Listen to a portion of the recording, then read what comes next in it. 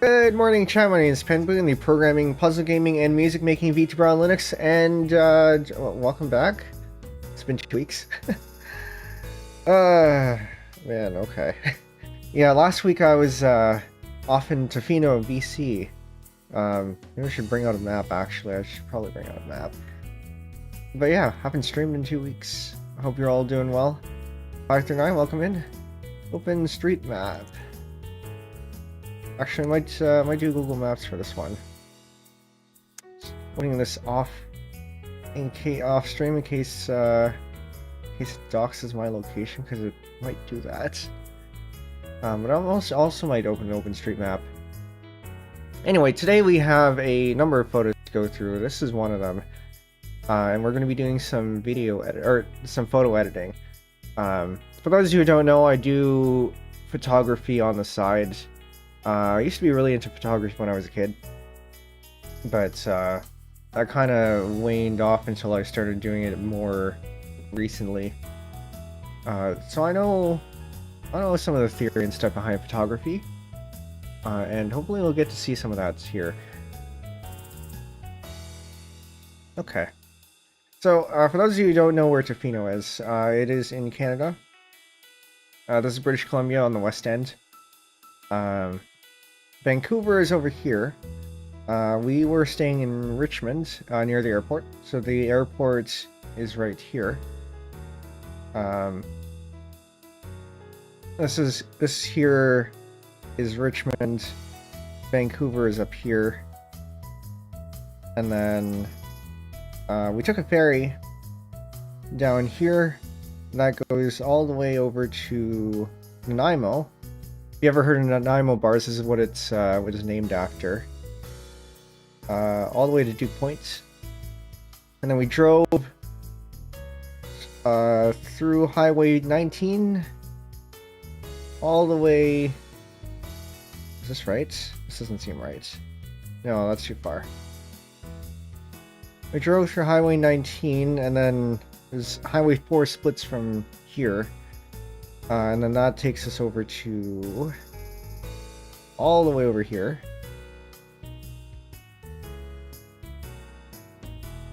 To the Pacific Rim.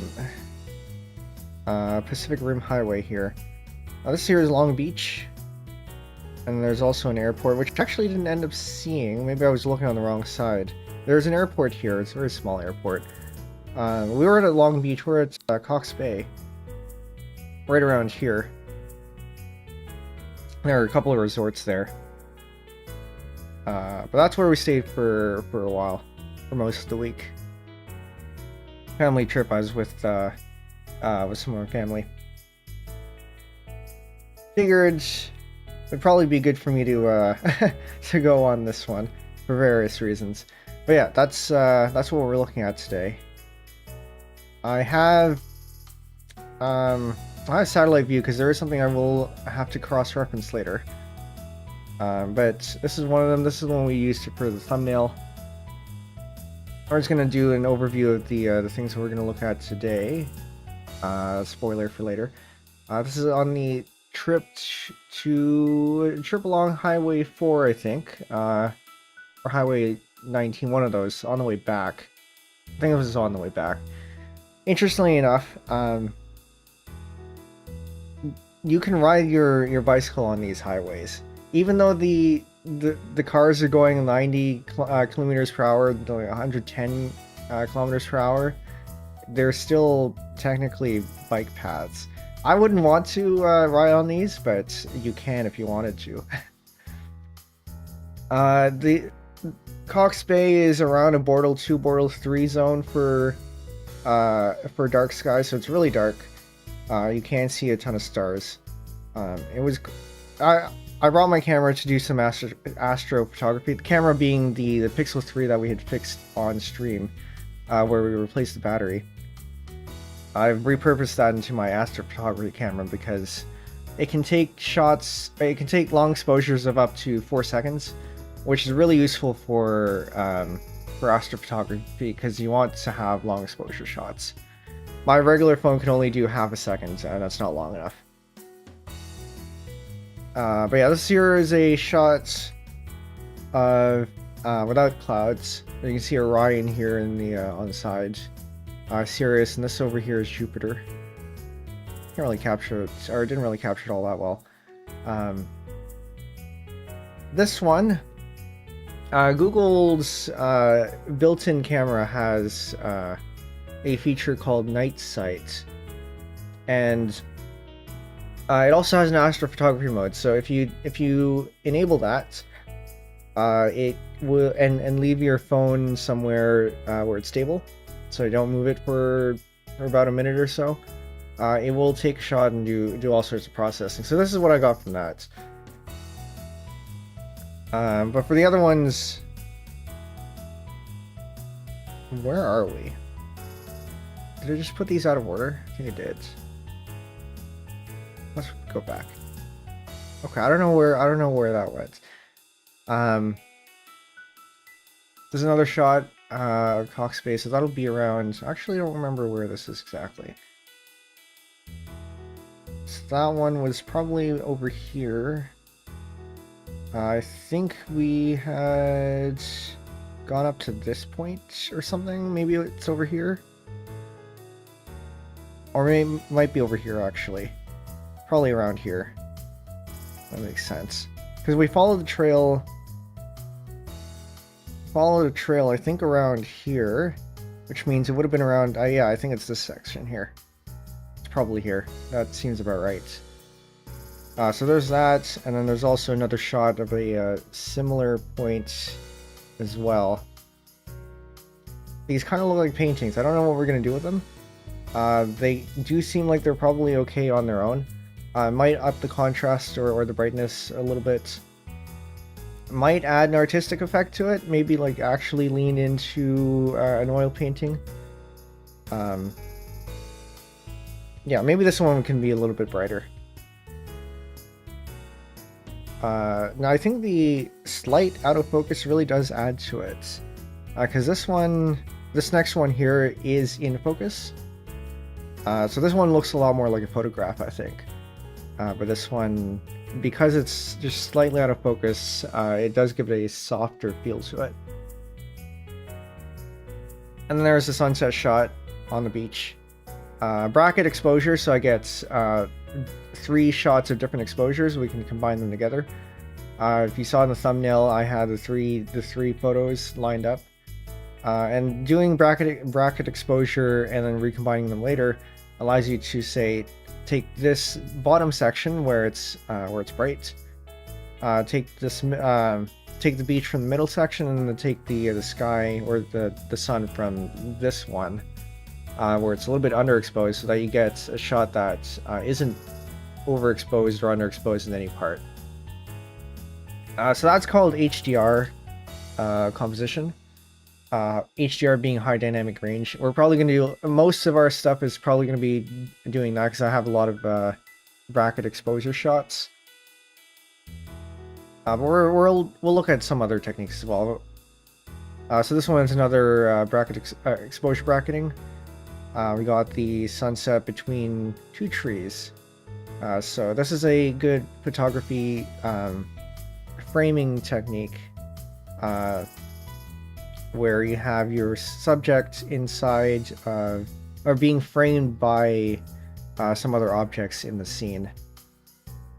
Honestly, this is probably good enough. Perhaps I'll maybe make use of this. I don't think it'd be beneficial to use any of the dark parts from here, because the silhouette does add to the composition, I think, and the fewer details you have in the silhouette probably is better. But we'll see. We can experiment. And then I have here bracket exposure, but with a panorama, so that's going to be interesting to do. So that's going to be some stitching. Glenn, welcome in. Yeah, just going through my going through some of the photos we're going to be working on for my trip from Tofino.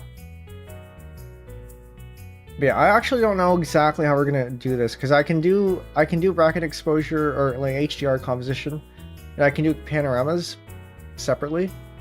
I've never done them together. I have an idea of how we might tackle that, but it remains to be seen whether it's a viable technique. And then there's this one, another bracket, exposure brackets. So this is a shot from our beach house. This one, probably just going to be using these two. Like, honestly, this was probably a bit fine. And maybe all I have to do is tweak the levels a little bit rather than doing combining these two shots, but we'll see. And then similar shot here, just with more of the sky there. There are a lot of mussels on the rocks, mussels and barnacles. I was thinking maybe we could turn this into some sort of repeating or tiling image. Possibly. It might be a bit difficult, but we'll make an attempt. This one I think is another panorama of the beach. Panoramas are pretty easy, and in case I do run into any trouble, I do have a panorama stitcher called Hugin, so I can lean on that if we need to. I don't think we'll need to for this one. We might need to for some of the other ones. Another exposure bracket shot. This one is from the ferry, the Queen of Alberni. I think this one's on the way back. So we got treated to a sunset.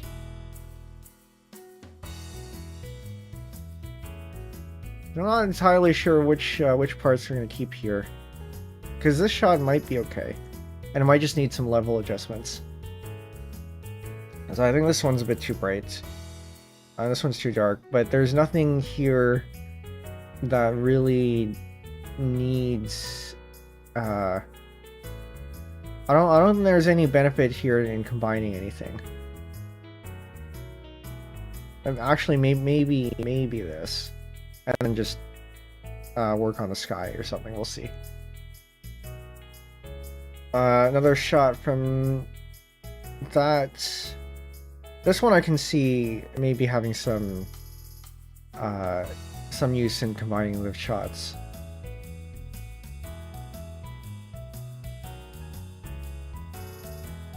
And then another one. I don't think we're going to do all of these, but at least we have stuff to choose from. So the deck on the Queen of Alberni does have some tables and some chairs that are attached to the ground, because of course you want them attached to the ground. You don't want them flying all over the ship or anything. It was pretty cold. Or, yeah, it was fairly cold. This one I want to do something with. This is from the side. Can't remember which side of the ship it was.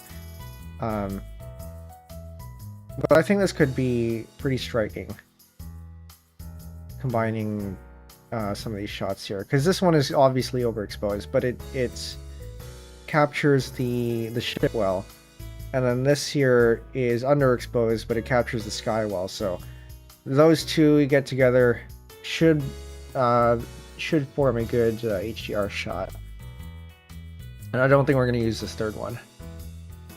How do you do two photos from the exact same moment with different exposure levels? So I have an app called Open Camera on Android. It's available on F-Droid, and it has a setting for exposure bracketing. So what it does is it takes one shot on one exposure level, and then it immediately takes another shot with another exposure level. And I think it does this with changing the shutter speed. But there are other ways to, if you're doing this manually with your own camera, there are other ways to change the exposure. But I think that's the way that that Open Camera does it. Can probably figure out the side of the ship based on direction on the light. You're probably right, maybe. Oh, hold on, wait a minute. You're right, because if we had the sunset here, and then this is the wake of the ship, that means this would have been the the rear. I don't remember my ship terms. Which means this, if the sun is here, then yes, this would have been the port side. Left port. Okay, yeah. I think that's correct, yeah. Aft is the rear, okay. I think this would have been port then. This was along Highway 4 somewhere. It's pretty gray. I think we can probably turn up the contrast a bit more. Forget port versus starboard. If I'm correct, I think the mnemonic is that port and left both have 4 letters. I don't remember why they're named that. I think port might be because you board on the port side, or maybe starboard is you board on the right side. I don't remember. But yeah, I think it's port and left both have 4 letters. I could be wrong. This shot I don't think needs any editing. I put it in just for composition's sake. Rule of thirds and all that. This one's pretty good. Star derives from steer. Okay, interesting. This was in Nanaimo. Yeah, Nanaimo. See if we can find this one actually. So our checkout time from the resort was at 11 o'clock, and our ferry was scheduled to leave at 5:45. We had to be there about an hour earlier, so 4:45. And so we had to stall somewhere. I think this was here somewhere. Was it here? No, it wasn't this one. Didn't know open camera had this feature. Speaking of that, those open camera have a way to do a night shot. So I've been taking night shots with open camera. So it has access to your scene modes if your camera does expose that to third-party applications. So you can try the night scene mode there. If you want to go a little bit more manual, you can manually adjust your shutter speed. Yeah, your shutter speed and your ISO. So you just have to go into. Can't remember what it was. I think it was. It's the plus minus. Yeah, so it's the plus minus. I can just show this. Open camera.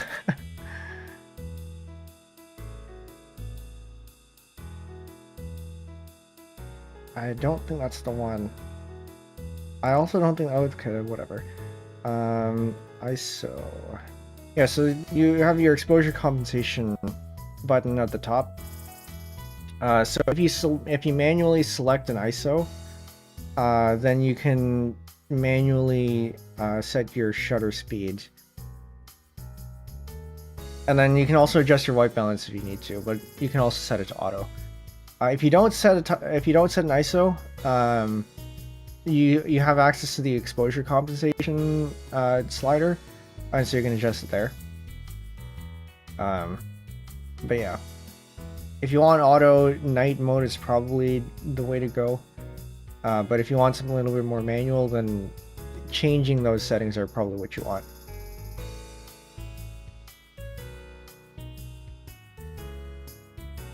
Was it here? No, I don't think it was there. So we were looking at. So this is Duke Point. This is where the ferry came and left. And then we I think it was here. So I think it was Sutton Park. It was somewhere around here. I think it's this one.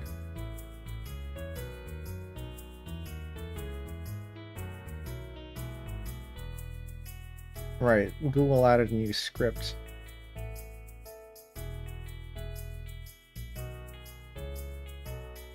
Yeah, there it is. There's the guy.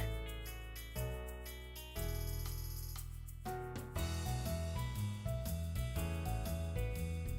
don't know if you're able to read. We're able to read this from here. I did take a picture of this. I'll have to dig it out if I want to read it again. But yeah.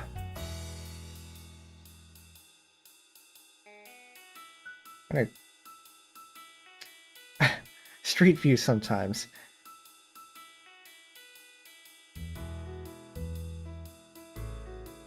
Yeah, that's that. Around here, there was also... Okay, where did I end up? Not there. So this here is a seaplane harbor, port, whatever it is. Port, rather, not port. And around here, there's something I've never seen before.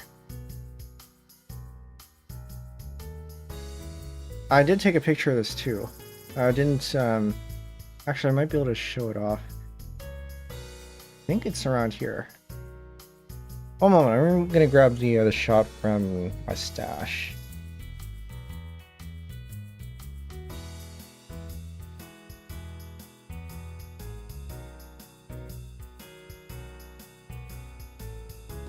I don't think it was this far back.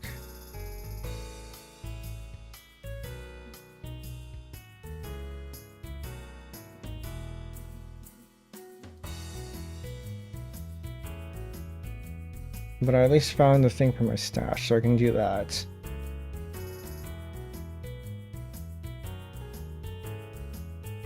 Oh, maybe it is this one. Okay, yeah. We'll zoom into that later.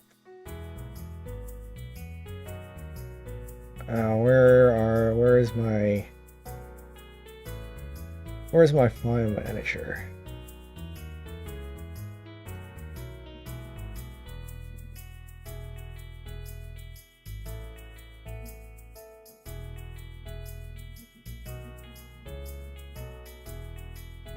We're gonna copy over here.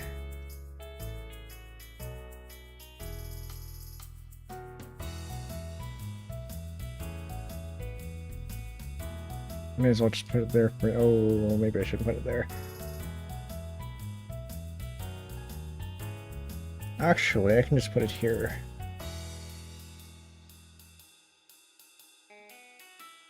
May 26.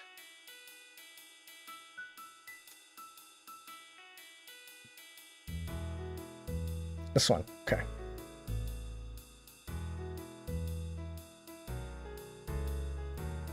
So, there is a gas station. A gas station at... I was going to say at sea. I don't really think at sea is correct, but... a marine gas station. I've never seen this before. Petro-Canada is a gas station company around here. I think it's this one. Yeah, right there. Actually, that makes me wonder, is there Google Street View for the beach? Probably not. Oh, there is. Okay, we'll see what's over here. Not much. I think this one is the Pacific Sands Resort. Yeah, Pacific Sands. This is one of the resorts in the area. This was the one that we actually stayed at. So I liked it.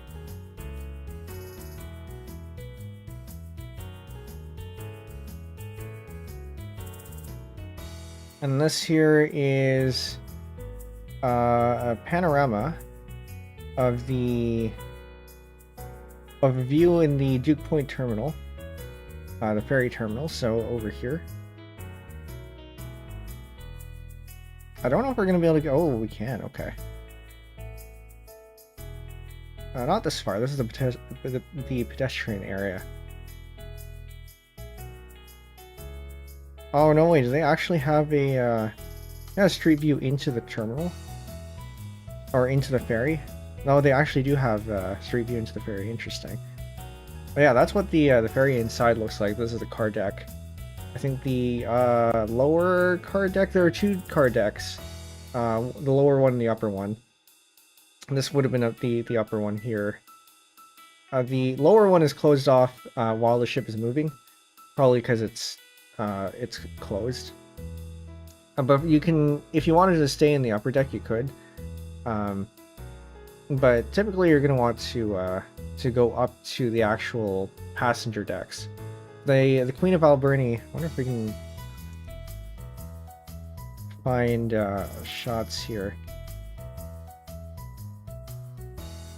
So yeah, then we had the upper deck here. So this is where I was taking pictures. So the two outer decks here. The two bottom decks here are for cars. And then you have this inside area, and then you have the actually, hold on. No, this is a car deck. This one's a car deck. This at the bottom is a car deck. So I don't know what the part inside here is. Yeah, that's a car deck, and then you have the passenger deck over here. Right, and then this part was also another. This is the indoor passenger deck. And then you have the staff only bits over there. Yeah, that's what that was. I wonder if we have any shots inside. Seemingly not. Watch YouTuber take a ferry trip along the Alaska Marine Highway reminds me of that. Yeah, they're all probably very similar. I had taken a ferry. This is not the first time I've been to this side of the country before. I had went to Vancouver twice, once in 2010 and once in 2013. One of those times we took a ferry, and I remember the ferry had an arcade box with the original Donkey Kong on it. This one didn't have it. But I do remember playing Donkey Kong in an arcade cabinet on a ferry, and I think this was it. If it wasn't this one, then it would have been a ferry. It would have been a ferry in Toronto, but I don't think it was that one. Anyway, yeah, some ferry that I rode on at some point did have a Donkey Kong arcade cabinet. But I was looking for the terminal, which would have been over here.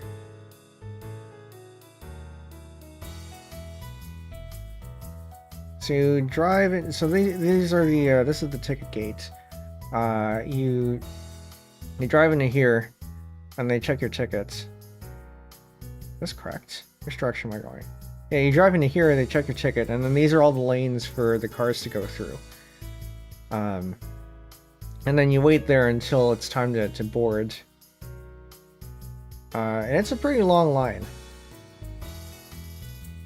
And you can actually get out of your car as long as you come back when they tell you to come back. And so this is the shot we're looking at. Oh, this is actually an old shot from 2012 because they have more art here now. There's a whale here, another whale here. But yeah, this is the panorama that I took a shot of, like right around there.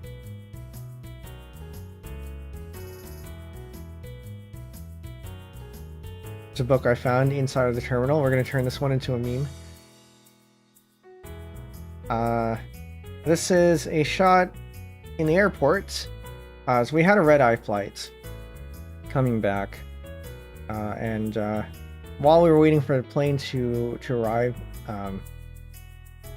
we did get to see the plane at the gates that was before ours. Actually, I don't think this was...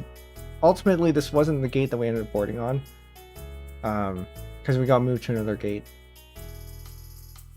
Oh, actually, that reminds me, I gotta set up... Ooh, whoops. I forgot to set up tomorrow's thumbnail. One moment, we're gonna do that. Since I mentioned it, tomorrow we're gonna be doing Buzzy the Knowledge Bug. Let's explore the airport. This is a game that I grew up with. So I learned about airports at a young age. We're going to go through that. The game's from 1995. There's probably going to be some outdated information. Spoiler, there's a Concorde. So we'll have some fun with that. Yeah, this is a night shot. Oh yeah. So I took this with open camera because I'm noticing the _1 here, which means this was also an exposure bracketed shot.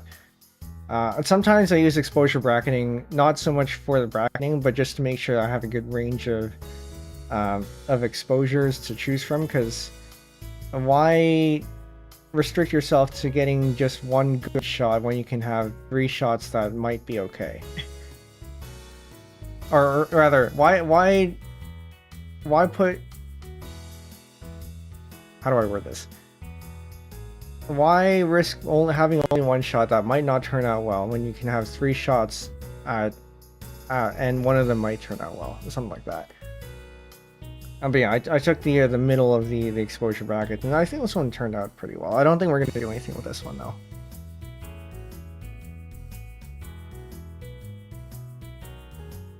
Come on. Yeah, and then this is Vancouver. Vancouver? No, Richmond. This is actually at the terminus station of one of the lines here. So we go back here. We go to Richmond. I need my transit overlay.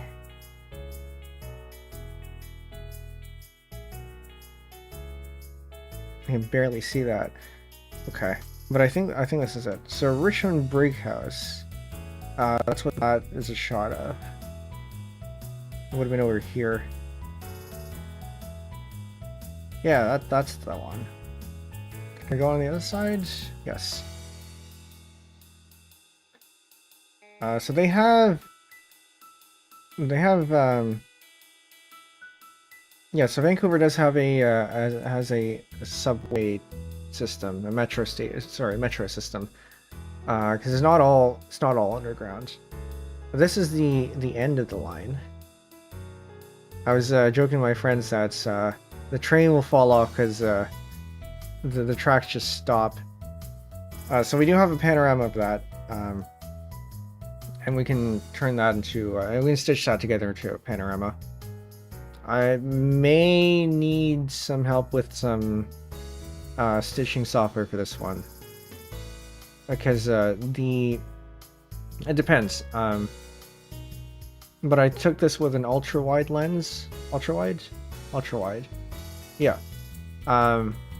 So there's going to be some distortion at the sides, which means it's going to be non-trivial to stitch together. I quite like the chimes that they play on the metro for the door closing. I'll have to look that up later.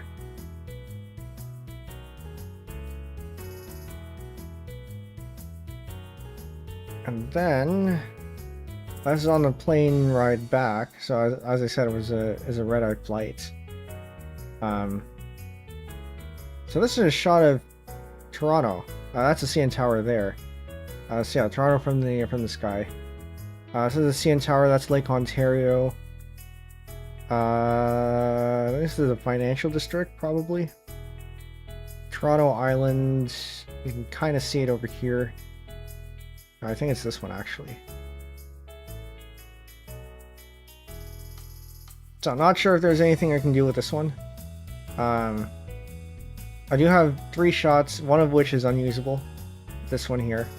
Unless I want to take unless I want to get the plane wing, but it's not really. And then this is a shot of Detroit, I think. In one of those cities. Might not be Detroit. I got 3 shots there. I think this one is of London, Ontario. I'm not entirely sure.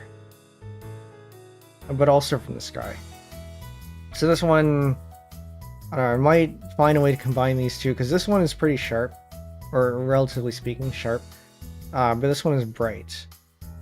But not quite as sharp. Because as I mentioned before, Open Camera does exposure bracketing by changing the shutter speed, which means on a moving plane, if your shutter speed is too slow, you're gonna get blurry. You're gonna get a blurry shot, and a lot of the upper, the more exposed shots that I got were blurry because the shutter speed was open for too long. Yeah, and planes move fast, and so you're going to get some motion blur from that. But yeah, I'm not sure. I think I remember this being London, Ontario, but I don't think it is. Because it doesn't really match up anywhere. Like, maybe it does. So there's this one. Because if this is London, Ontario, this would be the 401 probably. But also maybe this is Detroit. I don't know, what does Detroit look like? There's this. But it doesn't really match up either, because what is this? Maybe this is a bridge, maybe it isn't.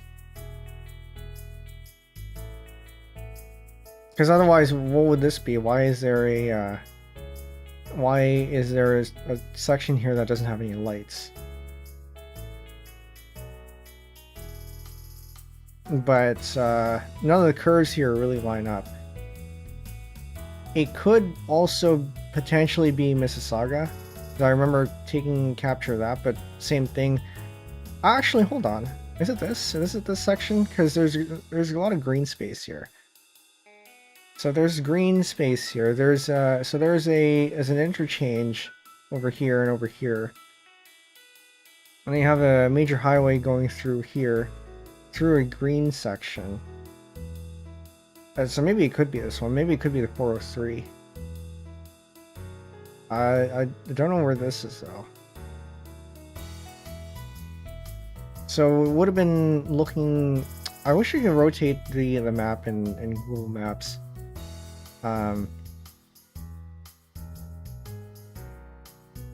What even is this? Yeah, it would be the 403. And I'm not seeing a curve that matches this one here. It could be the 401. My initial guess was that it was probably the 401. It could be the 407. But I'm also not seeing. Actually.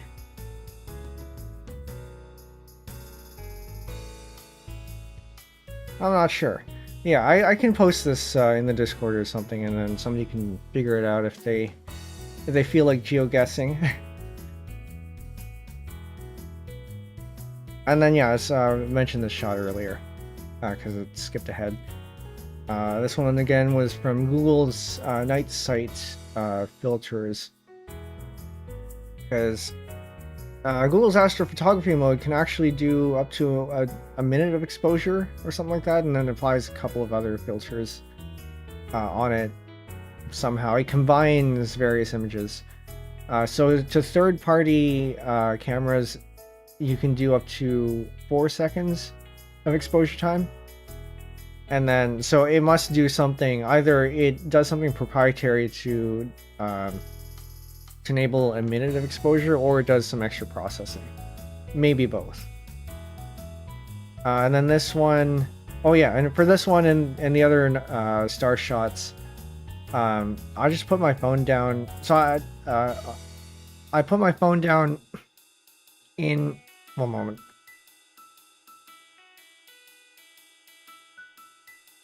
I think I need water.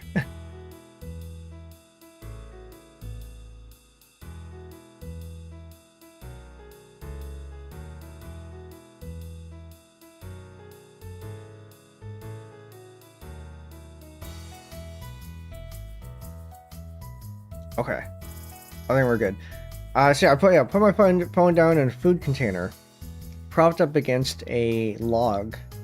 I should have taken a picture of this, but yeah, a food container propped up against a log so I can get it facing towards the sea, the ocean. Yeah, this is the bay. This is a bay. Because otherwise I'd only be able to shoot upwards, and I've done that before, but it doesn't make for a very interesting shot. I mean, it can, but I think I did want to try to capture the horizon, so there's that. I had some other shots from because I also did some more 4-second exposure sessions from that one. in a later session. I haven't actually looked at those photos yet, but they're similar to the other shots that I did. One of the problems with this one was that there were clouds in the way, and so I think some of my shots were probably interrupted by clouds. This one was a shot from the beach house that we were staying at. Also with Google's night sight, put the phone down on a reclined chair and looked up. To see there, this here is the moon. It was dark enough, but also the moon was bright enough that it cast a shadow. So you look behind you and there was a shadow cast by the moonlight. A lot of people don't realize that the moon is actually bright enough to do that if your surroundings are dark enough. But the moon is pretty bright, and this is only a first quarter too, so we only had half of the moonlight. But yeah, I was able to capture some of the stars through the clouds as well. And then you have, normally, if you're doing night photography and you have glass around, you want to make sure that the lights, any lights behind you are off. Unfortunately, these were not in my control because these were the neighbor's lights. But I think it turned out pretty well too. I don't think there's anything to do with this in terms of processing for this one. This here is a combined image, rough proof of concept, from one of the astrophotography sessions that I was doing. So this here is Jupiter, and then this here is Orion. And you notice here that this is not like the others. This is actually the Orion Nebula.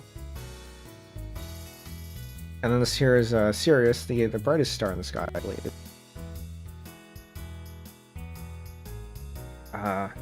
Yeah, this one I think needs a little bit more work. We're not doing that today. Because as much as I would want to do some astrophotography processing on stream, it takes a lot of resources, it takes a lot of time, and it's not very interesting to watch. Because you're just waiting for the progress bar to finish. And you literally just click a couple buttons and it's good.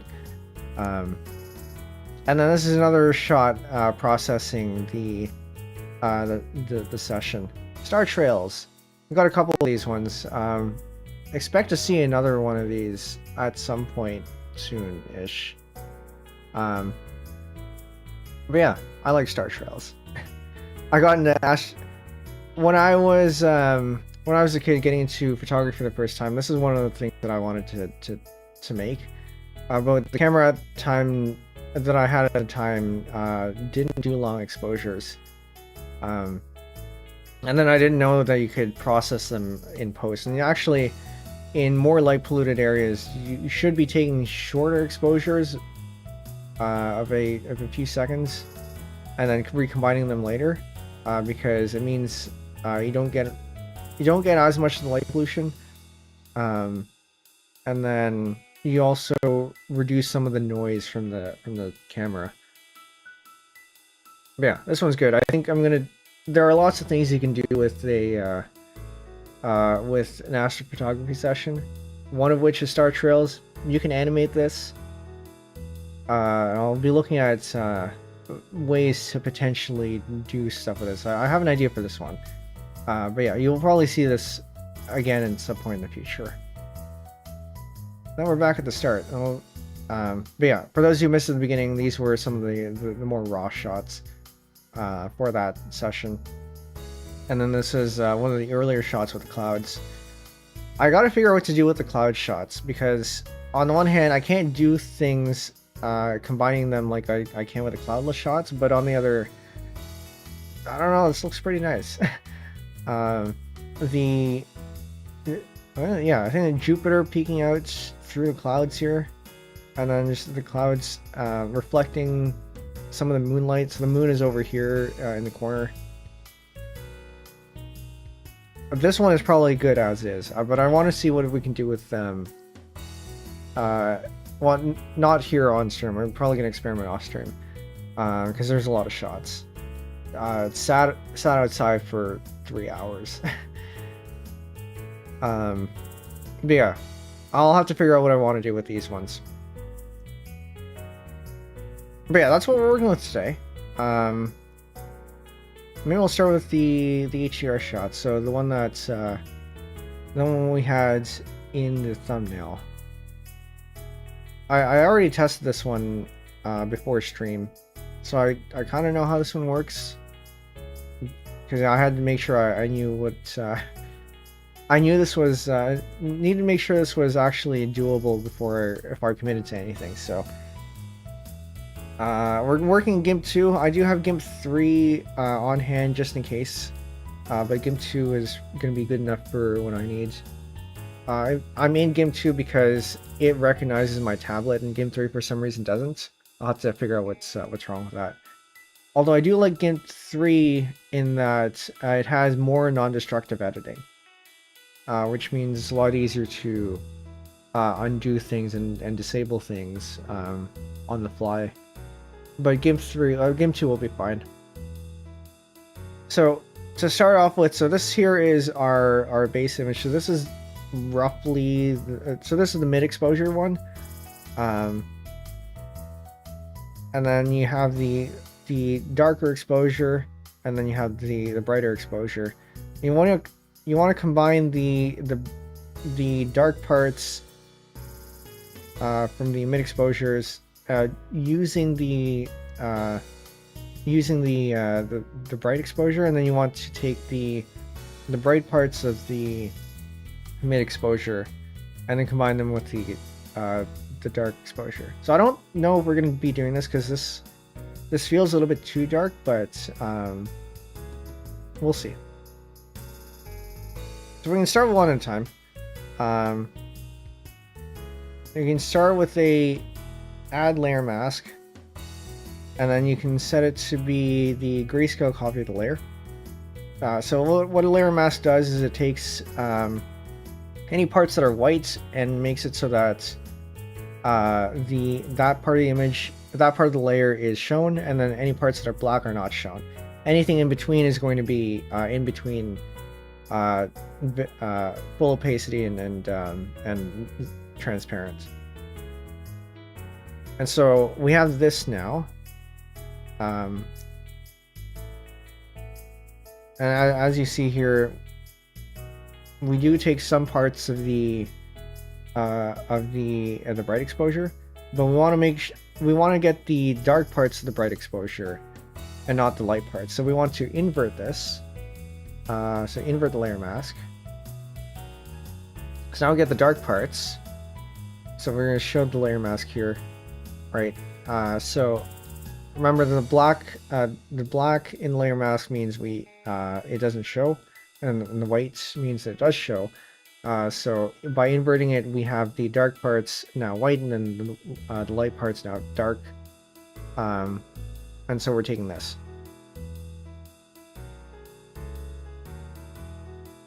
But this looks a little bit muted. We don't want that. So we're going to adjust the curves of this a little bit so that it's not quite as intense. So usually what I do for the light one, I just bring this down a little bit so that the bright parts aren't so bright in the layer mask.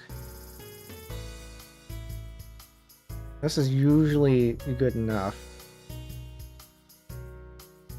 because we want it to be a little bit more subtle, I think. So we're going to do that. And then we're going to take the dark one now. And then the same thing, we're going to add a layer mask. And we're going to set it to the grayscale copy of the layer.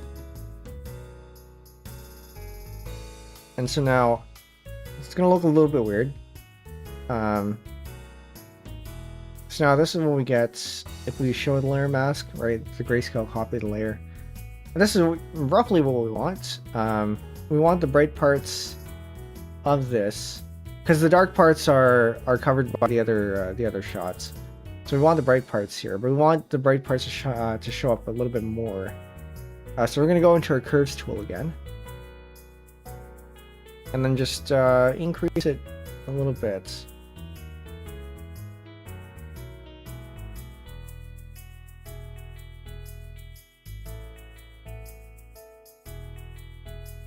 You know, maybe something like that. So now the sun isn't quite as intense as it is here. So it's not. This here is pretty overexposed. So we want to So I want to take the underexposed shots and add in the sun from there. But we don't want too much of it, because otherwise then we'll get the underexposed sky, and we don't want that. Because we still want the sky to come through. We just want the sun to not be a little bit less under or overexposed.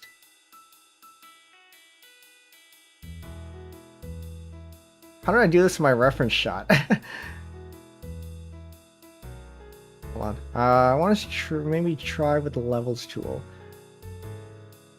So the levels tool is another tool that maps to the curves tool. It might be a little bit easier to work with because it's only one slider. It's only 3 sliders really. But then you can later edit this as a curve. It turns out to be a curve afterwards. So I think that's probably okay. Right, because it turns out to be this. Then we added it back. That is not what I had in my reference shot. We're going to do that again. Maybe not the levels, or maybe I'll just stick to the curves tool. So yeah, the curves tool for anyone who hasn't seen this before, and similar with the levels tool, it's basically a mapping. So at the bottom here is your black to white, so your dark to light, and this is a histogram. So this is the distribution of the dark to light, and then up here is your mapping. So this curve tells you from given a point that is this bright, you're now turning it into a point that's this bright.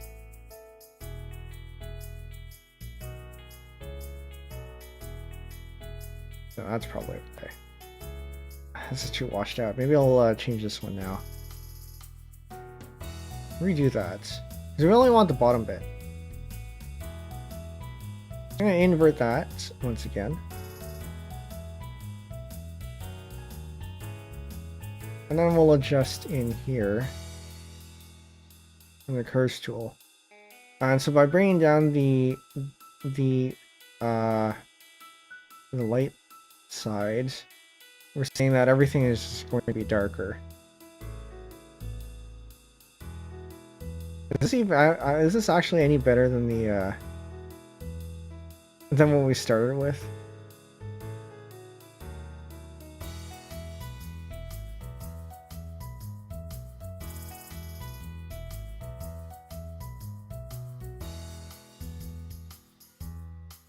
It does feel a little bit washed out.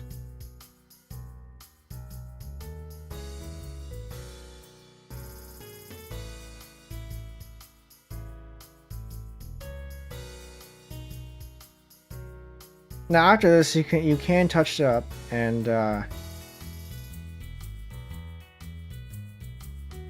hold on. I'm gonna add a layer mask here, and you can do some manual adjustments here. So if you only wanted the parts at the bottom, you can do it so that it's just at the parts at the bottom. And you can do that with a layer mask. So I'm doing a layer mask in a group, so that it's non-destructive.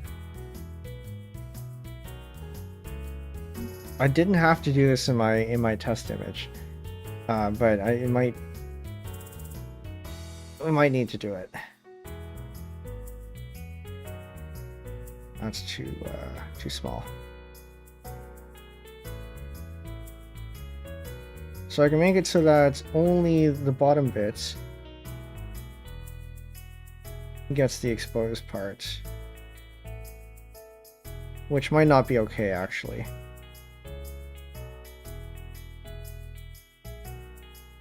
Yeah, no, I think we need the rest of it. Okay, so we're bringing that back out. We're not doing that. This might be okay. I feel like this could be a little bit brighter. But this might be okay. I'm gonna see where I put my reference image, because I think my reference image actually turned out pretty well. I gotta figure out what I did with that. Okay, hold on. Is it this one? Is this one?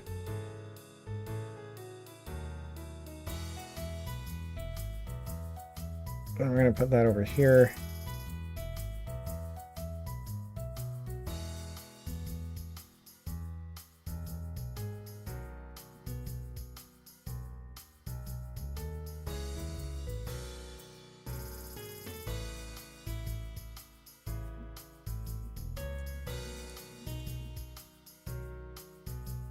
It's the same technique, but this is what I ended up with. Actually, I'm not sure I like this one. I mean, I do like some of this one. There's a lot of haloing over here, which is not great. I know I used a blur on that to make it less obvious, because originally there was a pretty big halo there. But I think I prefer the greens from here. I don't know. This is probably good enough. Yeah, you know what? It's fine. It's close enough. Okay, so we're gonna save this. That's number 1 done. And this is, which one is this? I think it's 1.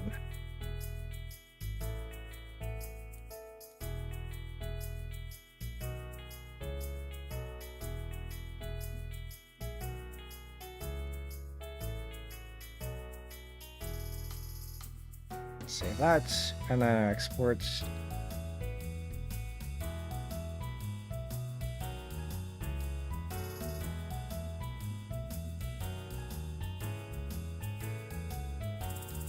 And I'll post these after stream at some point.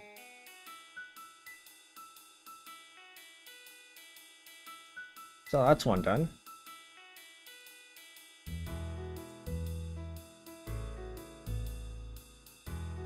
Alright, let's have another HDR image. This time with another, again with another sunset. I'm not sure we're going to be using this 3rd one.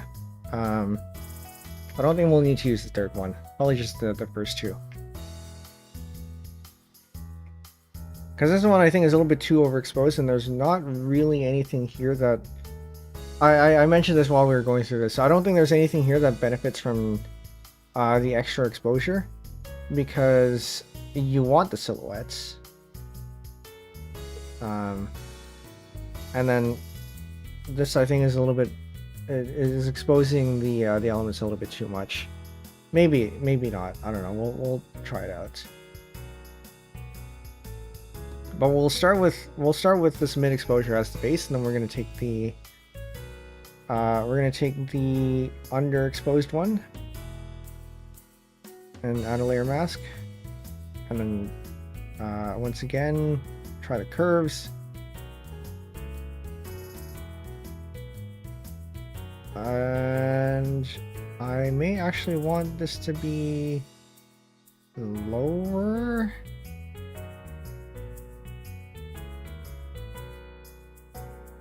Do I actually want less of this?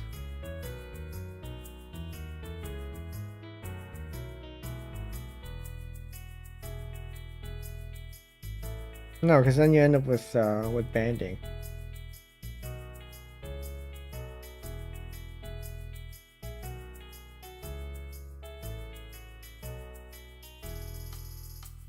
So I think it's a little bit split about this. Do I actually need to do anything with this? Because this, even though it's a little bit overexposed, is probably fine. So I guess the question is, do I want the sun to be more visible? Maybe not. Maybe this is actually fine as is. And is there anything from the sky that I'd actually want from here? I don't think so. Do you know what? Maybe this is actually fine as is. I was thinking that earlier, actually. Is there really anything here? But maybe not. Okay, so what if we take the overexposed one? If there's any, is there anything here where we can grab. So I want to invert this, and then we want to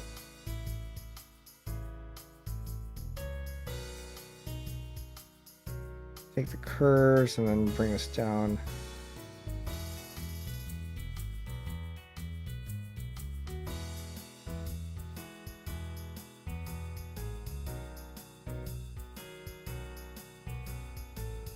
I don't know, maybe.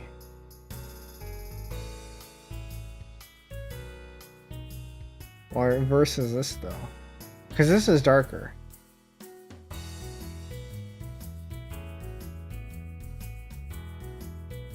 I do kind of like the lens flare, right? Because you have this effect here, which is nice, I guess. But you can't have too much of it,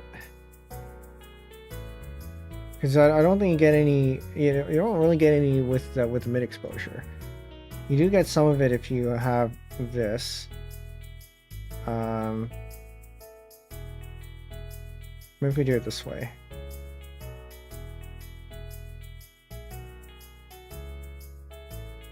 Oh, but then that gets a little bit too much contrast. Also, there's not much of a difference.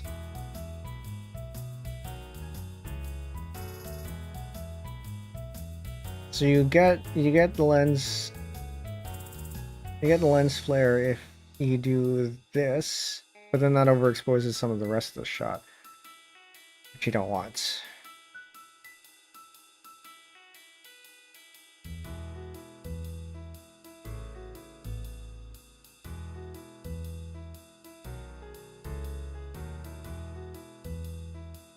We make a more complex curve. We can still get some of the lens flare there, but not overexpose everything.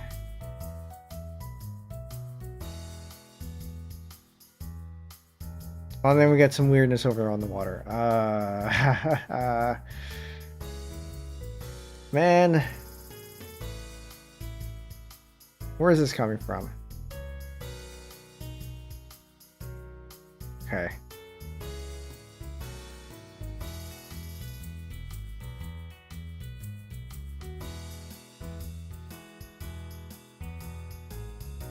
That's one of the issues about combining images, is that depending on how you combine them, it might turn out a bit weird.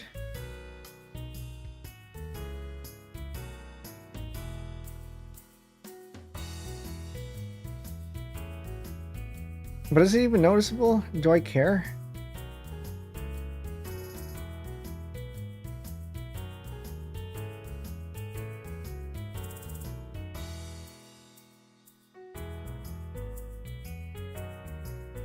Yeah, I might actually be okay.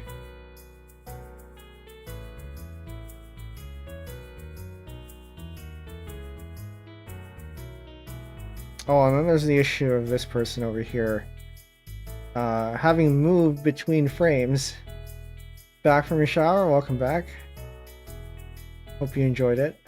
Trying to decide if this composition here is worth it. Because there's also this movement here, which I don't know if I want to keep. Yeah, that's one of the issues with having shots that are just very slightly apart, is that things can change in the small time between shots. Interesting proof that these are not the same frame. Yeah. Now, actually, you do bring up a good point. Can I just artificially do this? The stuff is needed over kind of over my head. Yeah, it's. I think it's one of those things where you just have to play around with it, and it'll click. Okay, hold on. I can probably recreate this later. I can make a preset. Okay, I will make an automatic preset and then undo that. So what happens if I just take this one, overexpose it a little bit,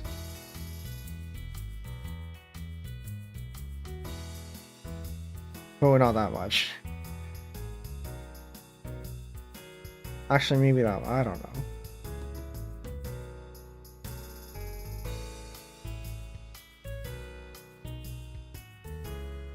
Is there actually anything gained from overexposing anything here? I don't think so. There was the lens flare. I think the lens flare was the major thing that I wanted from this. From combining, if anything.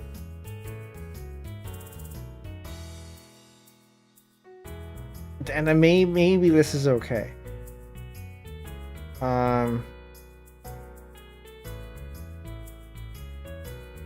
I'll add another layer mask here. We're gonna make this black and then white. And then we'll try to edit this part out.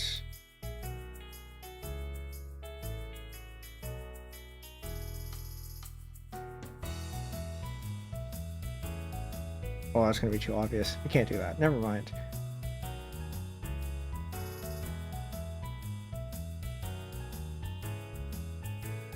Okay, we're getting rid of that. I don't know. This might be okay. If I look at it, if I look away and then look back at it, it might be okay.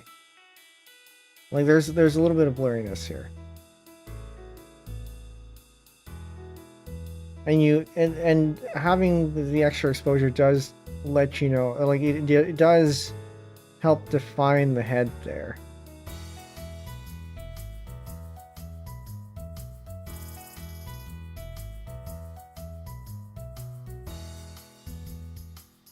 I do think it's a little bit washed out, but also maybe it's fine.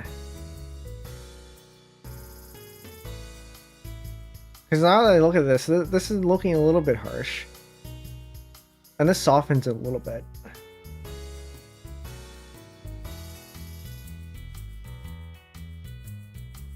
If we reapply the curves, take the last used.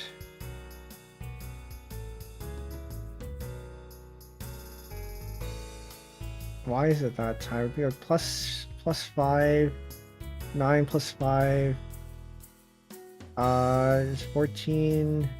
That's 2. Okay. Okay. I don't know why this is an UTC, but okay. Whatever. Then we do it this way, it becomes less washed, which I think is probably what we want. Okay, I'm gonna go with this because you do have to make a decision at some point.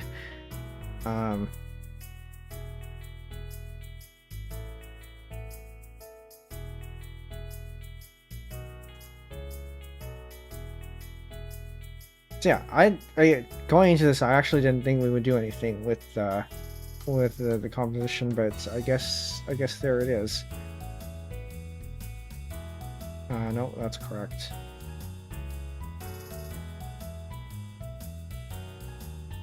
Okay, let's switch to something that's not HDR. We can come back to HDR afterwards. Find one of the easier panoramas.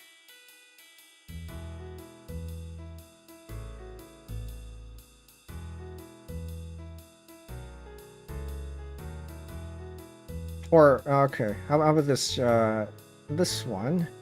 Just regular old photo editing with just this shot.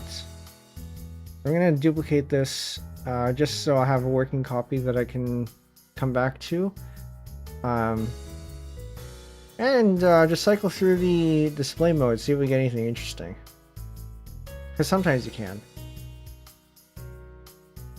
Maybe that could work.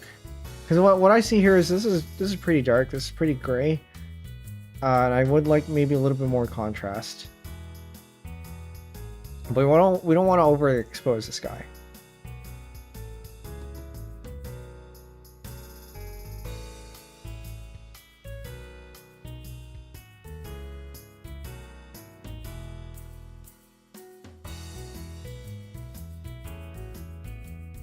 Okay.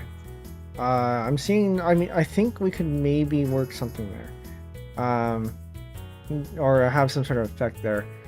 But we can also work with the curves.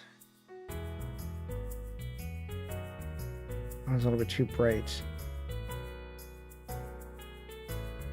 I think I could work for an effect that we're not going for today.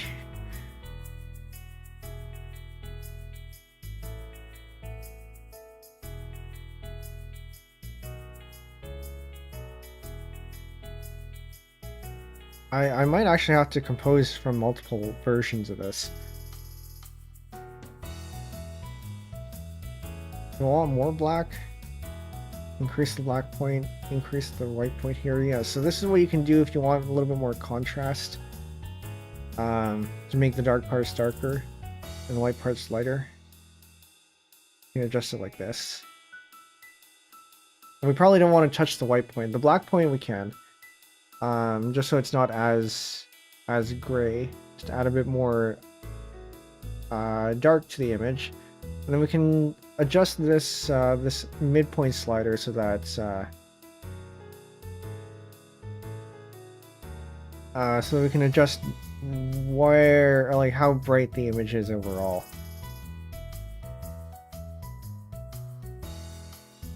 Like that might look okay. I'm seeing a little bit more contrast here if we do it this way, as opposed to that. Right, we've brightened up the image a little bit. I do think we want to maybe keep that the sky the way it is, but you can already see that this is a little bit more clear.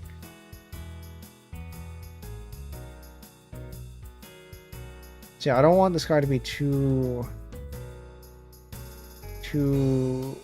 bright, because otherwise you lose some of the detail there. But the ground, I think, has to be a bit brighter. I am going to try to avoid doing any manual masking, so I'm going to hope we don't need to.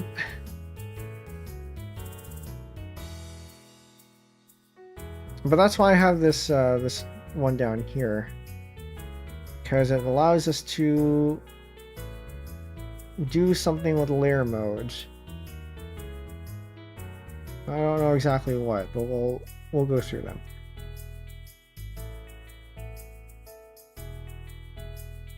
Ominous. You know what?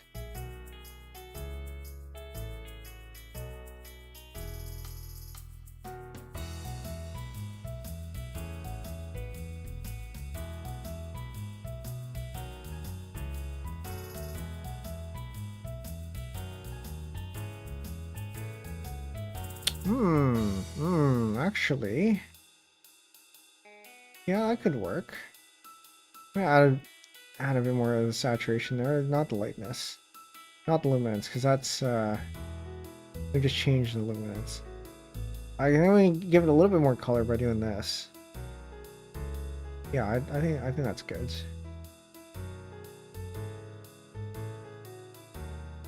This could maybe benefit from a little bit more brightness.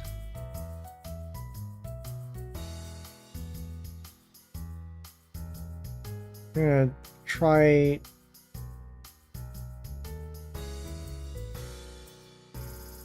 Do not want to dodge that.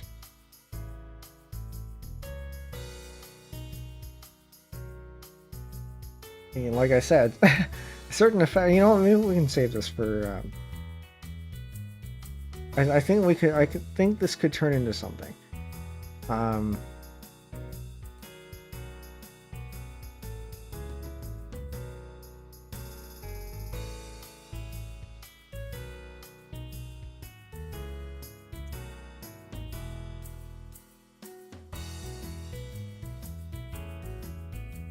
Because we're not necessarily just looking for to make the images look good, because we do have other options we can do. Like we can turn them into interesting compositions like this. Then we're gonna go ahead and export that too.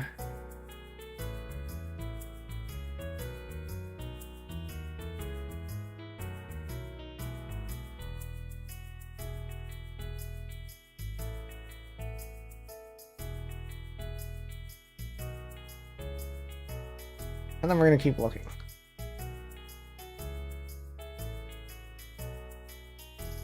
I'm starting to think that maybe I will need to do some manual masking here.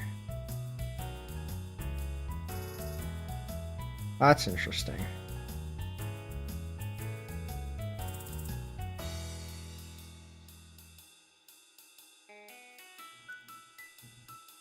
Okay, so what if we don't do that? What if we take this? What if we take this? Turn this into grayscale. Actually, no, we don't need to do that. We can take this, turn this into a grayscale. Or rather, with a layer mask, that's grayscale. And then invert. No. Turn up the curves a little bit.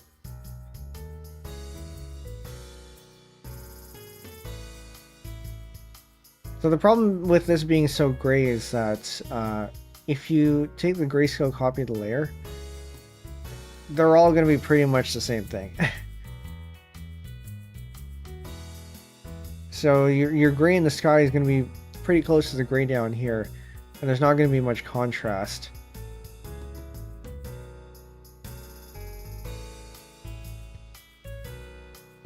So I want the gray in the sky, but I don't want the rest of it.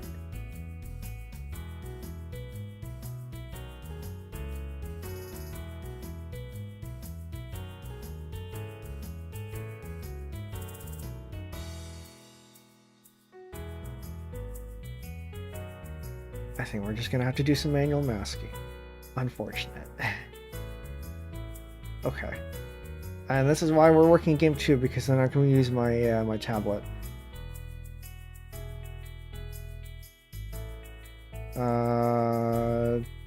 Remove. Okay.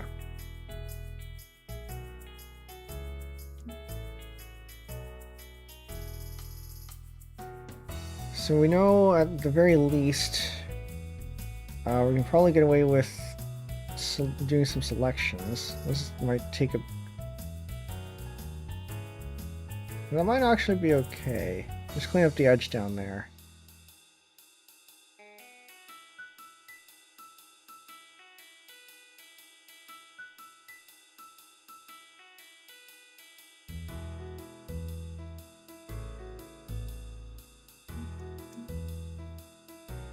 Yeah, because we definitely want... We want this.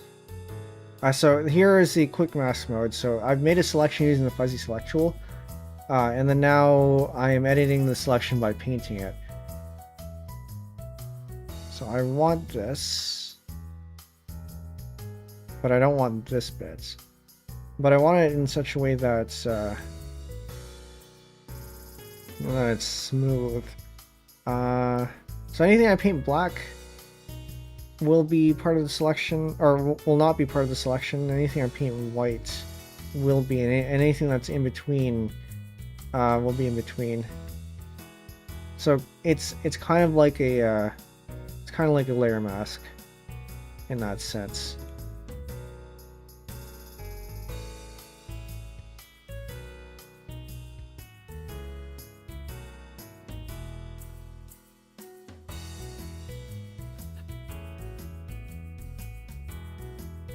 So I don't think I have to be too precise here.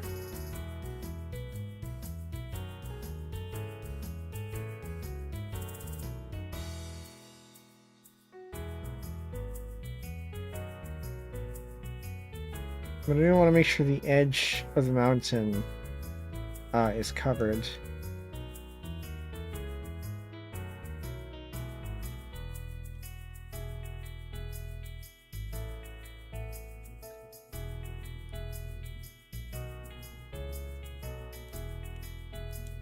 And that is probably okay. I want to cover this a little bit more.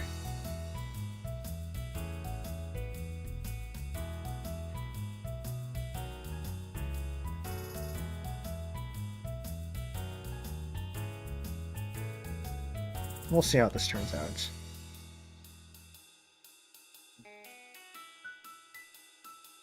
Okay, so with that, that's now selected, which means we can go ahead and select this and drop in some whites, and we should get the sky.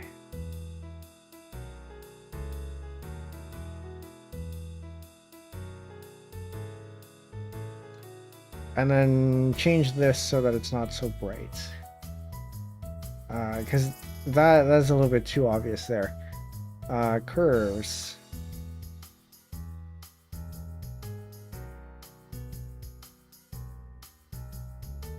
Oh, this could maybe work.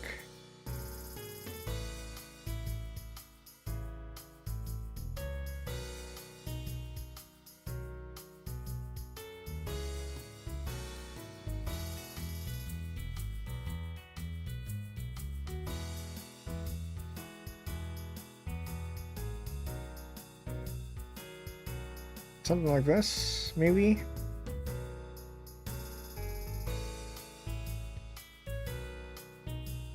So we ended up with a little bit of manual HDR in this case. Skies are can be a little bit tricky in terms of photos.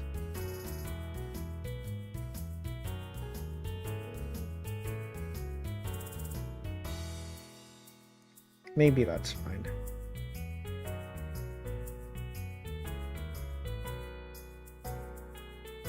So without that, we have this.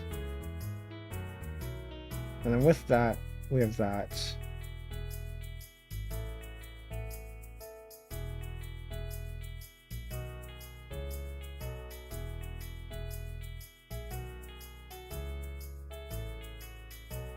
I kind of want a little bit more contrast. So there was this plugin back in the day called National Geographic, but I don't think I have it anymore. It was pretty good at increasing the contrast.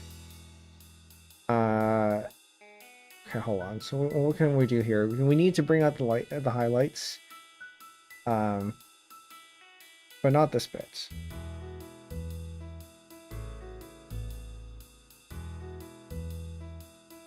So we can make a layer from new from visible here, so we can get this as a snapshot, and then we can change this to increase.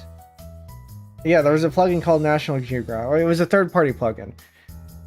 So obviously it's not like the GIMP developers ran into trouble with calling it National Geographic, but National Geographic images tend to have, or photos tend to have a certain look to them, with a high contrast and all that, or increased contrast, and so that's what that plugin was trying to emulate. Oh, we can't be doing that. Maybe we take a visible from this point here. Maybe we'll work on this and see what we get. Color is curves.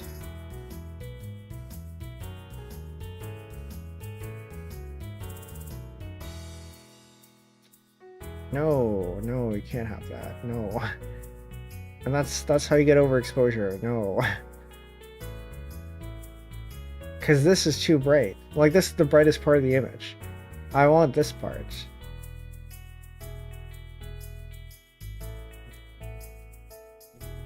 Actually, maybe the visible is still okay.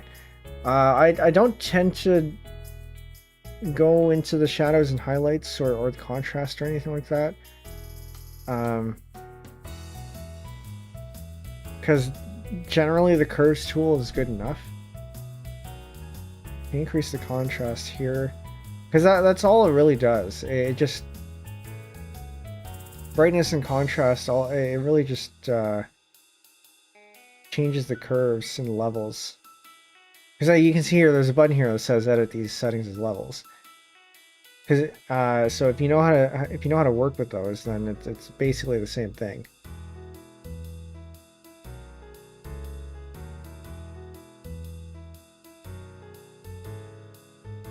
want this brighter. Once again, the sky is giving me issues here. Yeah, because all it does is it basically just changes the black point and the white point. I'm gonna reset that. No. And then levels is just a simpler curves tool, and so anything you can do there with those tools you can do with a curves tool.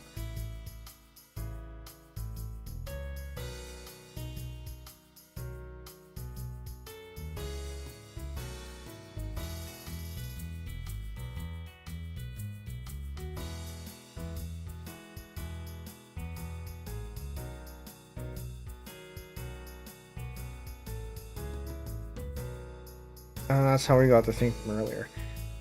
You know what? I think this is... Oh, no. What I can do, I can take this, take the white from here. This is not going to be great. And then I can apply a divide layer with this here. So what the divide layer mode, what it does is it takes the color and it divides it by... it takes the color at the bottom and divides it by the color on top. So anything that color was... or anything that was that color is now white. So that's what this is. And then we can make that less intense by reducing the opacity here. And so if you ever need to white balance something, that's a decent way to do it.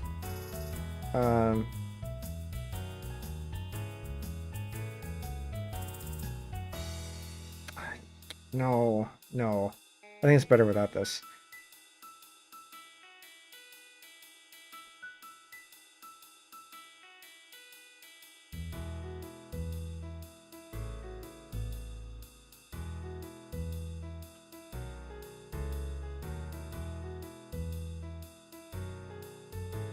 Subtract. No, that's not what we want. I think we can try with the original image again. See what we get.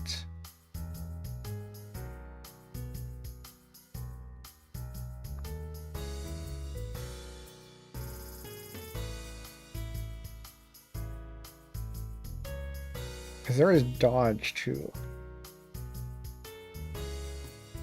What if we invert this? Invert. Oh yeah, of course you'd get that. You know, this is an effect. I've never tried this, but this is an effect. Certainly, I think could be usable in some form. I'll have to remember this.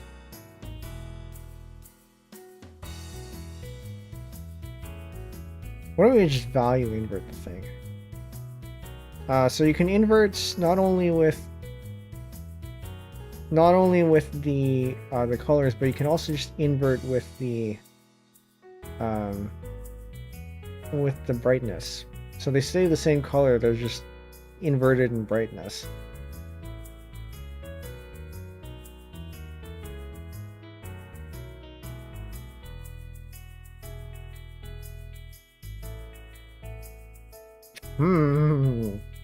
Could work. Could do something with that. A lot of photo editing, or learning to do photo editing is just playing around like this. So you ever have, you know what? Wait, hold on. No, that's a little bit too much contrast. Because I want this do not enter sign to pop out, but I don't want it to pop out, or I don't want the rest of the scene to pop out so much. But this might. This one's a little bit iffy. I think it changes the rest of the scene a little bit too much.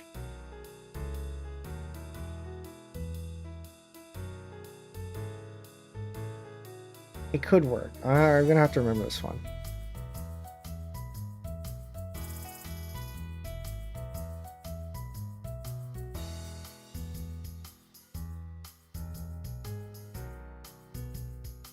Well, you know.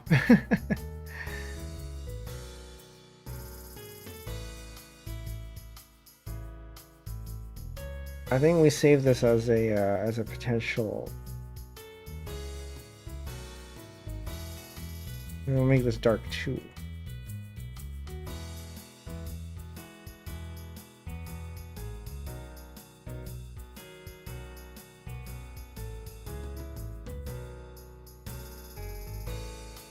I don't remember what our other dark one looked like, but no, oh wait, I just overwrote the other one. I hope that was okay. I still have the original one. I still have this dark, so I can re-export that. Oh yeah, no, this is way better dark than this one. I think I prefer this dark.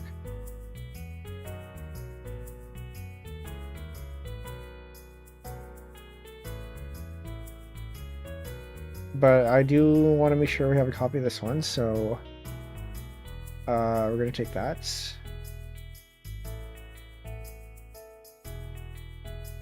And I think this is actually in the wrong folder.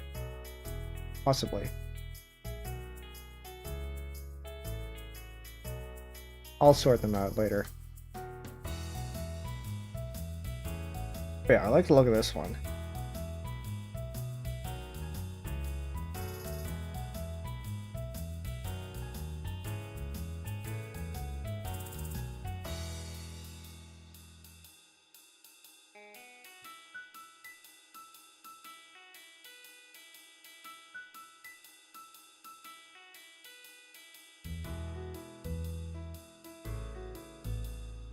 Okay, so we're gonna go back to soft lights. And then just reduce it to something like that, and I think this is probably okay.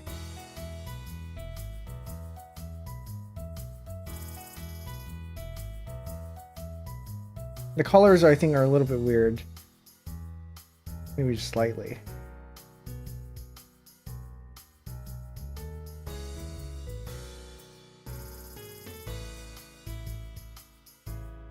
But it does make the sign pop out a bit more, so that might be okay.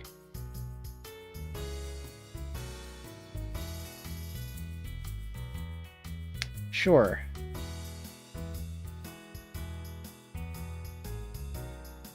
So we'll go ahead and save that.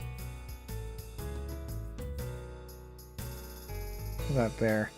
Yeah, no, this definitely doesn't match. I put this in the wrong folder. Oh well.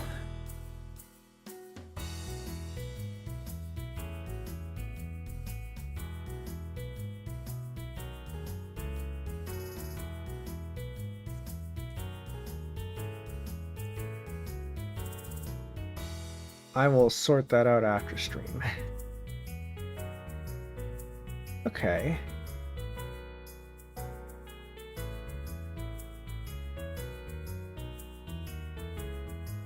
Do we want to do a panorama stitch? Oh no, well, let's do the meme edit first. This one is going to be pretty easy. We do canvas size increase by, oh, I don't know, increase the height by.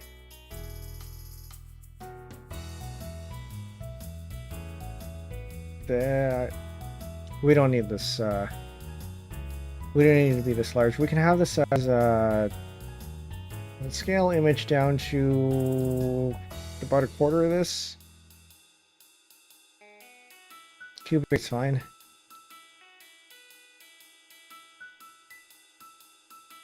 And then yeah, we'll add the space.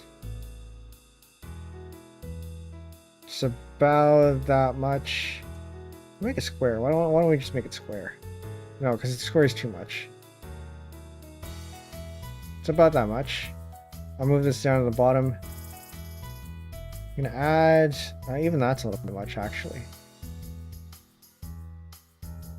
Add white to this. And then we're gonna have text. And we're going to change this font to Arial, because that's what it's usually used here. I should have Arial. It's going to be size, I don't know, 50. Start with 50. You just lost.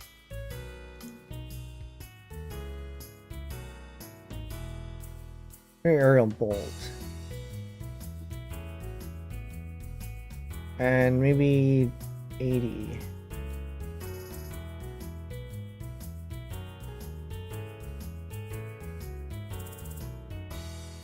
And I'll just have that centered.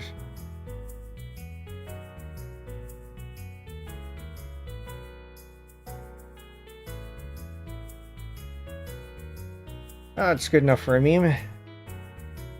Can't be putting in too much effort for a meme here.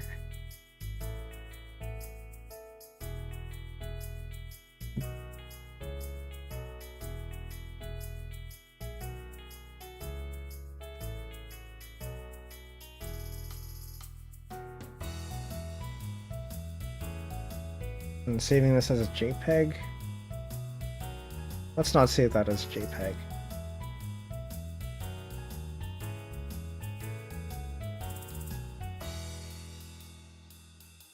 Okay, next one.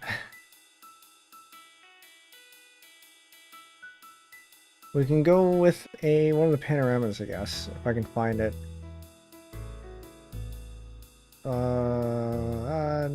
Not the one that needs extra effort.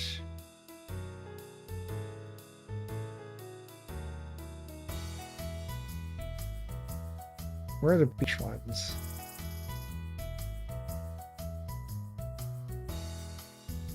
This one.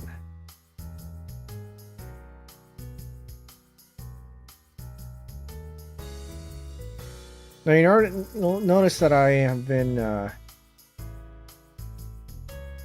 actually maybe I shouldn't load them in all at once. It makes it a little bit harder to work with. You'll notice that I've been duplicating the images every time I load one in, and that's because I don't want to accidentally overwrite the original image. So when you load in an image in a GIMP, say a JPEG, that will be automatically set as the export image. So if I accidentally export, it'll overwrite the original image. So when you're stitching, and hopefully I don't need to do anything special here. When you're stitching, you want to first align the images.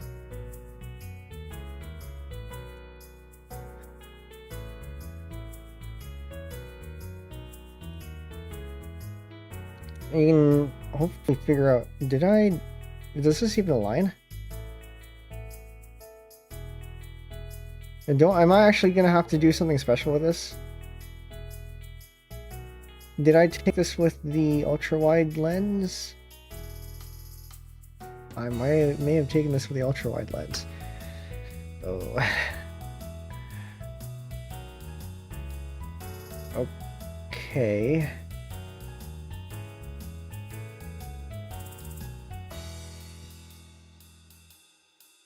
Which means this is going to be non-trivial. Okay, we're going to see about this one.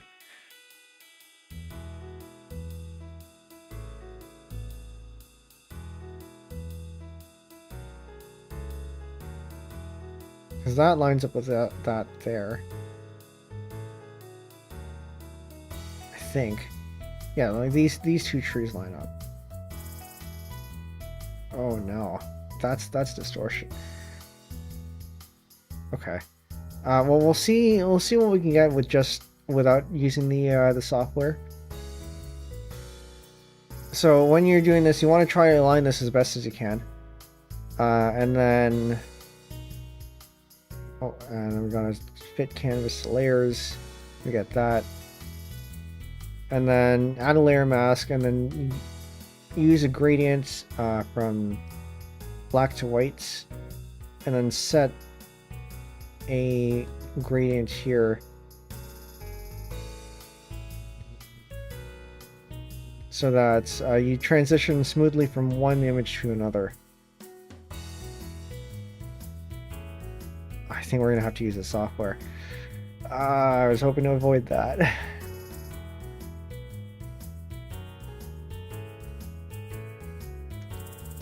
Because otherwise we get this, and we don't want that. Actually, hold on. Our reference point was over here, so I think doing it over there is probably better.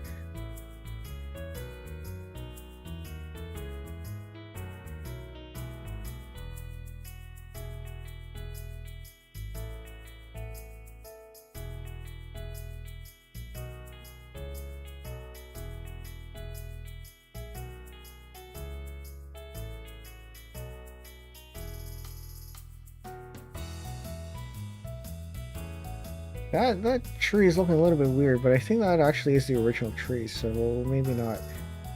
Maybe that's fine. Yeah, and you want your gradient to be. Oh, and there's a difference of exposure. Nice. You can see the seam. You want your gradient to be wide enough that it looks gradual, but not so wide that you're starting to see the differences between the different shots. So this one is probably good. Yeah, when you're doing these kinds of, and I didn't do it for this one, when you're doing these kinds of shots, you want to try to lock in your exposure and your other settings, so that you don't get all these differences in exposures, and you end up with obvious seams like this one. Okay, so we're gonna move this one over here and hope we can figure out where that lines up, because I don't actually know where, because I think it's over here, but that's not what I'm seeing.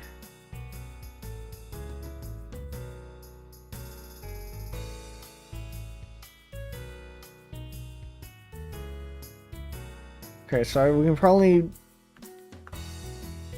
Alright, so at this point I want to make sure that the layers are locked, so that if you move them together. Or better yet, I can add them to a layer group so that I can move them as one. Or I can change the opacity as one here. I think we're gonna have to rely on... Oh, really? Oh, I can also just leave this one out. Okay, so I think this here maps to... lines up with this over here.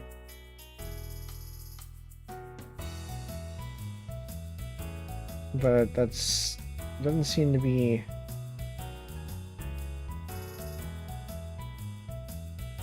seems to be quite correct. Okay, so we line it up, so that's how that lines up there. We line up the horizon like that. You still end up with this here. So I think we might just have to not use this one.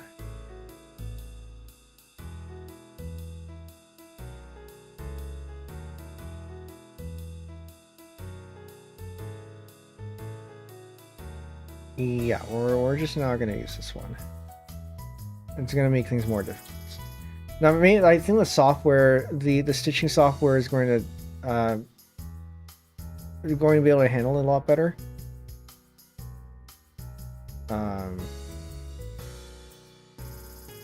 But we'll see. So next one, I can find where I put it. I think I lost it. What is this? This is 530.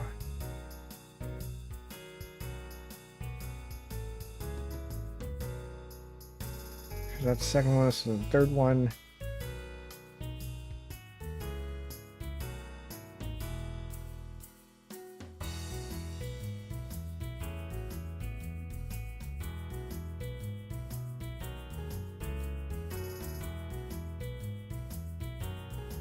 I'll take this. Do that. This one's pretty easy to line up because we have the coast. We'll use the tree as a reference, I guess. No, we'll use this coast as a reference. We're probably going to probably going to, what am I saying? Yeah, we're probably going to be doing gradient over here. Okay, so we're gonna fit canvas layers again. And then we're gonna have our gradients.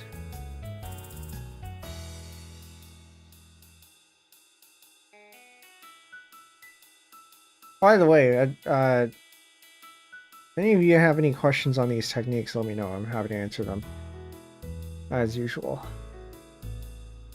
So white is fully pasty, and then we'll have the gradient here. And that should be okay, probably. Not super obvious, probably. But you can see the seams. We're gonna have to smooth that out later.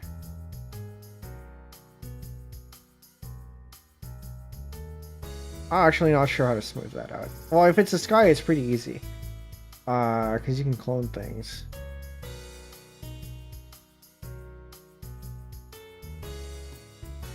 Okay, that's that one. And then we can do this one. Which one's this last one? So it's 9 and 7. Then we're gonna do this next one. So yeah, honestly, just get stitching software. It will make things a whole lot easier.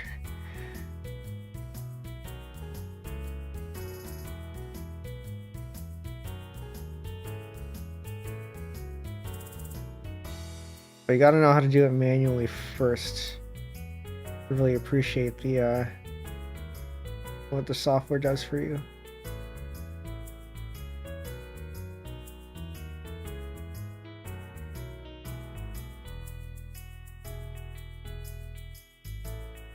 I think we can probably line that up there. So either we line up the island here.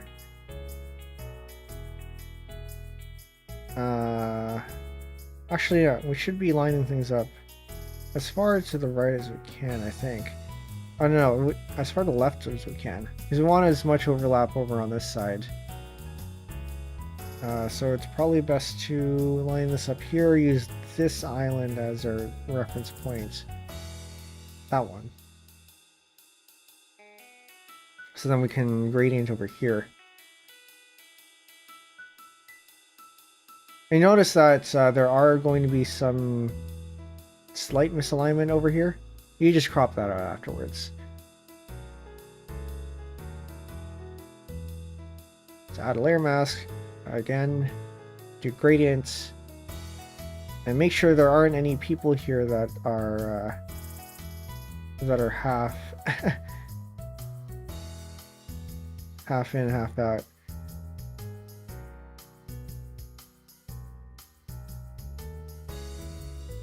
That's the one thing again with exposures that are taken with some time apart, things do move.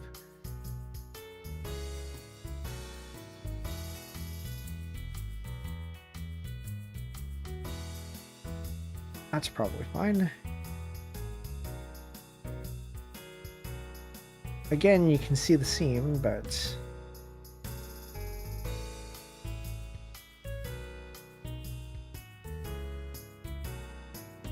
you know, I'll just have to put up with that. That's okay.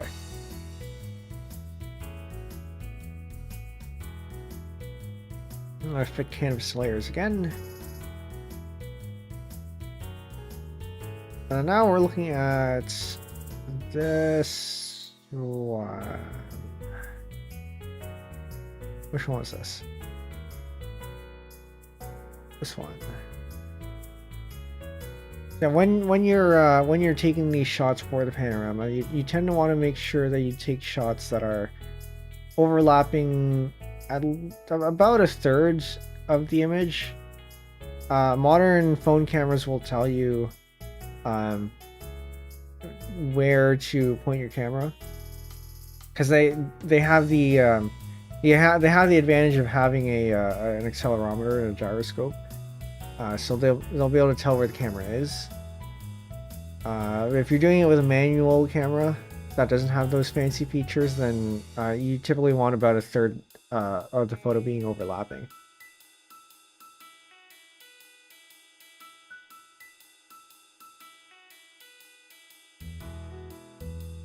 Okay, so we want to line this up with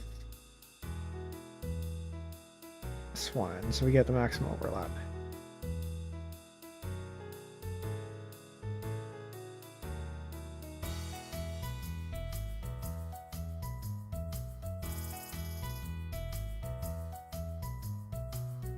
Maybe not that one, because that's going to give us issues. Maybe this one. Right there.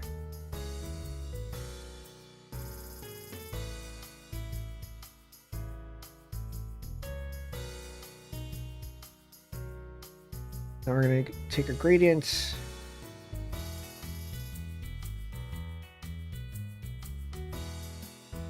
We're going to do that over here.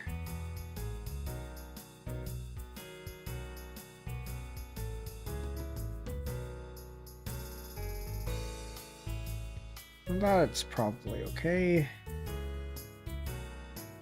Again, it annoys me that we get the seam.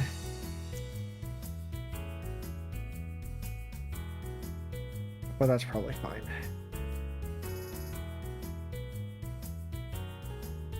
Yeah, it's because of the difference in. Actually, is there a difference in exposures? Because it looks pretty consistent across here. Maybe there is just a very slight difference. But the color here and color here look the same. The color here and here don't. So yeah, no, I think there are different exposures.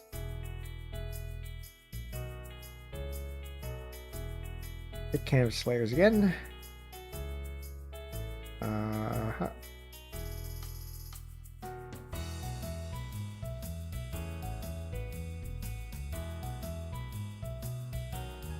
And then lock. We got a couple more shots to go.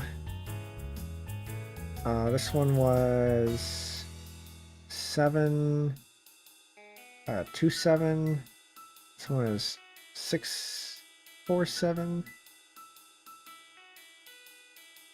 Gotta be careful what I say. That's not what we want.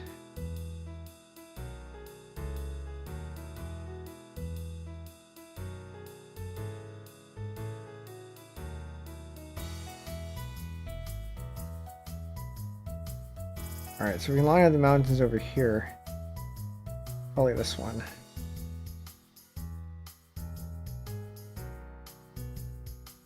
That one's probably okay.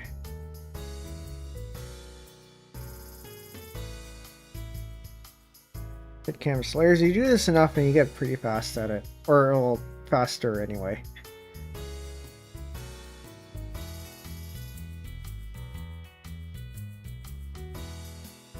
Because it does get pretty repetitive.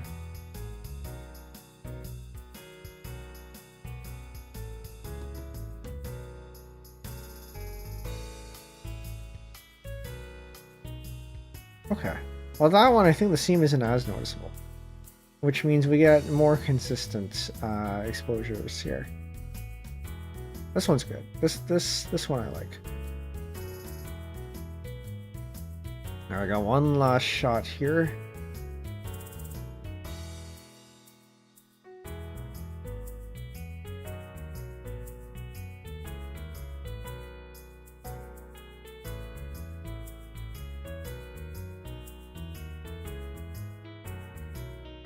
I'll line it up with the big mountain. I actually don't know which mountain this is. I never bothered to look it up.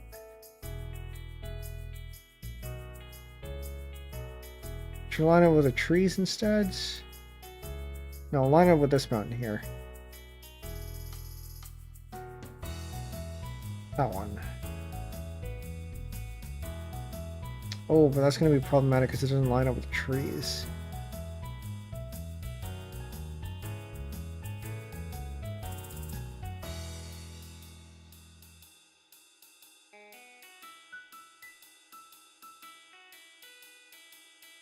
I'll line up with this tree, and then hope the trees don't look weird afterwards.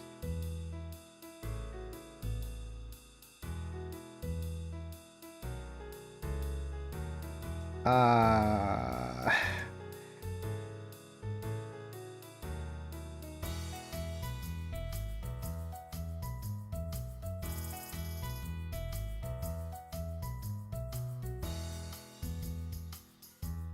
and that's what happens when you have different focal points and exposures. Maybe I don't know if this is usable. Okay, we'll line it up with the mountain instead.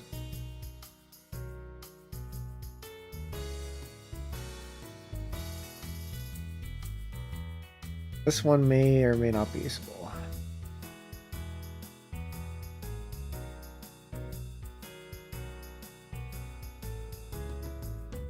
Look at that. That is not. That's a bit too big of a difference, isn't it?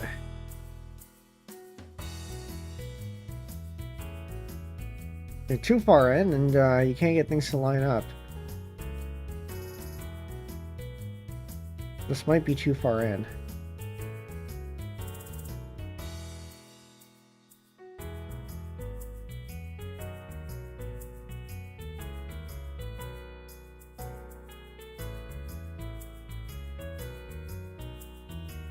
Yeah, so even if the mountain lines up, actually maybe it doesn't. I may have misaligned this. Where was the alignment point that I made? Oh, it was over here. Okay, well I need to make sure I'm doing the gradient over the alignment point. Which is a little bit iffy. That's, I think, a little bit too far into the photo. So we're gonna go over here, trying to line things over here instead. Where is this tree? That's that tree there. This tree.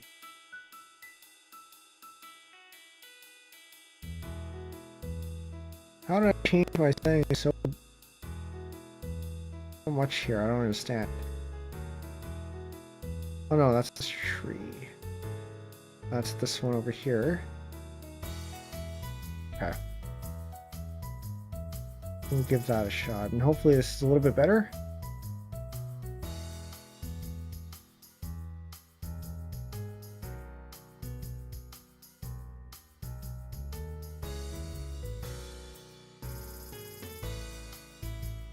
Ooh.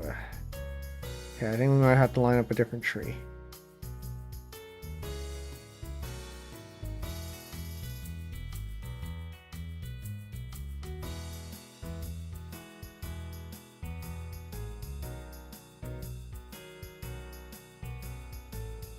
Or I might have to give up on this this frame altogether, because this one's gonna be pretty tough. We already got rid of the first frame, so getting rid of the last frame wouldn't be too bad.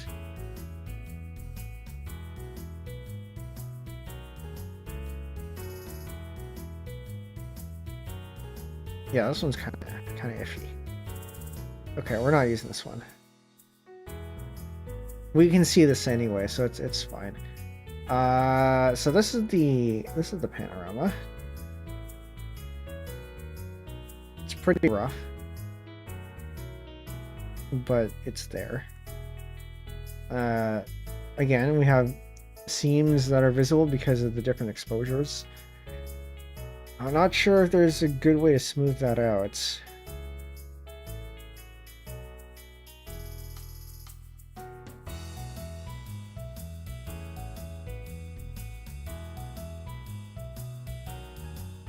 I can do a new from visible, I guess.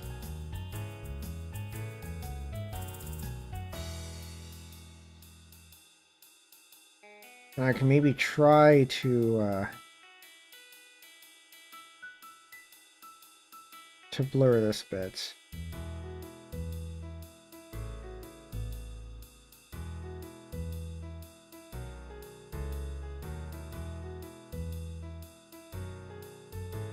Did that do anything? I don't think it did. I also may not have given it enough time to actually do anything. Here's something a little bit more obvious. This is mostly just proof of concept because You don't want a rectangular area where you're doing that.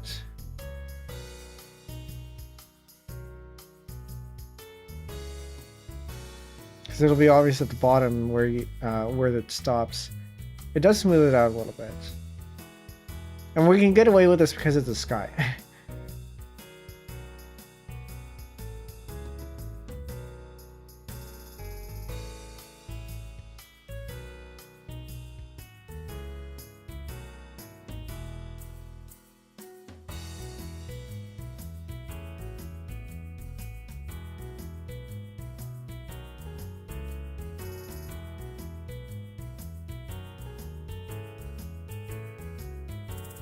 Alright, so yeah, we'll have a convolve here. And then we'll have a blur there, and then we'll have... make this bigger.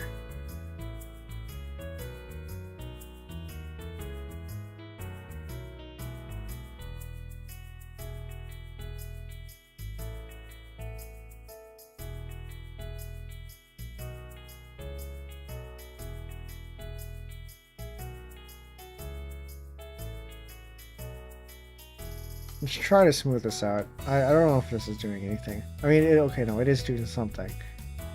Force. I'm gonna increase the force here. I'm trying to put it at 100.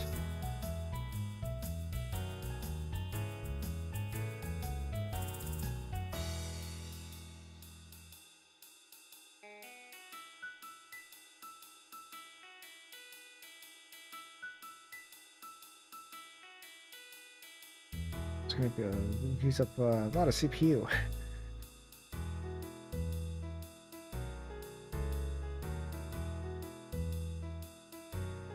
Smudging is also an option.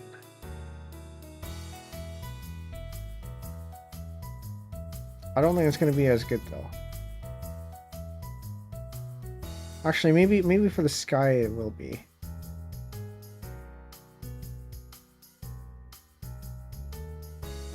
But I want to make sure I smudge only in horizontal directions.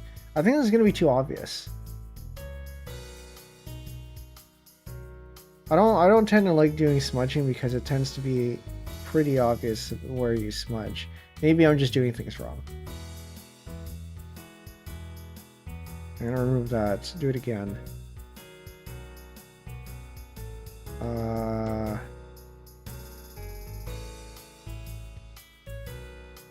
Layer uniform visible. And so we're going to actually just blur the entire thing.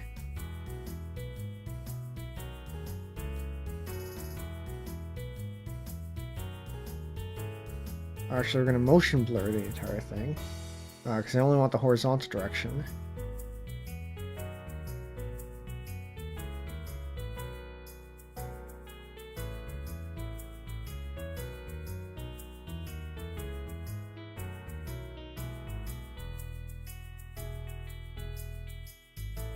I'm not sure I see any changes.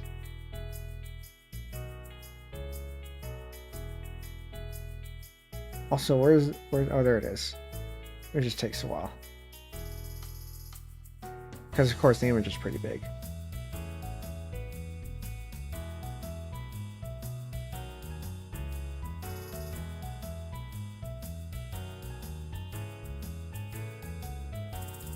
Hey, you still see it though. Maybe I should be cloning things instead. And actually, maybe I want the other direction. I want 180. Blur to the left instead. Which makes sense because we had pins to the left, or to the right, which means our seams are all left seams.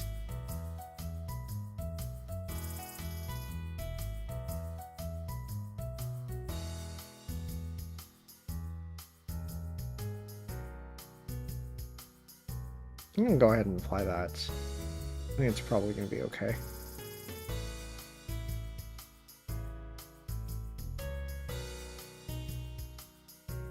It's going to take a bit. And it's possible that I'm going to start dropping frames because of it too. Takes a lot of CPU. It was a lot easier in Hugin. You just load the things up, tell what features are there. Actually, I'm not even sure this did anything to hide the seams. I don't think it did. Not enough anyway. It smoothed them out a little bit more, but it doesn't hide the seams.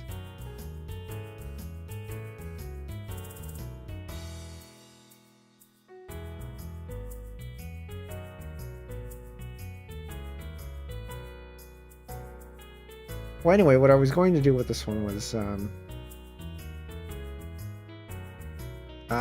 it's gonna, I should not have done that.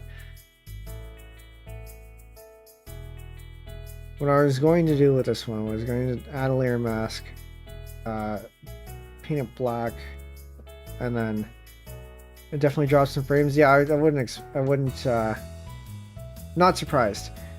But you didn't miss anything important anyway. That's fine. And so if we paint this all white, then we get the smooth seams from above.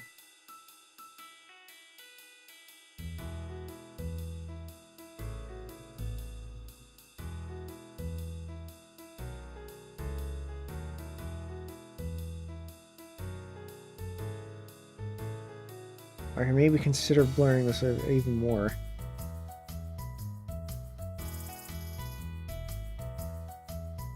So yeah, you can still see the seams, but it's not as bad. This one I think is particularly bad though.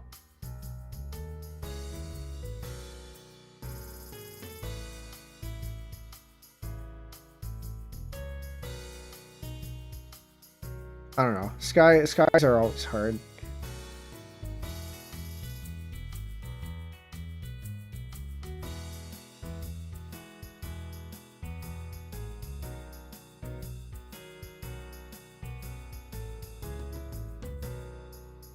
Why am I at hardness 50? It should be a hardness 75. No wonder it's not going so well.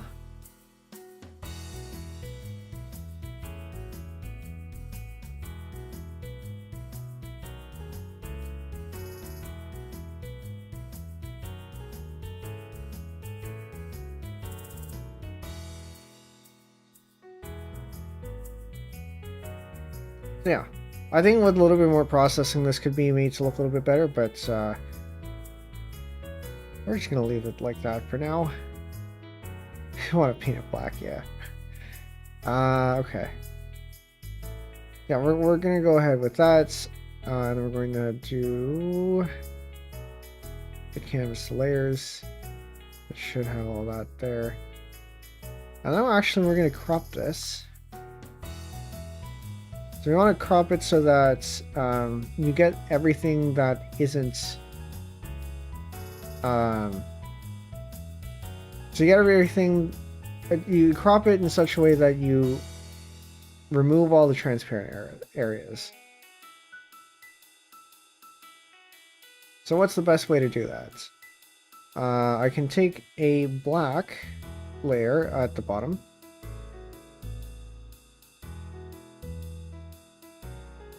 Actually, we can make it magenta, so it's easy to see. And then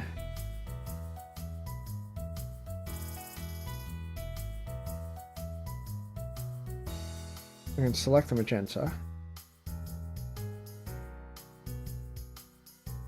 I'm not sure this is correct, actually. I don't think this is going to work. So we know the left side definitely has to be within this here. So we can actually alphabet to selection this one. And I hope this doesn't crash. Oh, that's within. No, this needs to be outside. It needs to be outside for that to work. Get out of there. It goes to the bottom. Don't merge it. Please don't merge it. Okay, now we can do alpha selection on this one.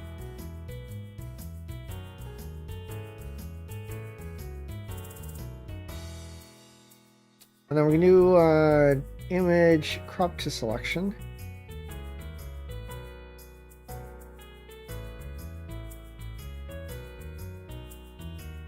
Because there shouldn't be anything there anyway. So I'm okay with losing those pixels.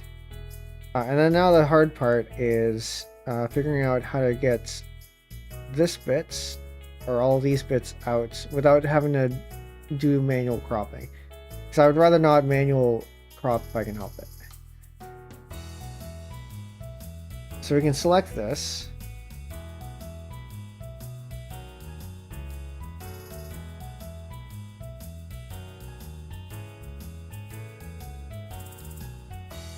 Why is it telling me I cannot select? I can select in this area, but I can't select in that area? Why is that? Hold on. We're going to save this before I lose it.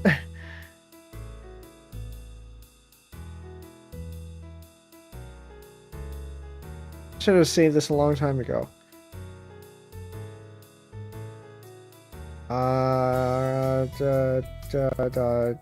XCF.that.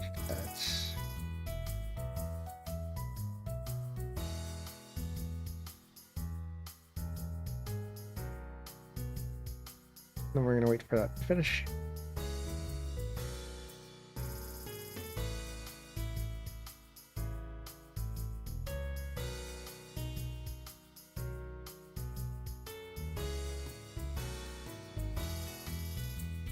And then we're going to think about how to remove this.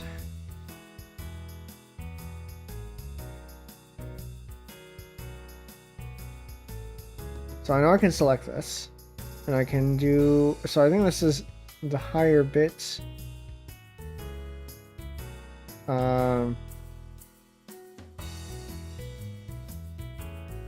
I can make a new layer. And I can paint this, I think. Yeah, so I can paint this. Wait, no, that's fine. I can paint this, and I can then do layer crop to content. So this should crop that layer down to there, which is fine. And then I can extend this to the edge of the image. So layer boundary size. The height is good. The width is 13704. Like so. So that now spans the rest of the image there. And then we can do the same for the thing at the top. A new layer here. And then we can fill that as well. And then we can do the same thing. Layer to cropped contents. We get that, and then we expand that to the image size. Once again, 13704. Almost sounds like a number from a song. Did that do anything? Yes. But I see. Because I need it to be... No, go back. Layer boundary size. I mean 13704, but I need it to be offset by the maximum amount.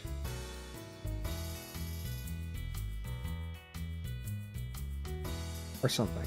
I'm pretty sure it grows on the right side, so it has to be...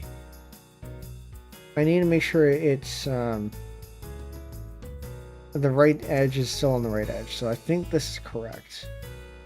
And you can barely see it here, but I think this is correct. Yeah, okay. So that spans the rest of that image. So then what we can do is we can fill these completely. Let's make them black. And we can make this black. And then we can select the alpha to selection here. And then we can do alpha to selection here. No. Alpha to selection. Save that to channel.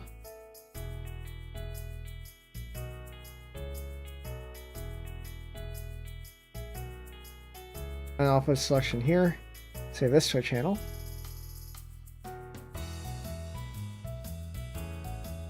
So channels, I'm not entirely sure why selections end up on channels, but you can save selections in channels, and you can recall them later.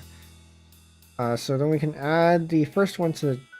I guess we didn't actually need to save the second one to a channel, because you can just add this one to the selection. And then what we can do is we can do that. So we can invert the selection, and now we can crop the content. Except I don't want to do that because I don't want to lose the pixels here. You should probably get some hobby work done. Alright, well, hope you get some hobby work done. Gonna try and improve Daga's Katamari rig. Good luck. Okay, go ahead and crop this.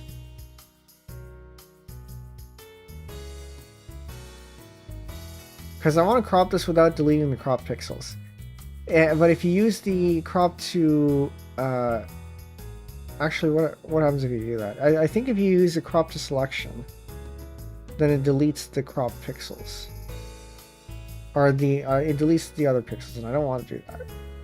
I want to get this cropped so that it doesn't do that. So we're going to zoom in really close here.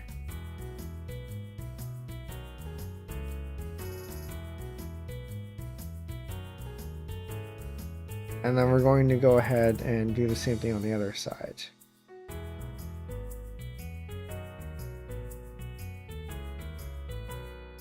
It's still manual, but less manual than if it were, if we did it completely from scratch. Like, maybe we should have done it this way to begin with. Maybe it would have been easier. Actually, come to think of it, we have coordinates. We have coordinates from all these images. We could have probably calculated something from that. Just take the maximum. But in any case, hello, why are you not cropping for me? There we go, that's now cropped. And then...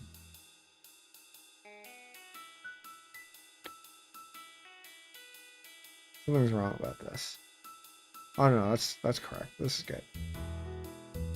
That's now cropped. Now we have a panorama. Again, we have seams. This is because my I shot with different settings. I think the sunset panorama is probably going to be better. Don't know if I'm going to do that on stream. It depends. If you all want to see it, then we can do it. If not, then we can leave that either for another time or off stream. But we can go ahead and save this one. And we can export. By the way, for any of you working in GIMP, you do want to compress your XCF images. So if you add in a .gz or some other compression format, it will automatically compress it for you. No preference co-working stream for me? Alright.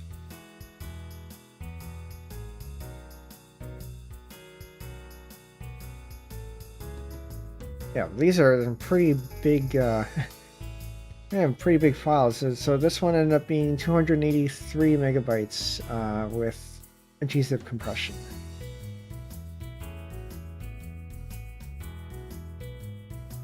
JPEG.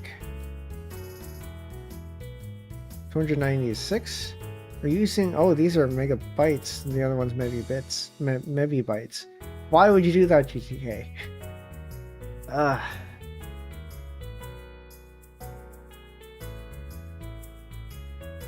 Okay. That's that one. I can pull out Hugin if I wanted to. And I think we're probably going to have to for... Okay, so we pull out another panorama here. The Duke Point 1, and we'll see why we need the... why we need the software. Actually, I don't know if we will. We probably will. Because if you try to do the same thing, there is way too much distortion here. You're not going to get that to line up. So you can do this, but your distortion over on this side is pretty bad. So I'm going to pull up Hugin. I actually have not used the software forever, so I might actually not... I may or may not finish this. The last time I used this was for a panorama in an anime. So it's not quite the same thing.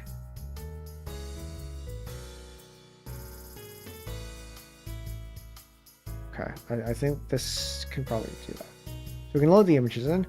No or partial information about field of view is found in the image file.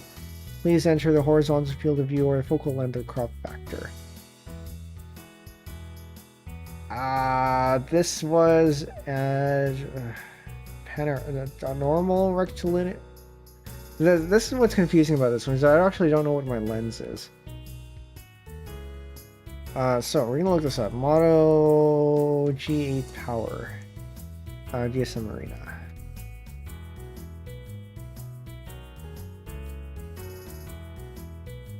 And then we're looking for the camera. And this was using the ultra wide lens, so this was 118 degrees.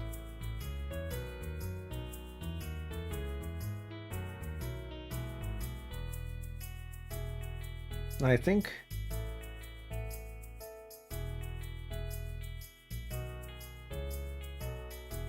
I don't know which one this is. I don't think it's rectilinear.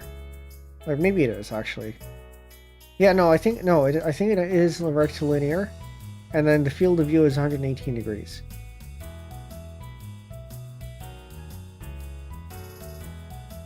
Yes, yes, maybe. Okay, no, okay. This makes sense. Why we don't get any aperture settings on the phone? It's because it's a fixed aperture. Makes sense.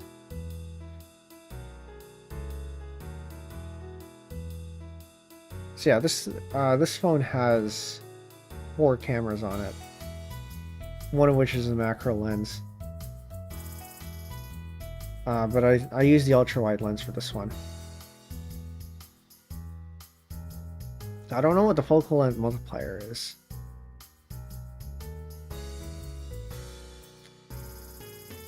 .12. Hold on, is that what the image says? So this is the aperture value f2.2, ISO speed 100, focal length 1.7. So I'm going to assume this is correct. There's no reason to doubt what the camera put into the XSIP data. So this is probably fine. Yeah, there was no crop factor. Okay.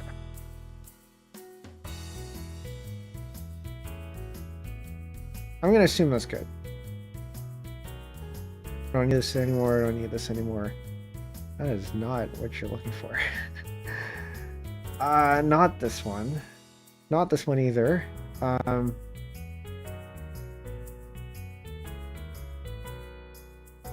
gonna do this alignment here.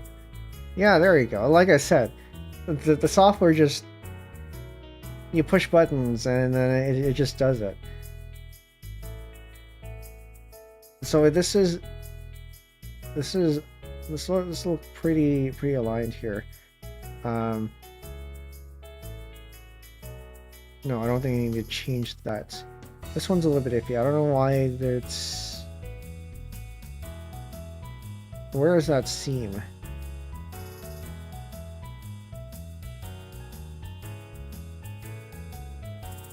Yeah, so if you have the software, then it does the distortion correction for you.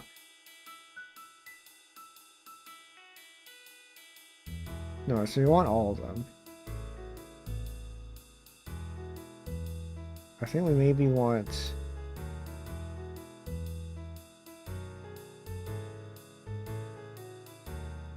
hemisphere, you want to be inside, not the outside? Yeah, I think I want to be inside. I want to get rid of this this seam here, though.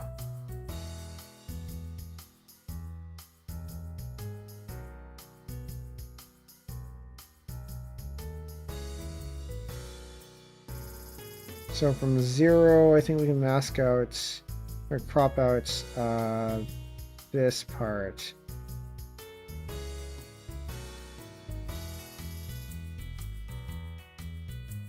And then hopefully it just works and it doesn't crash. There's a good chance it's gonna crash.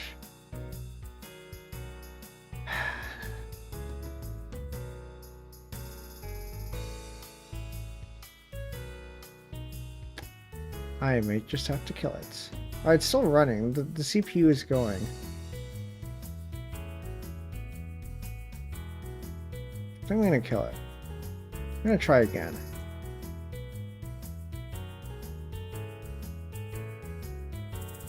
Yeah, don't bother showing me tips.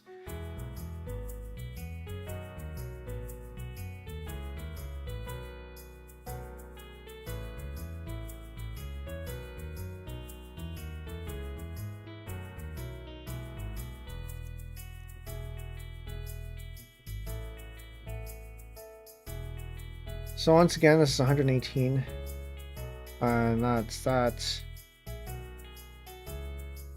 We do alignments. Just let it auto analyze.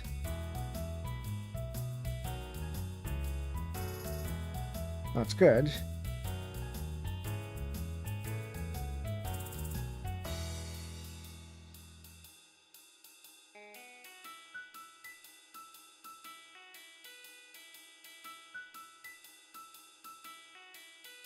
And the projection wants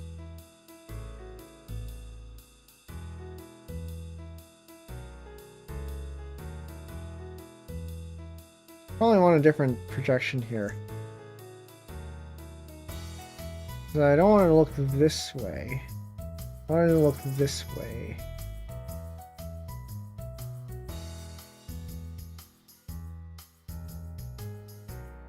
Transmercator. The Mercator projection. So I kind of want the, I want this to be a little bit straighter. I'm not sure if this is the way to do it. I mean, this can be the way to do it. You know what? Maybe we'll keep that one. But I do need to make sure I do need to make sure 0 here. Because we have this seam here that's not good. I want to try to make sure that 0 is cropped a bit more.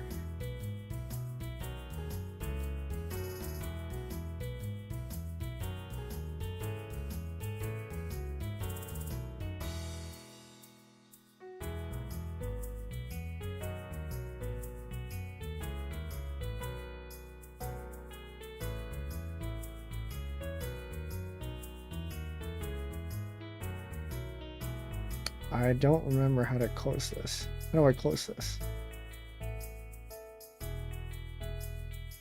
Include region. No, delete mask. So I want to add a new mask. I want to exclude this region.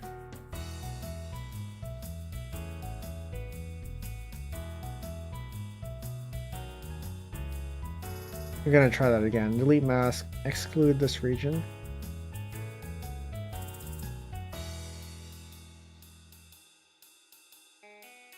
Because we have enough shots covering that part that we don't really need the contribution from this, I think. So it should be okay.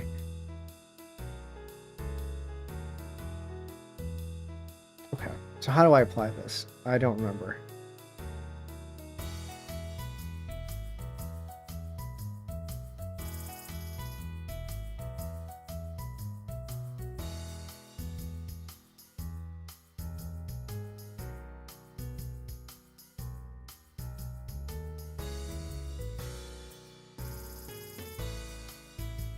Add another image, rerun the optimizer of the current settings.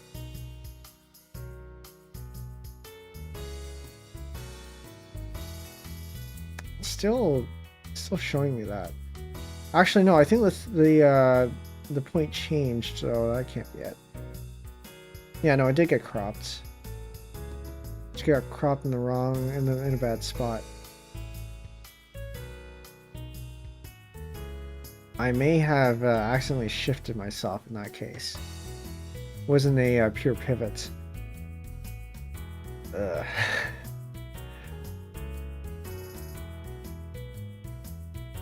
And it's gonna hang again. It's gonna kill it. Okay, I do want to see, or I'm gonna switch a little bit. I'm gonna switch to the first panorama that we did, see if this fares any better. It might, probably will.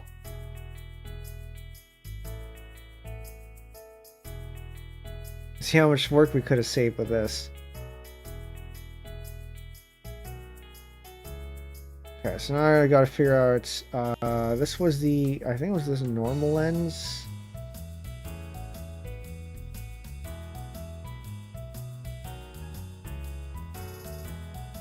Which I actually don't know what its FOV is, because it doesn't tell me here.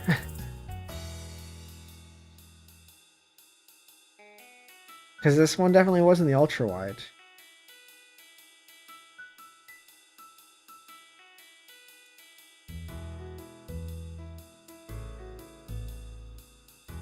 Motorola Moto G8 Power Camera FOV.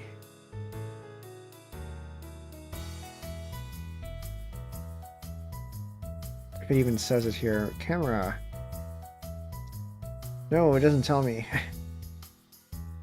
No, it doesn't tell me. Can I just make something up?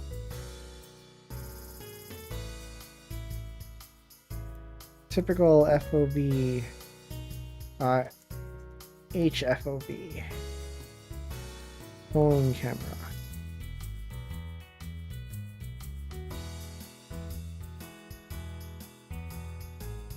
We're gonna assume it's 70 degrees. The 70 sounds correct.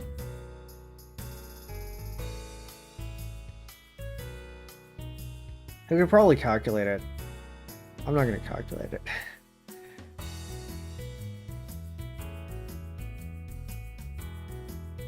Okay, well, if it's gonna hang this much, I think I'm just gonna do that off stream. Okay, we're gonna try something else. But yeah, Hugin, it's good software. I've had good success with it in the past.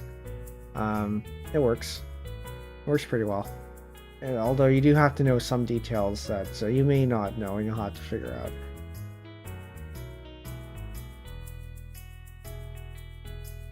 Yeah, it's been many years since I've last used that one. Okay. Try to look for something else. Oh yeah, no, I want to do the ship one. We can go back to more HDR shots. The one with the lights. This one.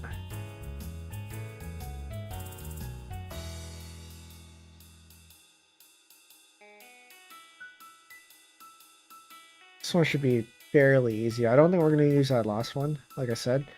We're probably going to stick to just these two. I'm going to add a layer mask. Grayscale copy. And you know what? That might actually just be alright. I do want it to be a little bit darker, I think.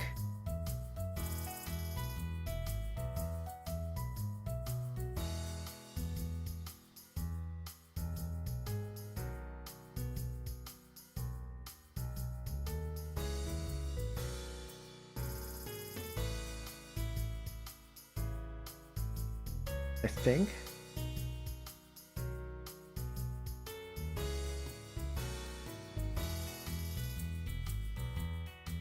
Well, maybe that's the way to go then.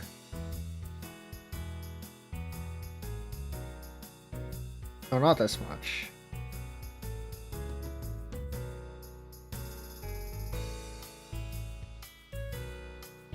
So we still want to preserve the color here, but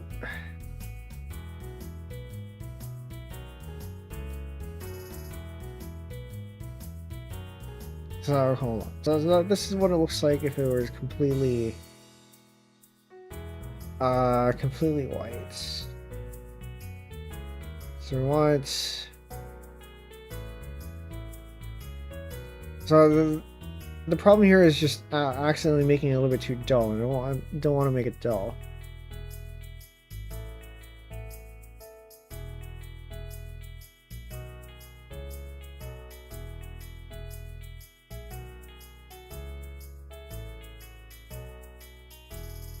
So without that, you have this. With that, you have that.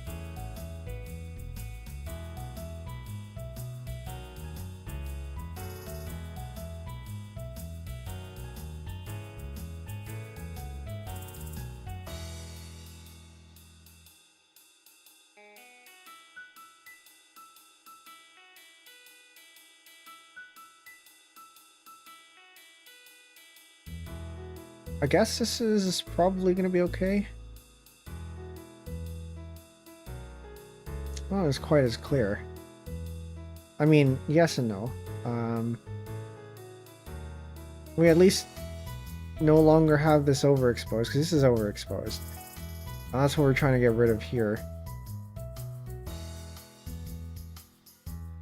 We kind of lose the bright spots down there. I kind of like, but I guess it's fine.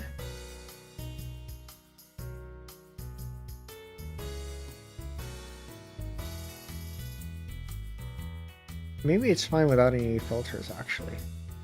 What if we don't? What if we don't have any filters? We just leave this as is like that, and maybe that's okay.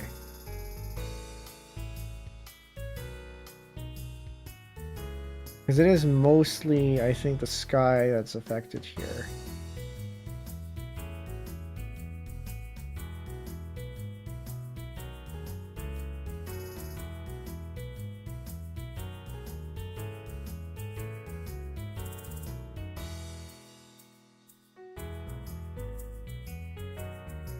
On the one hand, maybe this is too bright, but on the other, maybe this here is not bright enough.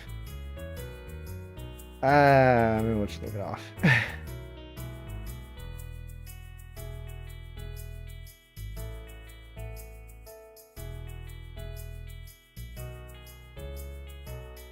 And then without the layer mask, you get this.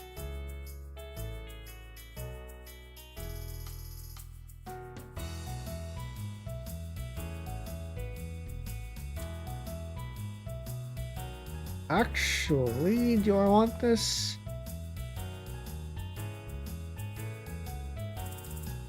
I'll just have a second copy of it, just to intensify the dark a little bit more. But I think that ends up with weird artifacts. I mean, even that ends up with a couple of weird artifacts here. I might have to blur this.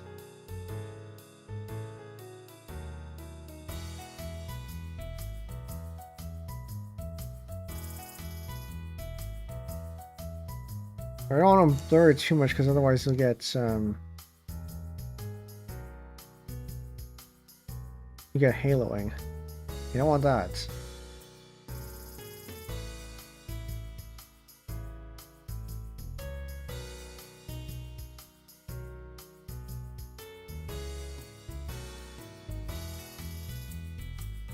But it does at least reduce the white bits there, which is what you want.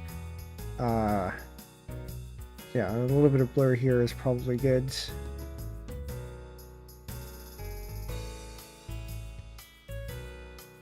It's not as sharp, I think. But it should make for a better image. I actually should have checked the other ones because I didn't zoom in at all.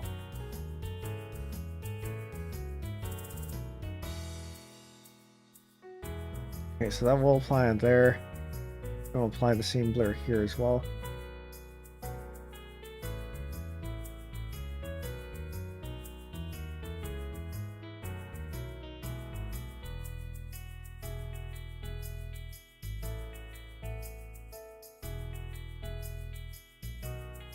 Yeah, I'll probably want to apply the same blur there. Okay. This isn't looking too bad, I think, probably. Yeah, let's go with that.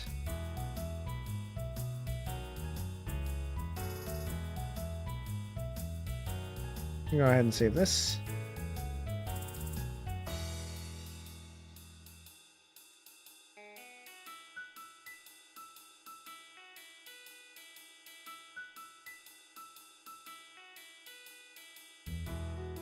Now we're going to go ahead and export.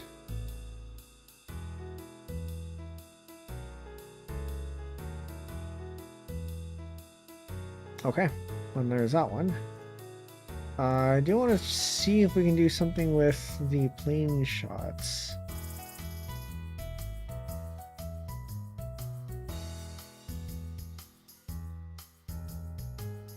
Maybe not this one. Possibly this one. Rotate, please.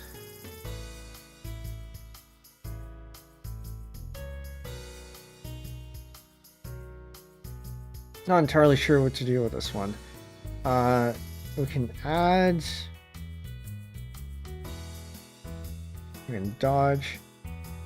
So basically here, the plan here is to, because the dark, the underexposed one is sharper, because it has a shorter, or a faster shutter speed.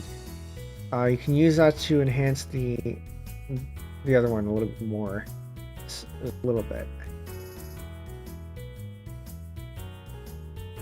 I'm not entirely sure how to combine them though.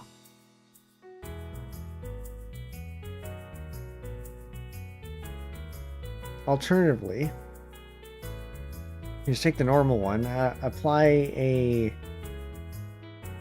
unsharp mask to it, and maybe it'll be fine. But this can be pretty strong. So you actually want to be subtle about it.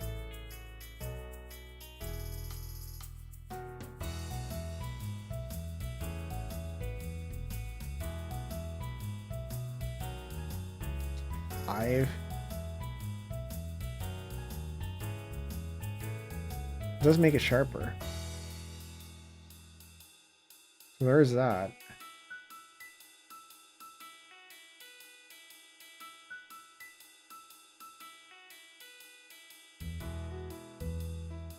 And then you can use this to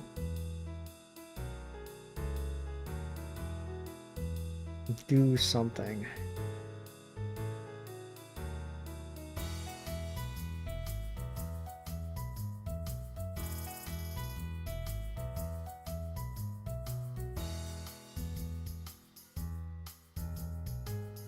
Maybe nothing.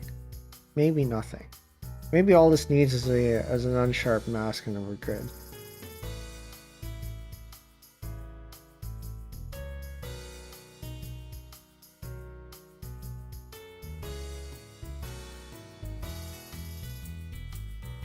So I was thinking maybe addition, but that just makes things lighter. Which I don't think we really want.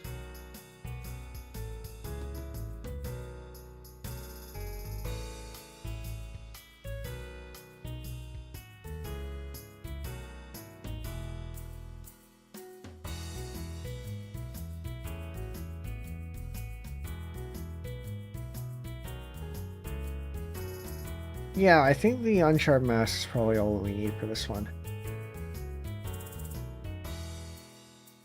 Okay, so we're going to go ahead and export that.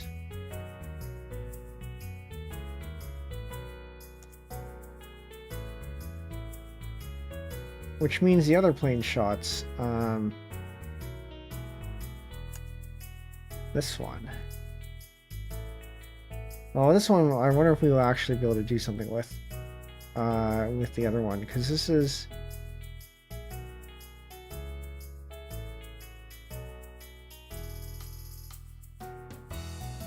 This feels like you can do a little bit more.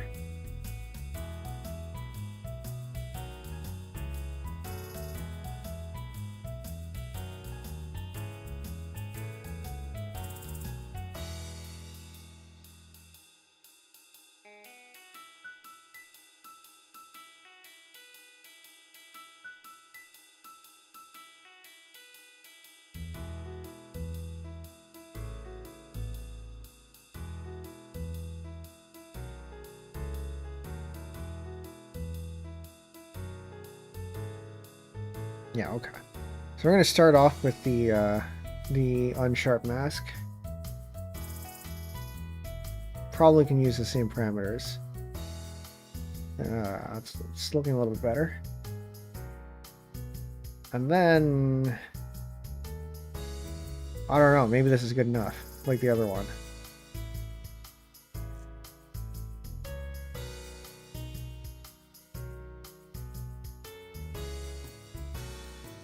So I don't actually know how to combine this so that so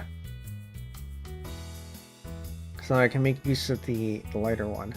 Or actually, what we can do is possibly take the underexposed one, do a bit of processing on it, which I don't think is going to do anything because it's a little bit too underexposed.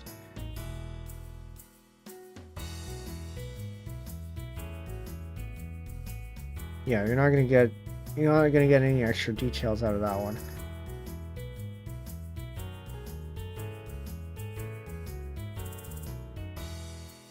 No, I don't think so. If we do the same layer mask technique where we take the grayscale copy of the layer and then do that, I don't think that's really going to do anything either.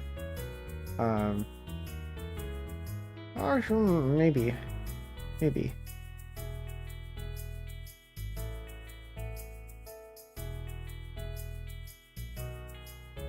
Makes things a little bit less overexposed, I guess.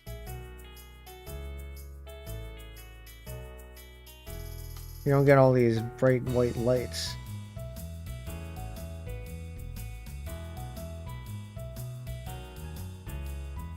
But at the same time, you do get some weird colorings. So maybe not.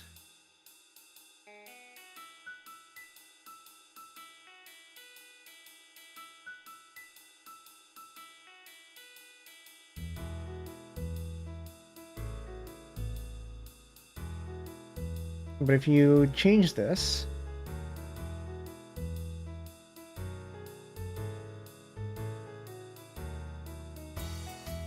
and then you darken the whole thing, which you don't really want to do.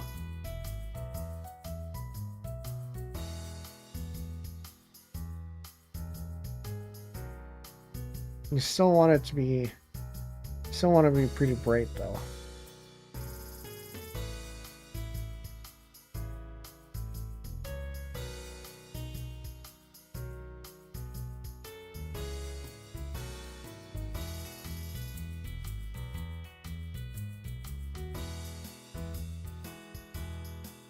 Yeah, maybe not. Maybe we just leave this off.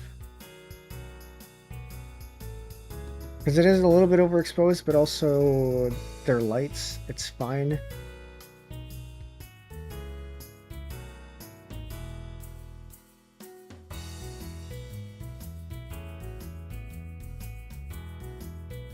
Yeah, I'm going to go ahead with just the unsharp mask. This should be okay.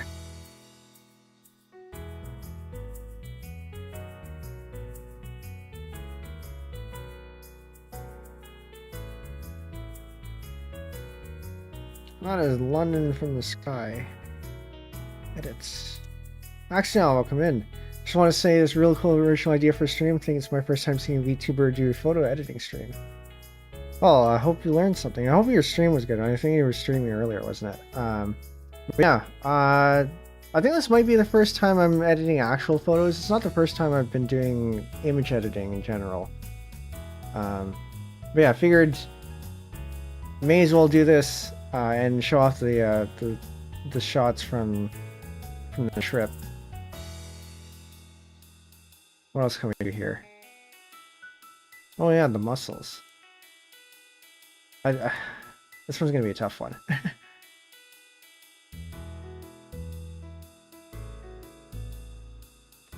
So the idea with this one was that I was maybe going to be able to make this into a tiling image. I don't think we're going to be able to do that. So there's this map here. We can tile seamless. There's this. It's not that great, but it can work.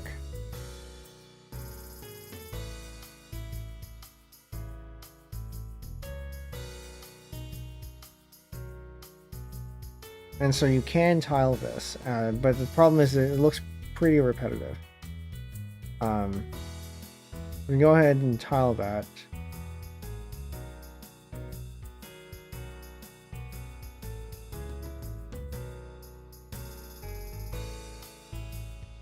No, I want that double. Discard.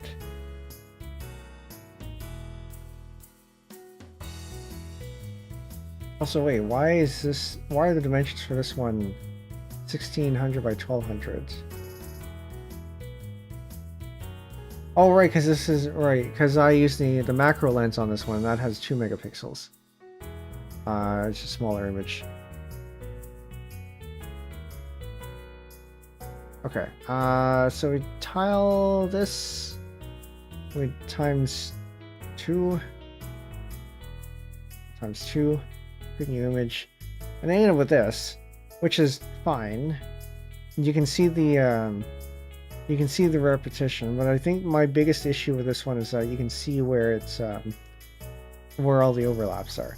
So we're gonna try to tile this manually, and you can do this with we go to image transform, not transform.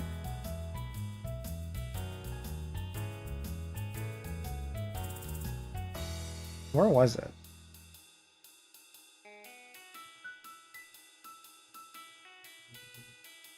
I always have trouble finding where this is. Was it Control Shift O? Ah, it was, oh yeah, Control Shift O for offset layer. I don't remember where this is. I think it's, oh, here it is. Yeah, layer transform offset. And then you can go offset by width and height, like half. Although sometimes it's better to go by thirds instead. So we're gonna calculate that. 16 divided by 3. But it doesn't have to be exactly a third. Maybe a quarter instead.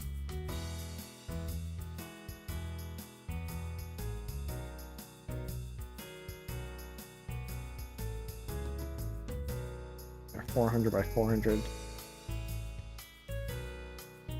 And the reason for this is that then you can shift it by another quarter, and you get different seams. Because if you do it by exactly half, then there's a tendency for you to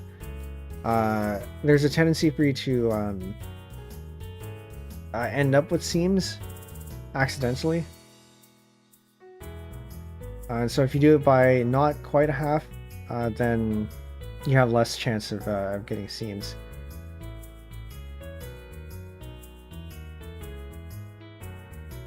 And so we're going to take the clone tool, which is this one, and we're going to try to do something here somewhat intelligently.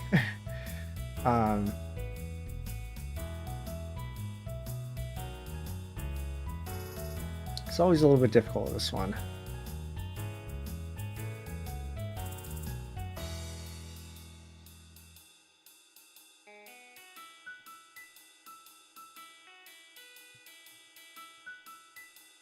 Don't want fixed, I want registered. No, I want aligned. I always forget. what the various ones do. Always end up cycling through all of them and then remembering which one's which. We have that.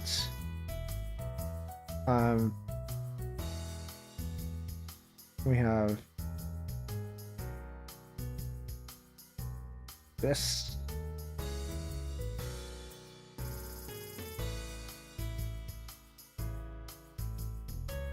So our goal here is not necessarily to make something that looks like it fits, just to get rid of, and we're just trying to get rid of this very obvious hard seam.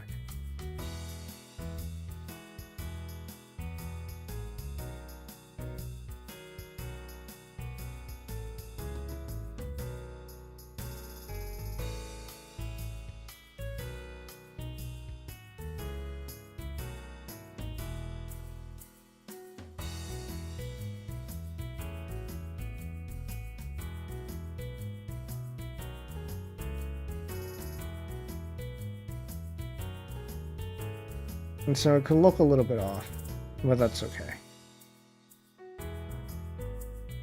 I'm gonna blur these edges anyway.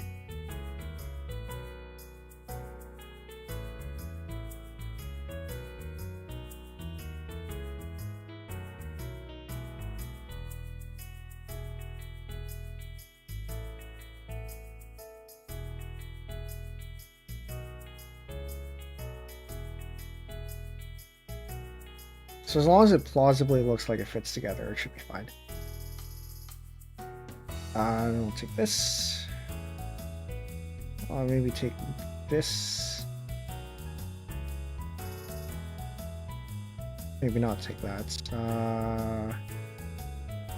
Try to find another muscle somewhere.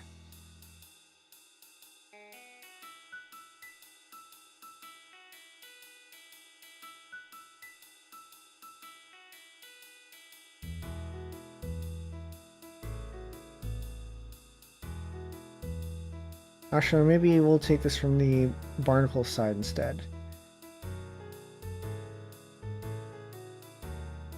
I'm starting to wonder why I decided to do this. Because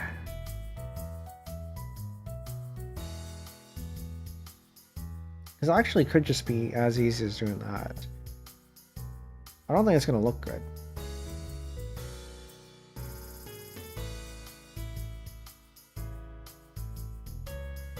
But it might work.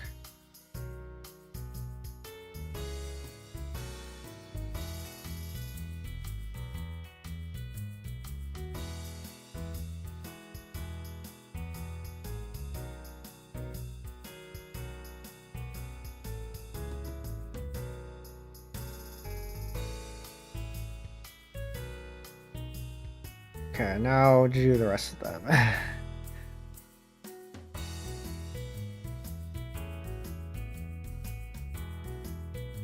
This one is a little bit easier because it's barnacle on barnacle, I think. So we can just fill that in like that. And it's going to look roughly okay. And this we can fill in like this, and it's going to be roughly okay.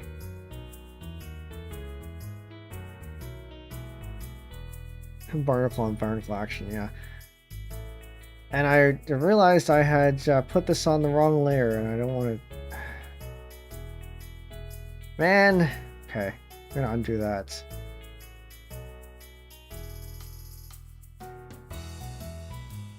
You have to constantly switch between layers when I'm doing this.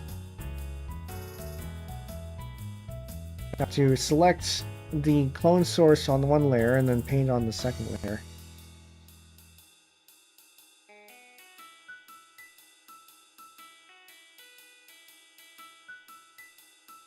Maybe I want that from a different point instead. Something down here, so it's not quite as obvious that it's repeating.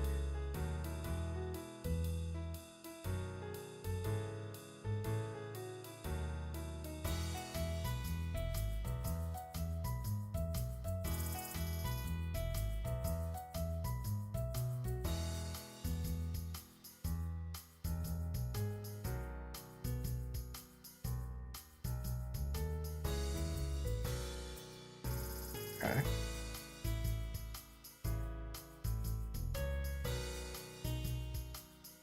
We'll take this, put that over here. Take a smaller chunk and put that over there.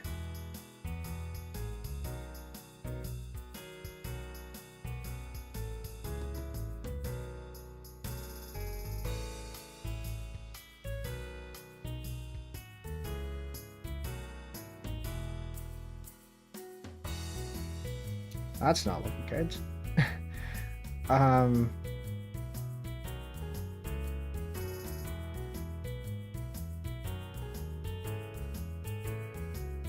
That's closer. I think I want something slightly bigger. Maybe less.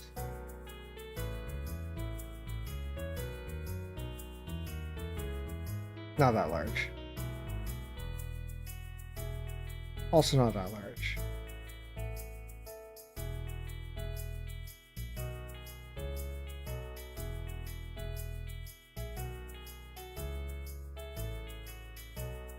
Still not that large.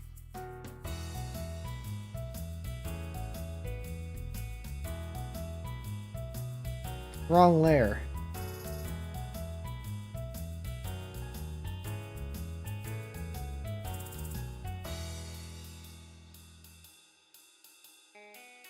It's gonna be too obvious. What if we go with the muscle ride instead?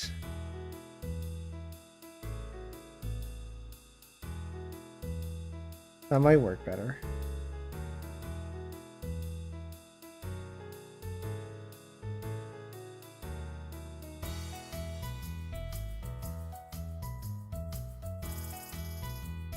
So this is basically just figure out where you want to clone from and then hope it works.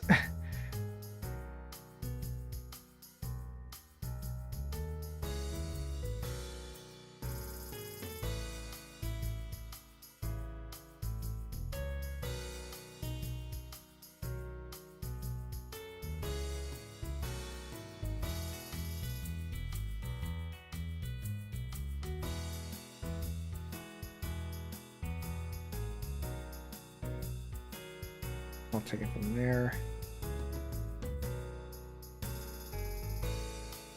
I think I should be a little bit more intelligent about this.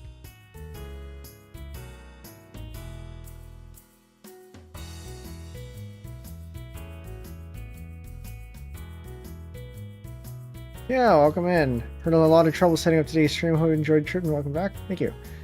Yeah, there's a lot of technical difficulties. Because I had done an upgrade before I had started streaming. Well, no, I did a system upgrade, I think over the weekend, sometime a little bit after I came back, because I figured my computer was going to be off already. I may as well take the opportunity to do upgrades. But every time I do that, I end up with a ton of issues. This time was no different. That's why I don't upgrade very often.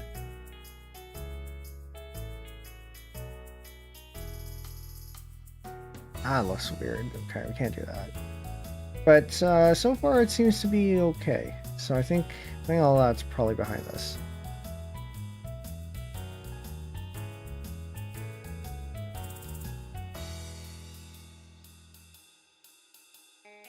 You know, I actually don't mind that. Maybe that's okay.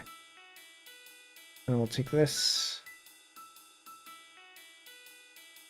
For anyone who's just coming in, we are just working on tiling this photo, or at least attempting to make it seamless. You can do the automatic way and you end up with this, which is okay. It's not great. Actually, maybe I should attempt to do this manually, because doing this does make it easier, and I know how this works. All it does is basically it basically blends the corners together.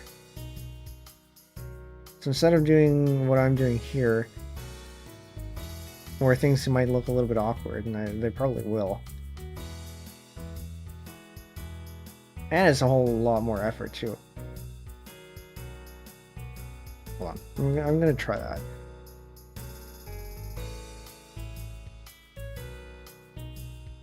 So I do this and then offset it by half, because that's what it's doing. Offset by half, and then basically it takes the original image, overlays it on top, and then does a gradient.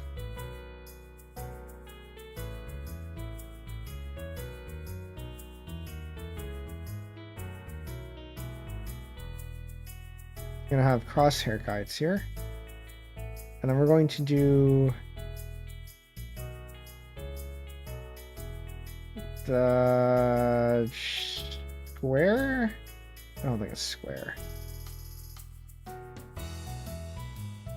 It's not quite right.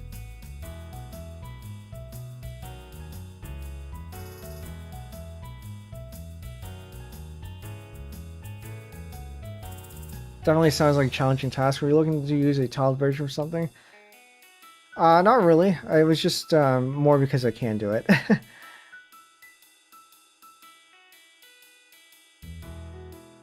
So I figured it'd be worth a shot, because it looks like it can probably be tiled with a bit of effort.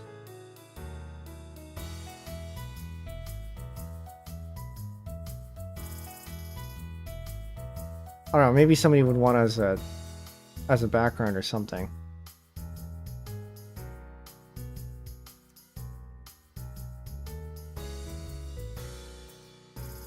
That doesn't seem too bad.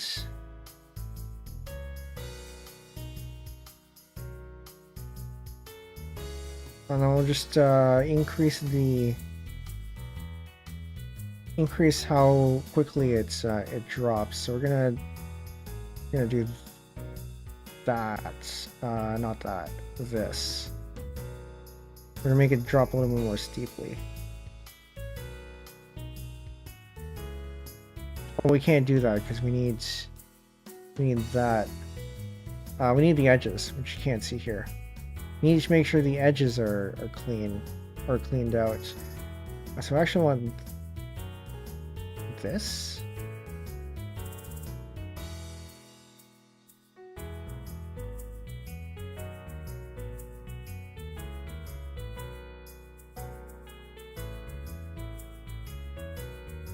I think that's what you actually want. You want a pretty steep drop off, so they don't. It's not obvious that there's a gradient, but you still want a gradient, because otherwise you end up with you end up with hard edges. This one isn't looking too bad. I think we need to do another offset, and then we'll see what we get.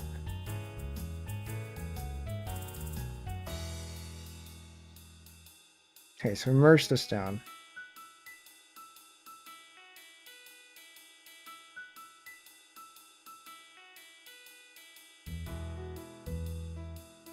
I hate merging things down like that because it means it's destructive editing. But for this case, I don't think there's a... Oh, no, wait, well, we can just offset again. No, we can't. No, we can offset this. Control Shift O, we can offset by half like that. Then we offset this by half. So we get that. Then we offset this by half. So we get that. So now we get this. And then now we can apply the original image again. Take this, add layer mask, white, sure, and then we paste that into there. And then we offset this by half. So you end up with that. Not quite it.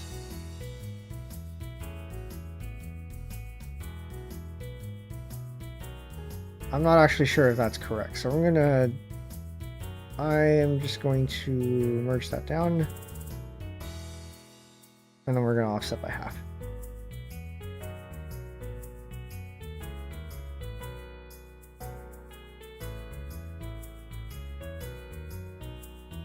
Now we're going to do the same thing again.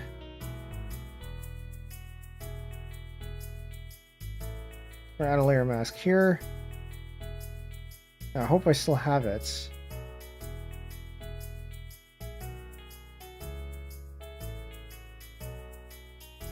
This might be okay.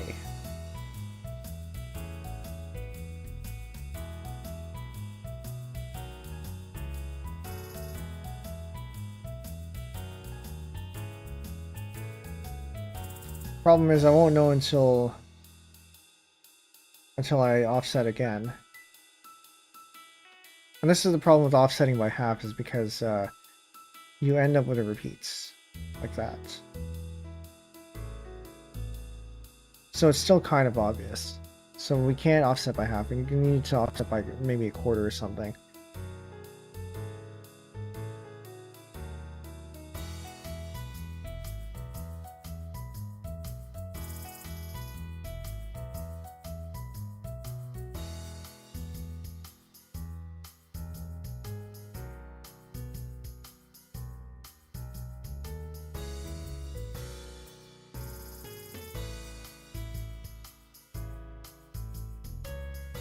So 400 by 300s, you got us a quarter. Now we've got to get rid of this here.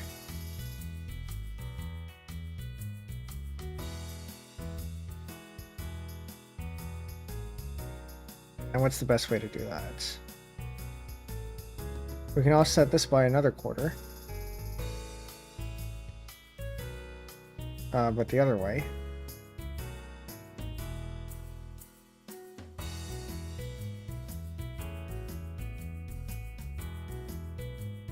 Then we can use that to fill in this at the bottom, I guess.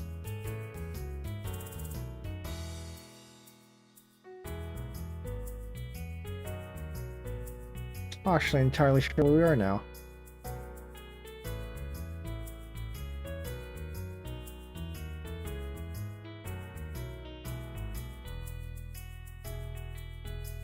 I'm gonna do this again. I'm gonna turn this into a new image. So I think there might be a better way of taking out those corners. So we duplicate this, we shift by half. We add this back. Then we add layer mask. What we had before, we do a shape gradients.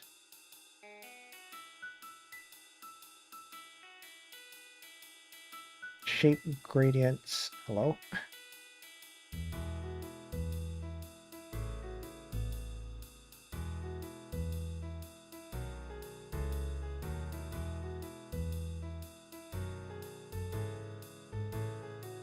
And then we do the curves, where we had the thing from before, the last used. So I think this was fine. And then we add another gradient here. This is going to be linear from foreground to transparent. We're going to have the foreground be black. So we take out the corners. Like so. So this should end up being a little bit smoother.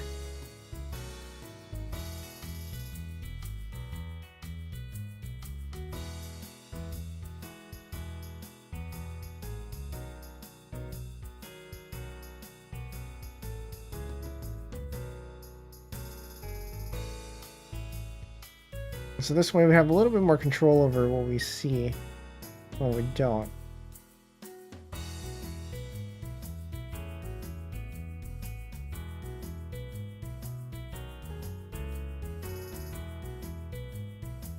And then we can manually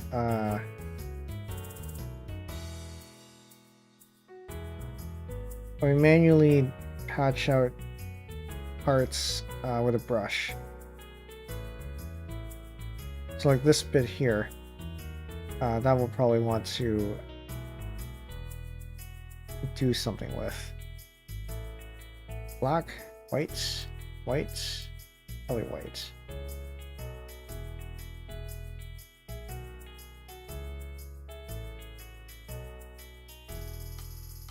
And this one can be black.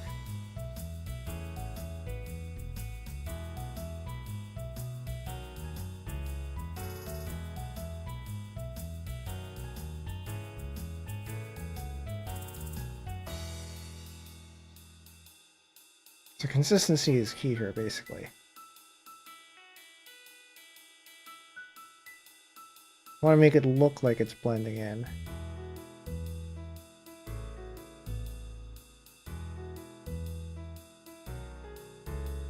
So I want to make sure that the parts of the scenes here do go together. Or rather are complete, so you don't end up with partials. Okay, we can. That is part of another barnacle, so we can leave that out.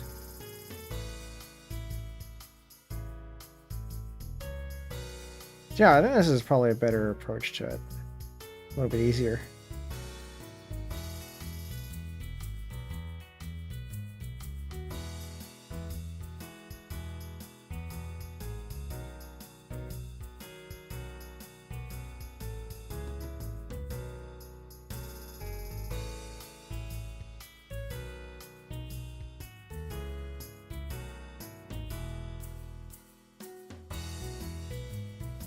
And then we're kind of stuck with making sure that, well, we don't want that. Making sure the seam is filled in.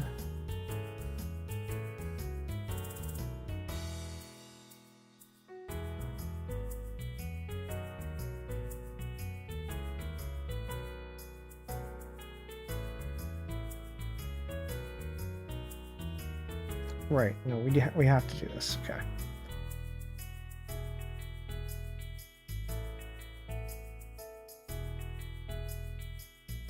So I think we're forced to go all the way over here.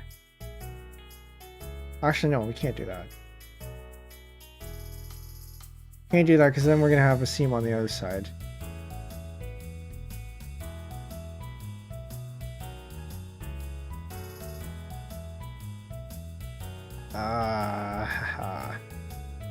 Okay. Well, we might end up having to fill that in later.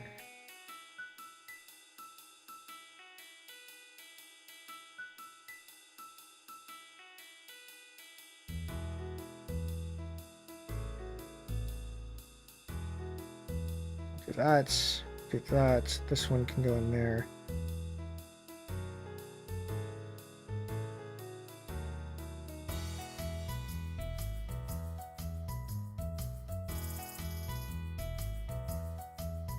This one I think we can probably fill completely into this bit.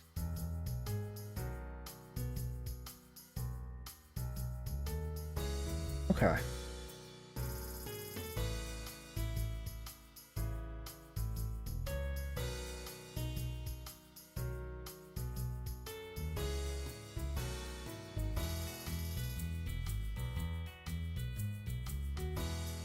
I'm going to turn that there. And we have to fill this in. That's actually maybe not. Okay, so now we can go ahead and shift all of these by half.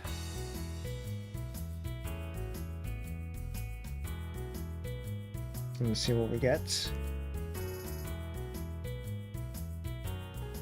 Yeah, this is looking a little bit better.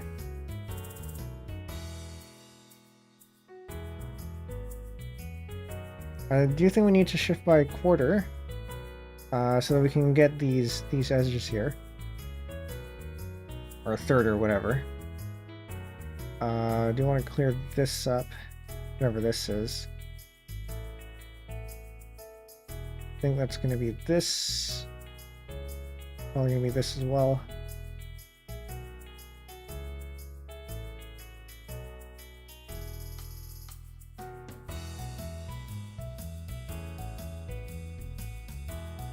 So I don't see a seam here, so this is probably okay.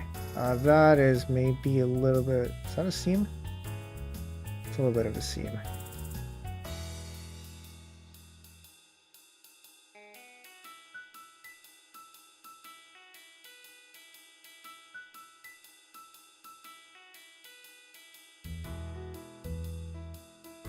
Oh, we can't do that.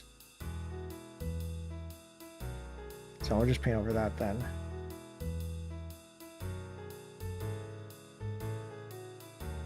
It's a little bit too obvious.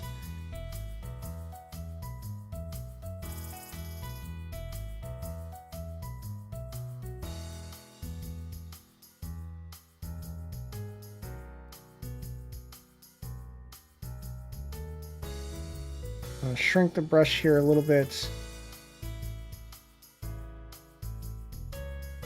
And do that.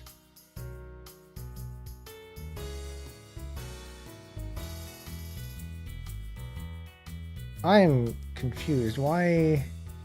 Where is this coming from? Ah, okay.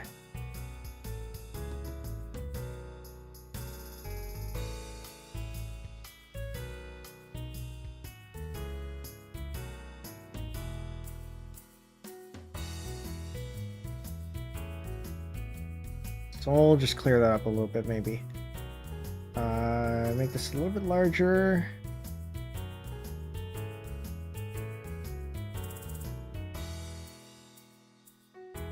I see what's going on.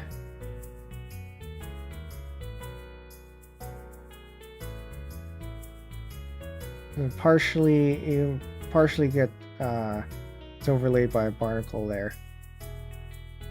It's okay. This one looks a little bit off. I don't know if we can do anything about that. Not without that edge there.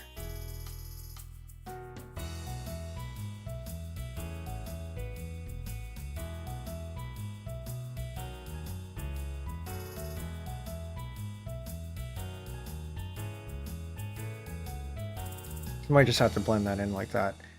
Might be okay.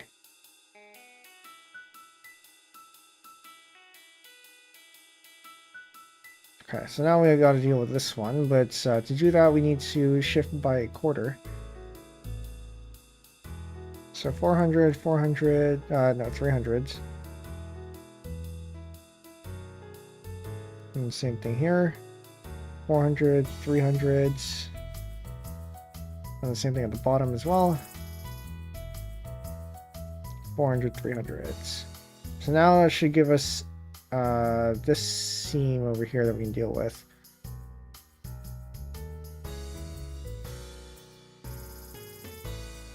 So we have to have this.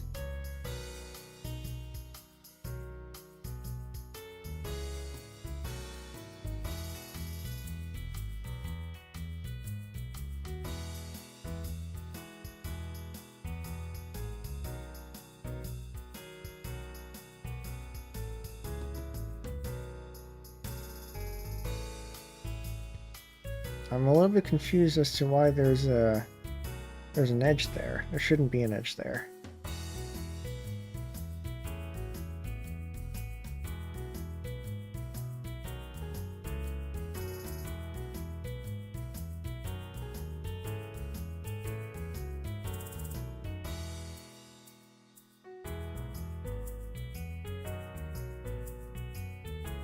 Did I mess up my...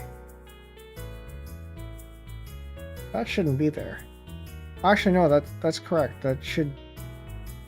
Yeah, no, that makes sense. That should be there.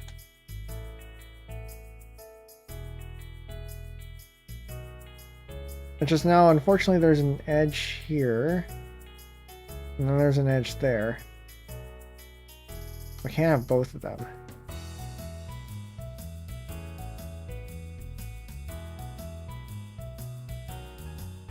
So there's going to be a little bit of overlap where there's a tiny corner, which we might be able to hide. We do it carefully.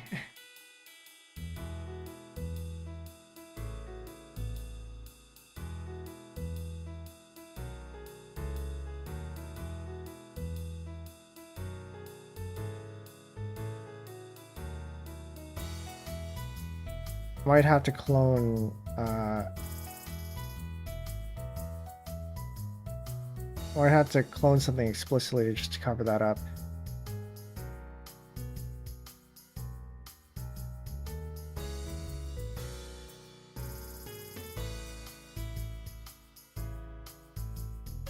Or maybe not. I don't know if it's that noticeable. Can't really see it, but it is there.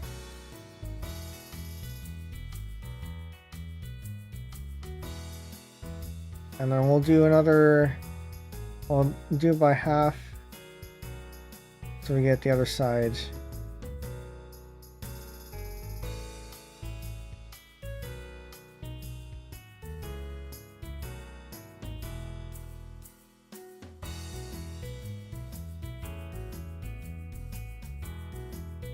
So what we're interested in is mostly covering up this this part here.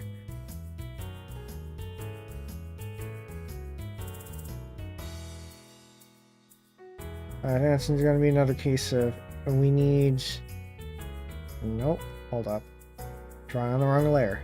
Can't be doing that.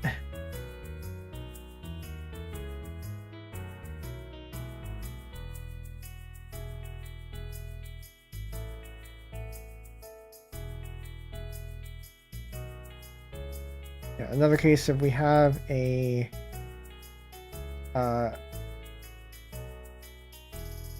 oh no, that's not good. Actually, this might be okay. Just fill that in like this.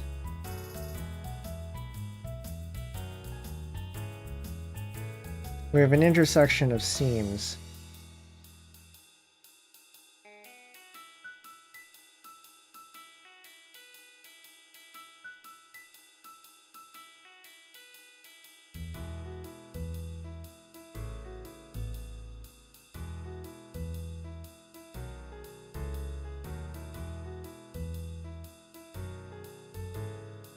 I've actually lost where it is. It's over there.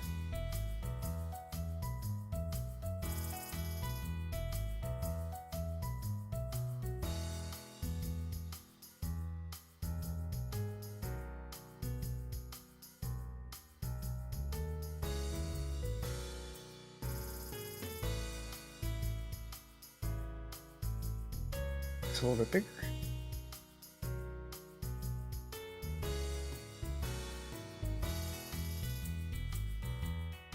Okay, where else do we have seams? I only saw one here. Is that it? That might be it. We may have successfully tiled this.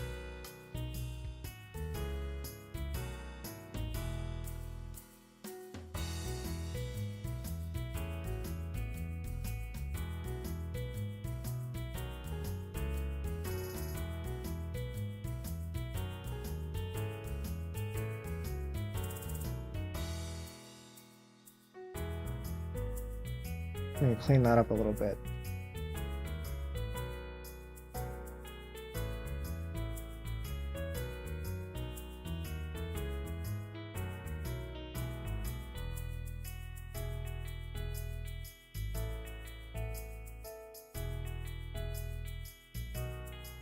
It's too big.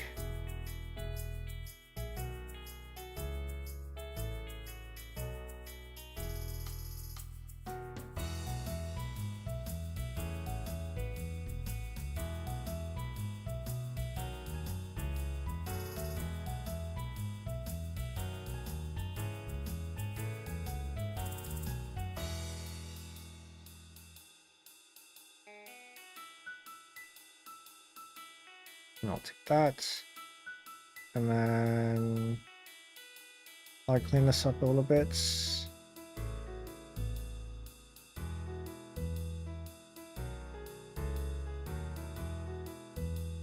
Well, there's an easier way to shrink the, I mean, okay, there is, and you use a tablet for it.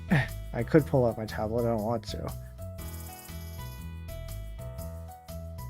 There's a dynamics toggle for pressure, or yeah, pressure size, where the size or the pressure of your pen influences the size, or determines the size of the brush. So if you press harder, it's going to be bigger.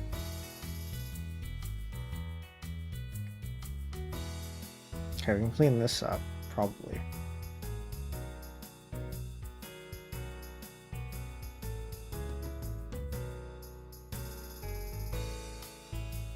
If I get annoyed enough, maybe I will. Well, we're almost done.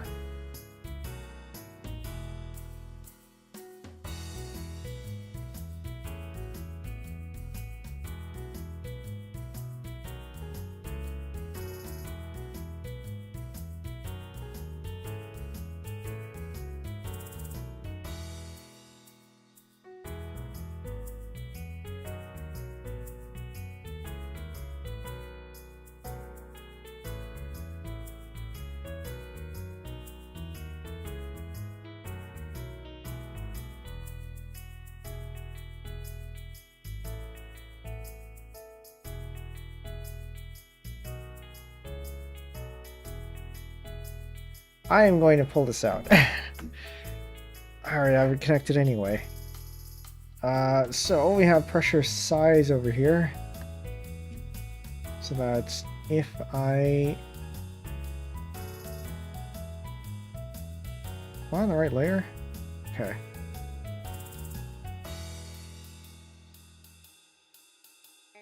Makes it a little bit easier to control too, anyway.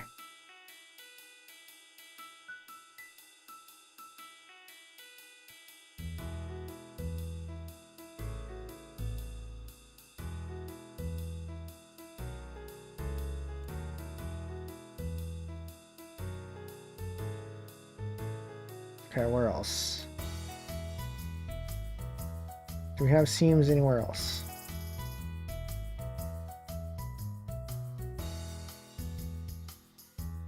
I guess we'll find out. I think there was a seam. I mean, there were seams there, but I think we covered it up pretty well.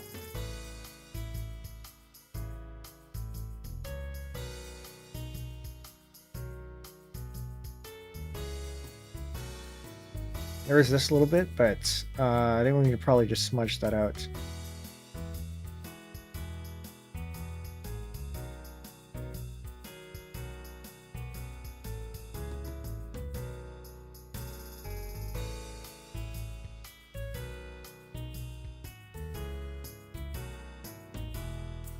Okay, so we're going to take the clone tool, a sample merged.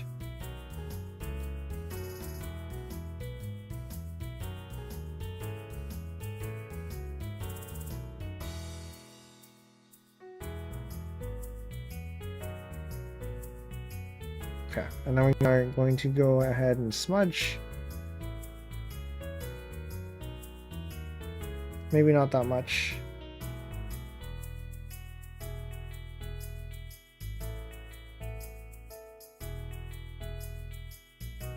Smaller, please.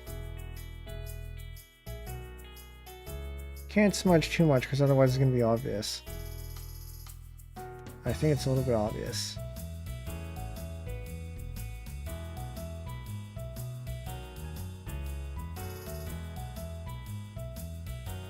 We're gonna go for blur instead.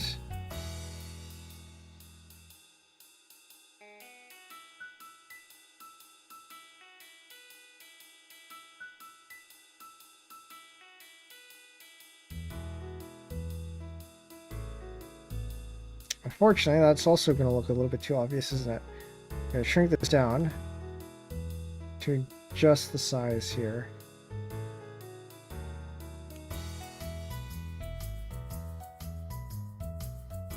Maybe it's because I'm looking for it that I can see it.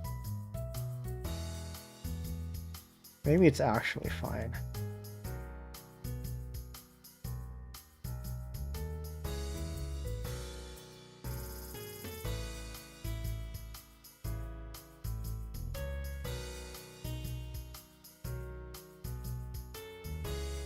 I'm not even sure this is correct. Okay. We'll remove that. No, because it's over here, that's why. No, it's over here. Okay, well, considering I couldn't find it anyway, maybe it's okay.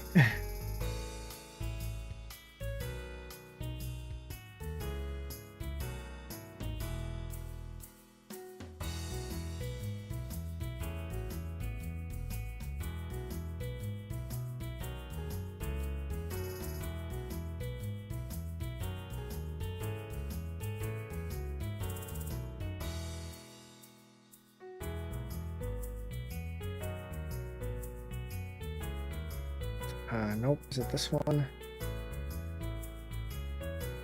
It's gonna be easier if I just select the copy.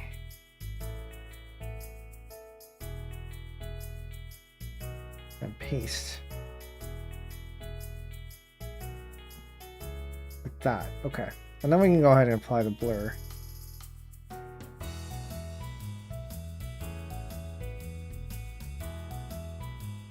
And now I can't see anything. Okay, there we go.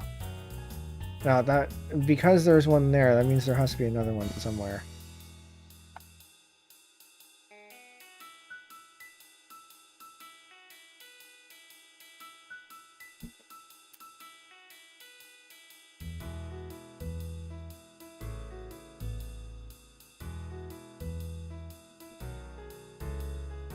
Let's make this a little bit clearer. Maple Glaze, welcome in. Always great to find you, photographer. Ah, it's something I do on the side. Not something I show on stream very often, but figured that this would be a good opportunity. Right now we're just making a tiled version of where is it? No, I don't have it here. A tiled version of this. The mussels and barnacles from rocks I found out in Tofino. So I went to Tofino last week. We're just doing some edits on some of the images here. I think this is probably okay. Are there any other obvious points?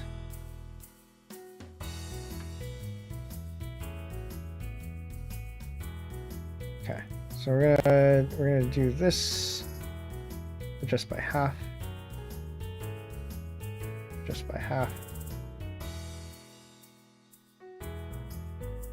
Yeah, we'll showcase the other shots that we've edited a little bit later too. Cool, got a big photo community on here, so we're always hunting around. Ah, yeah, it's good to hear. Yeah, I can't say I'm too familiar with the photography side on Twitch. Haven't really looked into that. Pro tip though, if you wanted everyone uses the photography tag to find new people. Okay, that's good to know. Oh, okay, so this one we can probably edit. Yeah, that one's looking a little bit weird. We're gonna edit that out. Except that's near a seam. So we're gonna have to do it this way. Yeah, well, let's go with that. That looks okay. Can't go too near the edge though.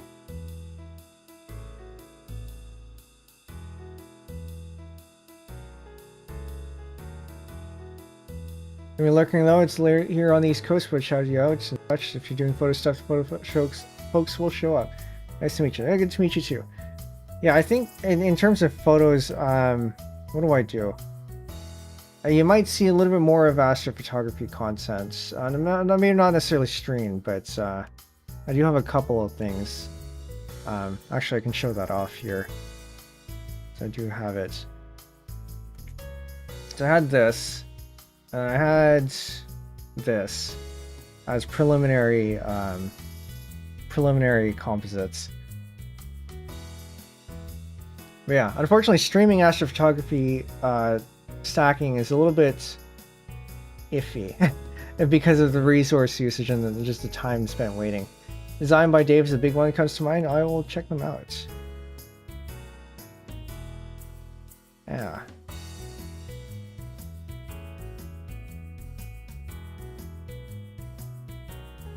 Okay, I think this might be okay.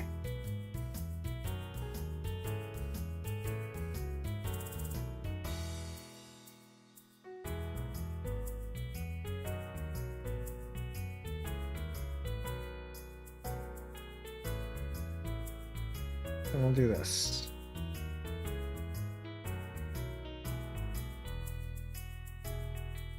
And then we'll go by. This is a little bit. I don't think we can do anything about this though, because this is next to a seam. Oh, actually, maybe not. So I think we can probably edit this one out.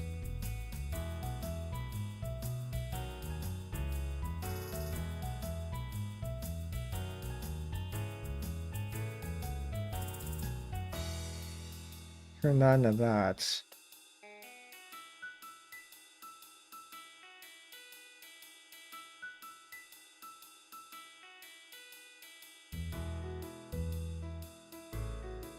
That's looking a little bit better.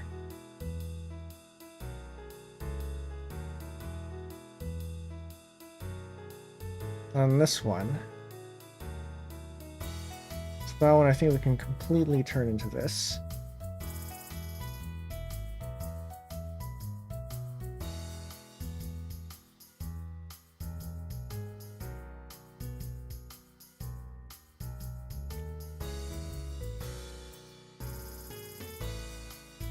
Yeah, for anyone who's new here, my regular content is typically a lot of music, actually, music making, a composition with sheet music, and then I also do a lot of Tetris, on and off. I also claim to be the programming. I also claim to do programming. I don't do that a whole lot though. A variety of stuff, basically.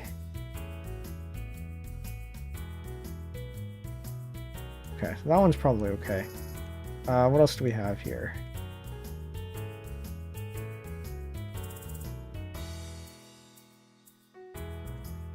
Shift by another quarter. See what we get.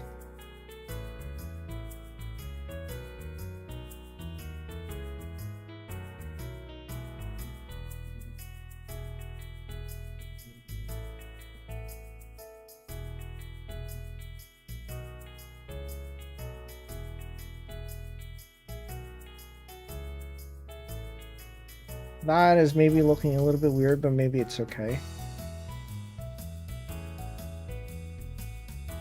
I think this might be good. Okay, so we're gonna go ahead and save that. I apparently haven't saved this whole time. That's not good.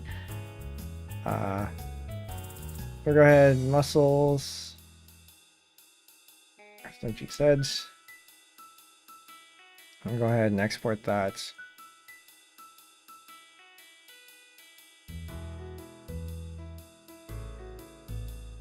And then we're going to see how this looks tiled.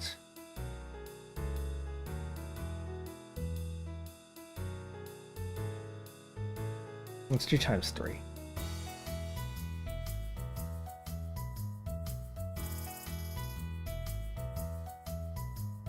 Gotta merge all. Oh, wait a minute. Hold on. I forgot to offset this one too, I think.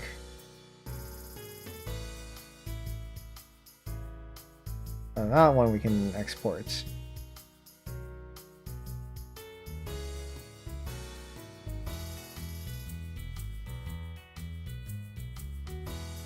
And then we'll take the exported image. We're going to go ahead and tile it. Tile. Times 3. That's about the best you can do, I think, because the image is going to look like it's repeating, but that's what you get when you're tiling stuff. It's going to repeat. Glenn, come to think of it, maybe I can stream myself arranging music. I absolutely could. That's what I do. Main issue, possible copyright issues if I'm listening to the song itself. It depends on the song. Also, it might not necessarily matter. So if you're doing it on YouTube, does this look okay? Maybe that doesn't look okay.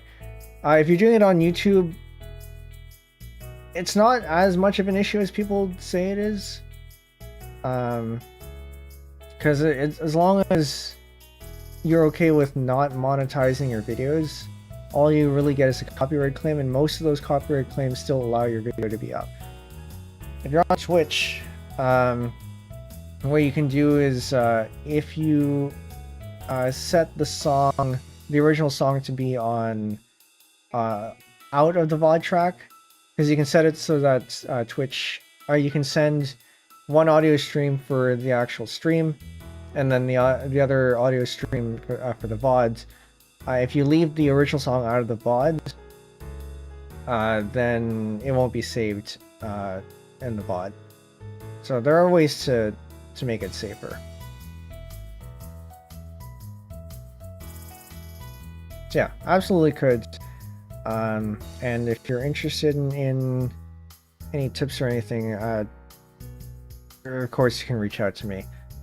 For anyone who is not in the Discord, we do have a streaming channel, so if any of you do want to get tips for streaming, that's a place to go. I don't know if I like this. Do I like this? Am I actually good enough for this? Because I think this might have been a seam. But anyway, there we go. I think we're probably just going to leave that. There you have some tiled muscles and barnacles. It looks a little bit too obviously tiled, but we're probably not going to be able to improve on that without a little bit more extra work. But it is pretty seamless, and it's better than the automatic automatically tiled one that we got. Actually, I think it was this one.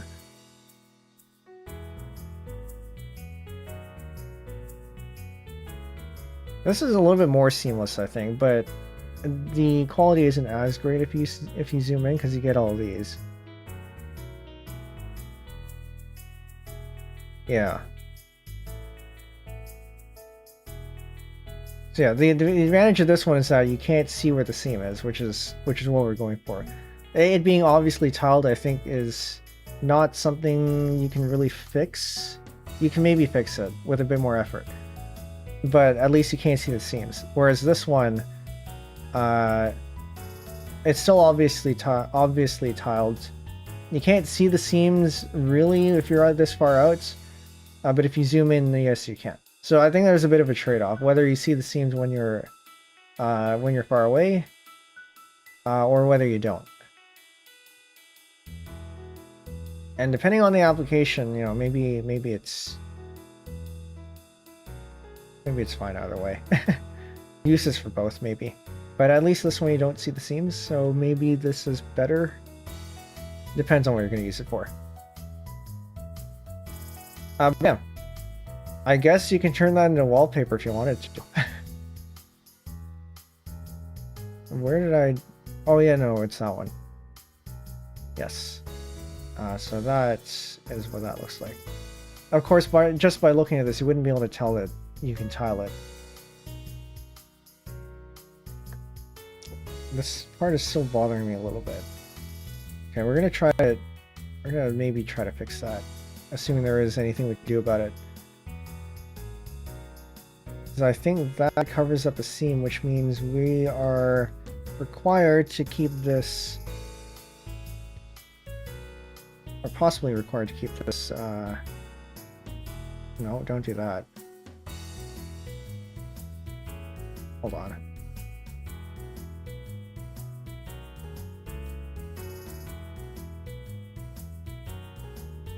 Okay. Yeah, because that covers up a seam, we have to make sure that we keep this.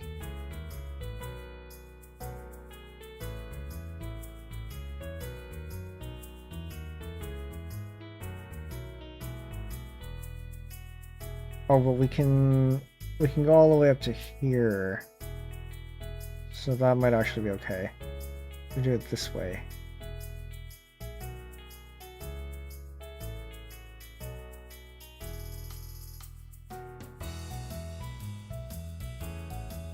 We're going to take this barnacle here.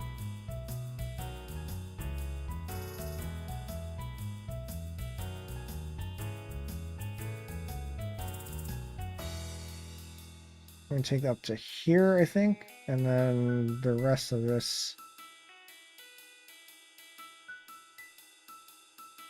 Oh, we can't get too close, though.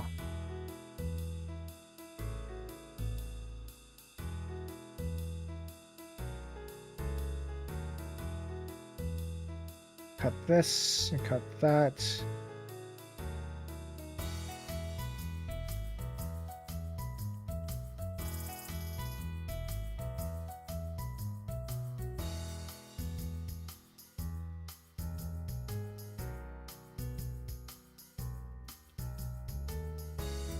Gonna do this.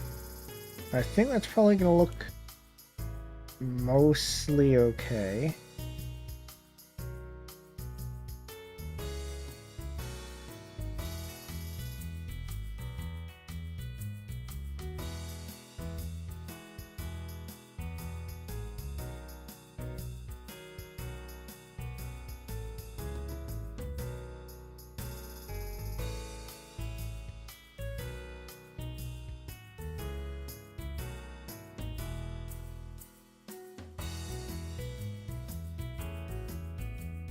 Nope, I think this one needs to be that.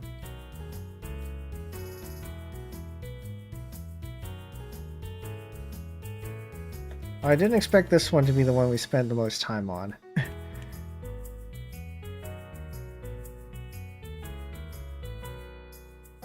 But that's okay.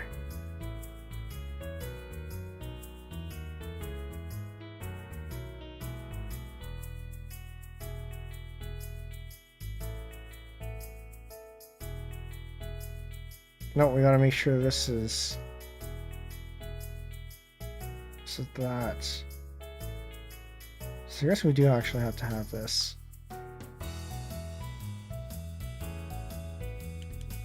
Actually, maybe that's okay. That's probably okay. And we didn't touch the seam there, so that's still going to stay... That's still going to stay okay. I see the line though, which is a bit of an issue.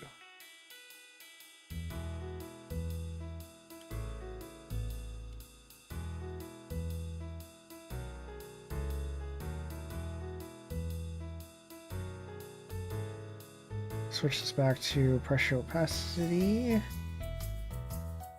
Shrink this down.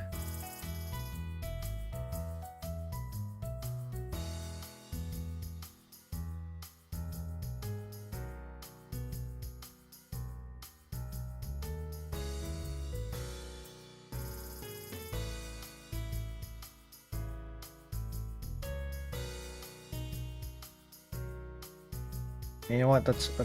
I think it's a little bit better than what we started with, maybe.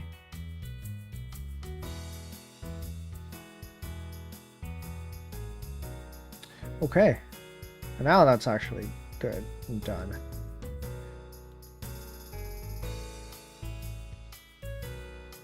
Yeah. So now we have a muscle wallpaper if you wanted it. All right. What other things do we have here? We have, oh, it's been 4 hours. Okay, was there anything that I wanted to do in particular? So we can look at the list again.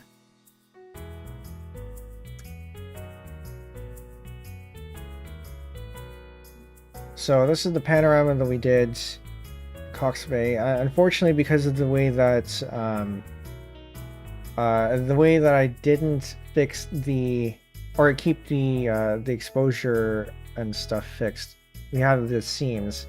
I'm not gonna be able to fix that without some extra effort, which I'm not gonna do. But there's a panorama there. We're not gonna do anything with this one. This one is not going to be doing anything either. Oh yeah, these shots. I think they're probably fine as it is. They can maybe increase the brightness or contrast or something a little bit more. And maybe add in a bit of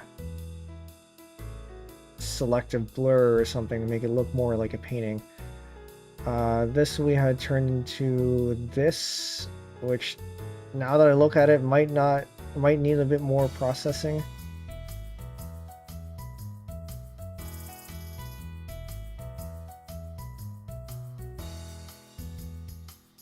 We're gonna go back.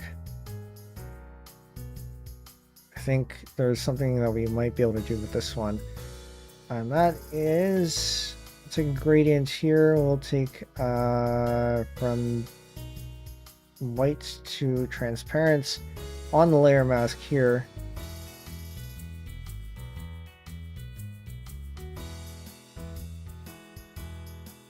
Yeah, I think that's what we can do here. Just put in a gradient.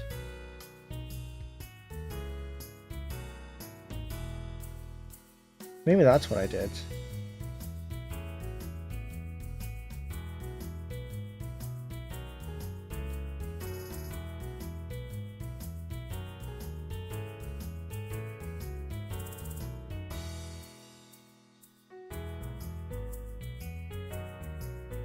That closer to the middle here, because I want more of these greens to be visible. Because if we don't do this, then they're a little bit too dark. But then we have this. Okay.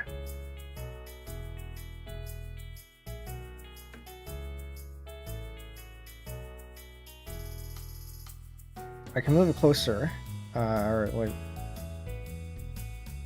And move it further up so that we have more of these. We get some of the lens flare.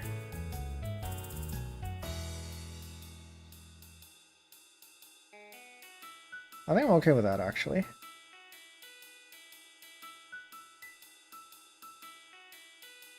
Yeah, something like this. Yeah, that's probably okay. And then we can increase this a little bit.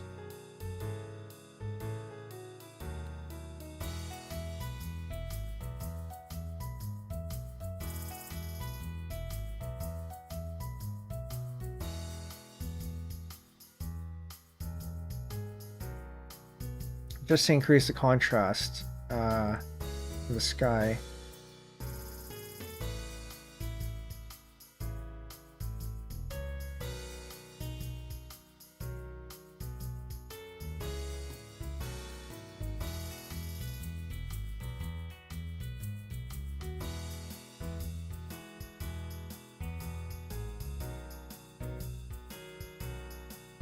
Maybe not as much. Maybe like that.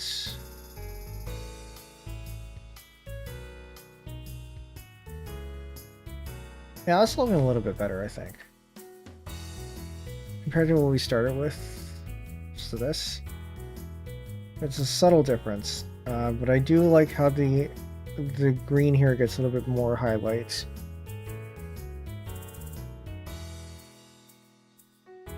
Yeah, let's go with that.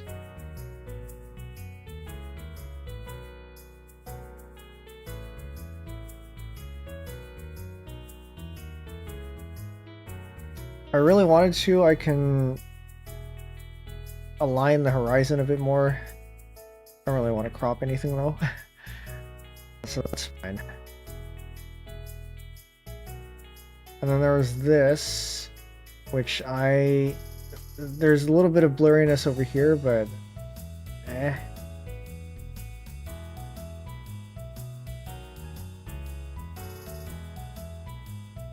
Successfully improved Dega's rig. Nice. Actually, I don't know who this character is. And we didn't do anything with this one. This would have been an HDR panorama. Since I didn't actually do it, what my thinking was here was that we could actually with Hugin you could probably just get it to stitch it first, stitch each of these first, because it's going to probably result in the same thing.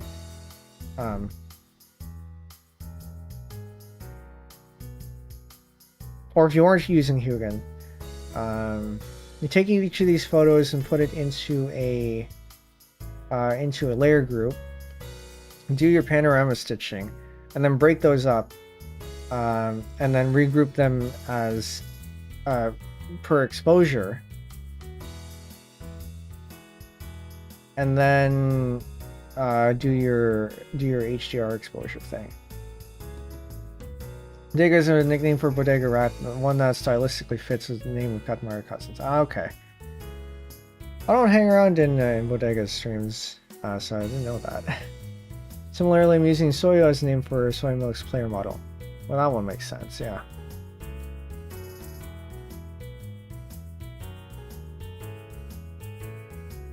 But yeah, that's the way I would approach this. I don't think we're going to do that today, but it is a thing. In terms of what could be benefit, or what could benefit from HDR, I think having the beach and the greens actually being visible would probably be beneficial. And then you take the sky from one of these two. Well, maybe we don't actually need the starker one. But perhaps like the earlier one, it could be useful for darkening the sky up top. Because I don't think there's anything that's particularly overexposed here in the mid shots.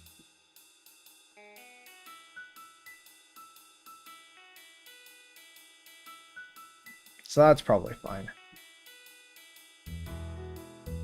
And then there's this one. Just another HDR composites. Didn't do that one. There's another muscle shot, but it was very close, so maybe a little bit harder to work with. This is what we were working with, and then we had the Coxbag panorama, and then we had the ship. Some of the ones we didn't use. This one we actually turned into something, which is this.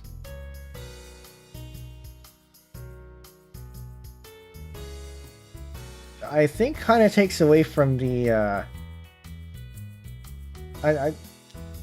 I prefer the contrast of this shot, just maybe less having the sky less overexposed is probably good, so maybe I don't know.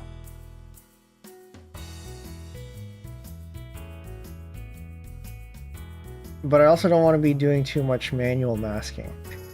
So maybe the solution here is to mask only, or yeah, apply the mask only to the sky and then not touch the ship.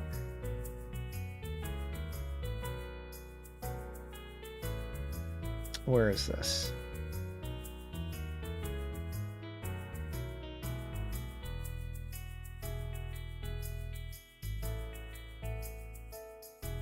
I think that's this one. So in doing that, then we can do this.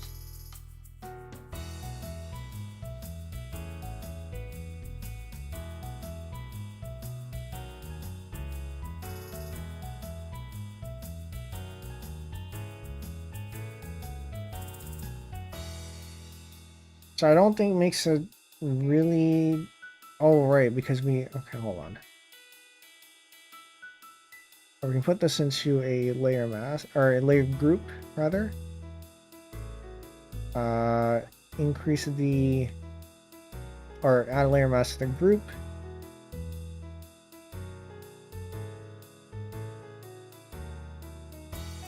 And then do that. Which I think works a little bit better.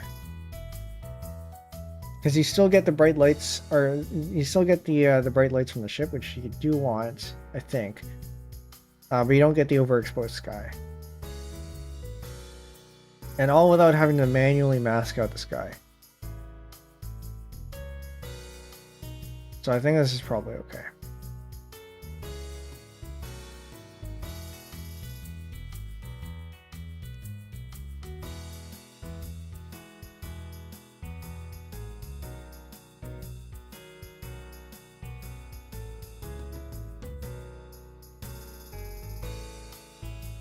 Yeah, there's a little bit of thing up here, but that's fine. You're not going to notice it.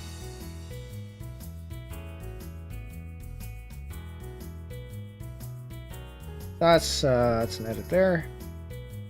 And then we had this, which we turned into these. I think this is the way to go for that one.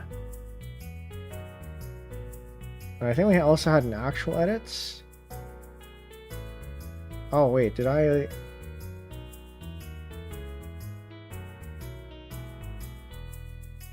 I think I might have saved that in the wrong spot. No, hold on. We had an actual edit of this though.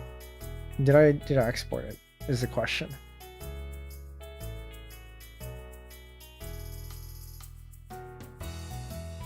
I may not have exported it.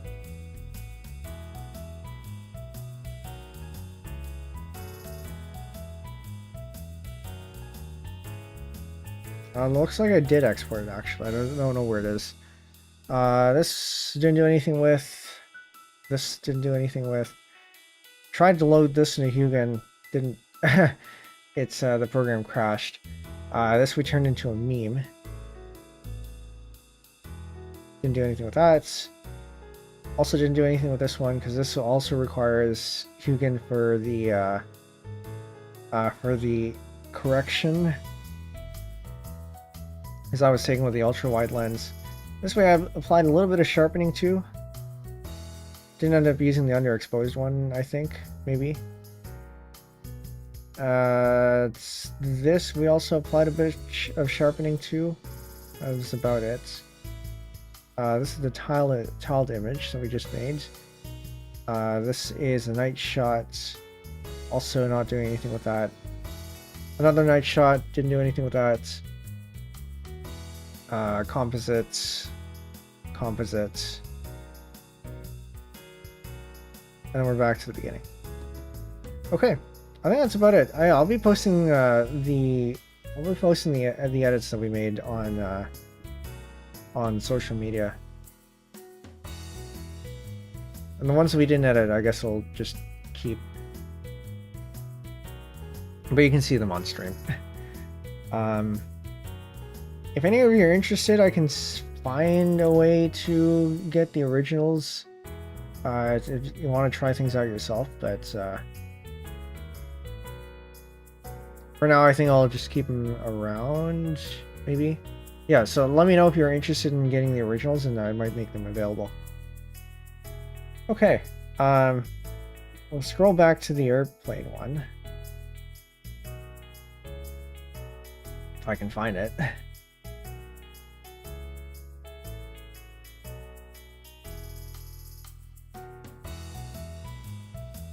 It's got to be around here somewhere. Okay, this one should be close to this one.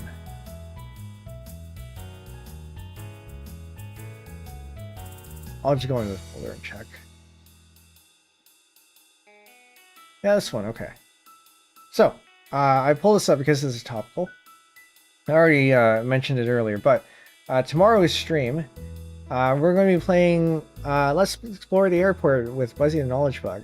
This is a children's game from 1995. I grew up with this one, and I learned about airports through this one. And considering I was on a trip where I went to the airports, I figured this would be an opportune time to bring this one out.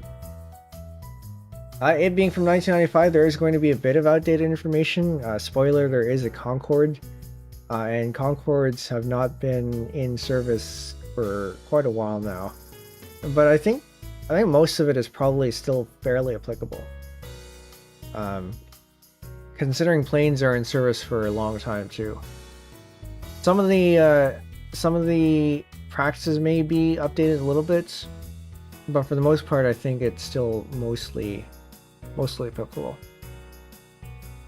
Yeah, that'll be tomorrow at 7:30 p.m. Eastern. Yeah, hopefully with fewer issues this time around. For those of you who are not Discord, there it is. Saki Jockey, welcome in. It's Greedy. It's yeah, a bit of an older term, isn't it?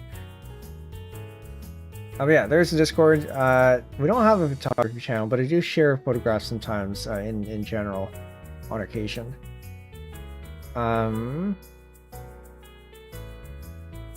It's been 2 weeks since I streamed. Is there anything else I'm missing?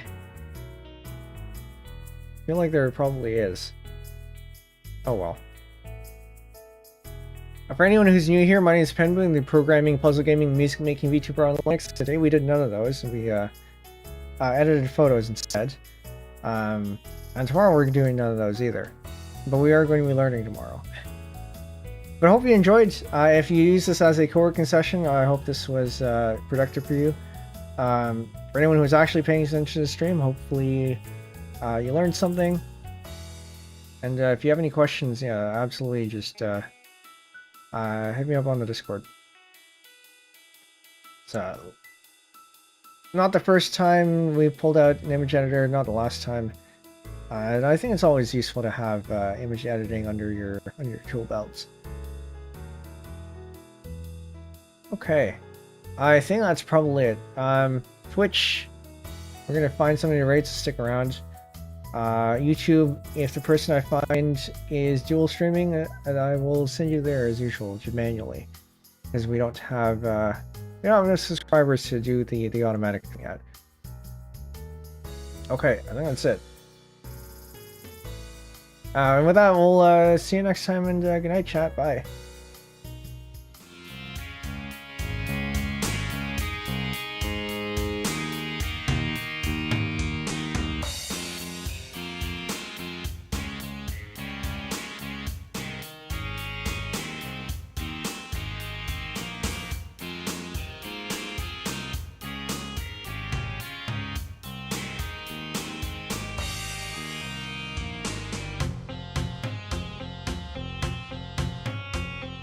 Context, I see you there. Thanks for lurking.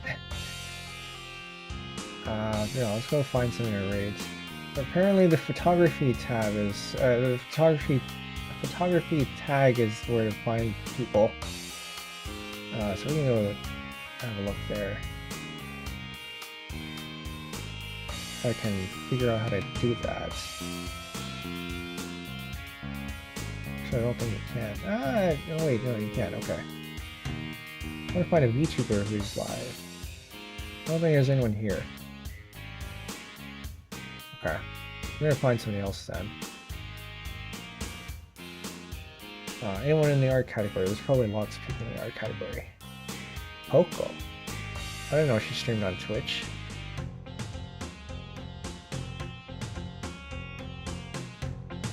We're not reading Poco though.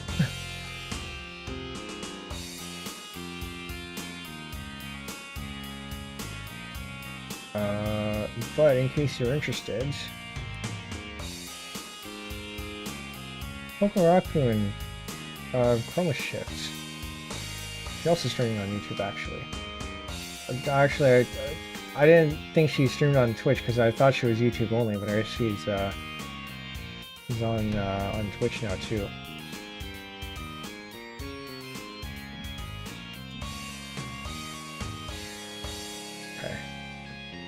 Where do we go?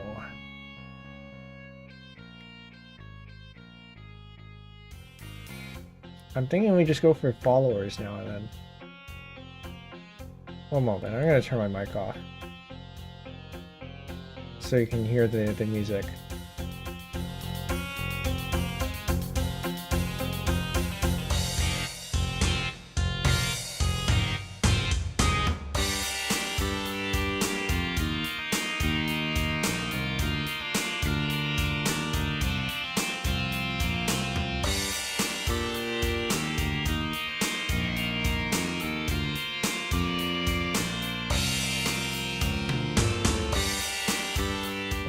I think I found someone who is not dual streaming, unfortunately. So YouTube, I think this is where we'll part. Although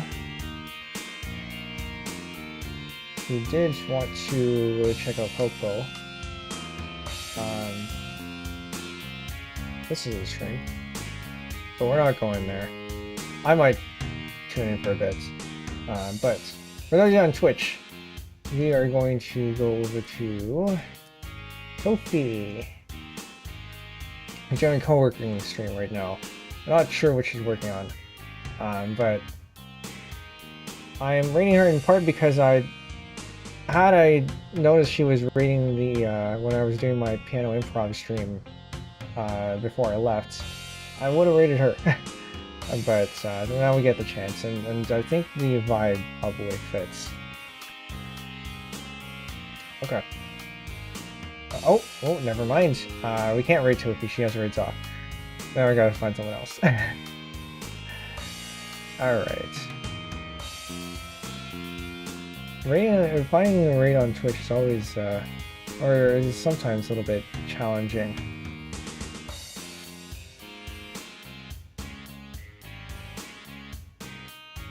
Alright, let's open followers, see who's here.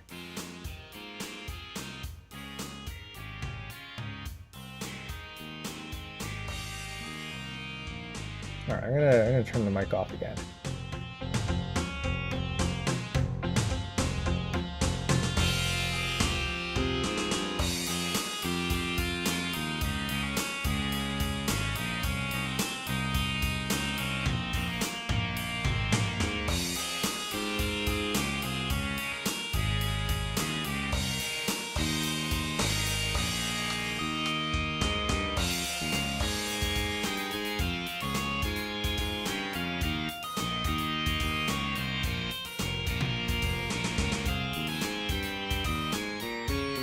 Okay.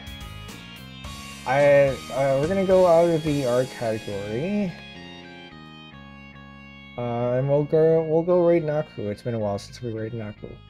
As usual, he's doing a piano concert in VR chat. It's always a good time there. So enjoy this. I think this is probably gonna fit the vibe as well. Here's a raid message. If you want to participate, go ahead and copy that and paste it in when we get there. And yeah, see you next time. Learn about airports. Alright. Bye.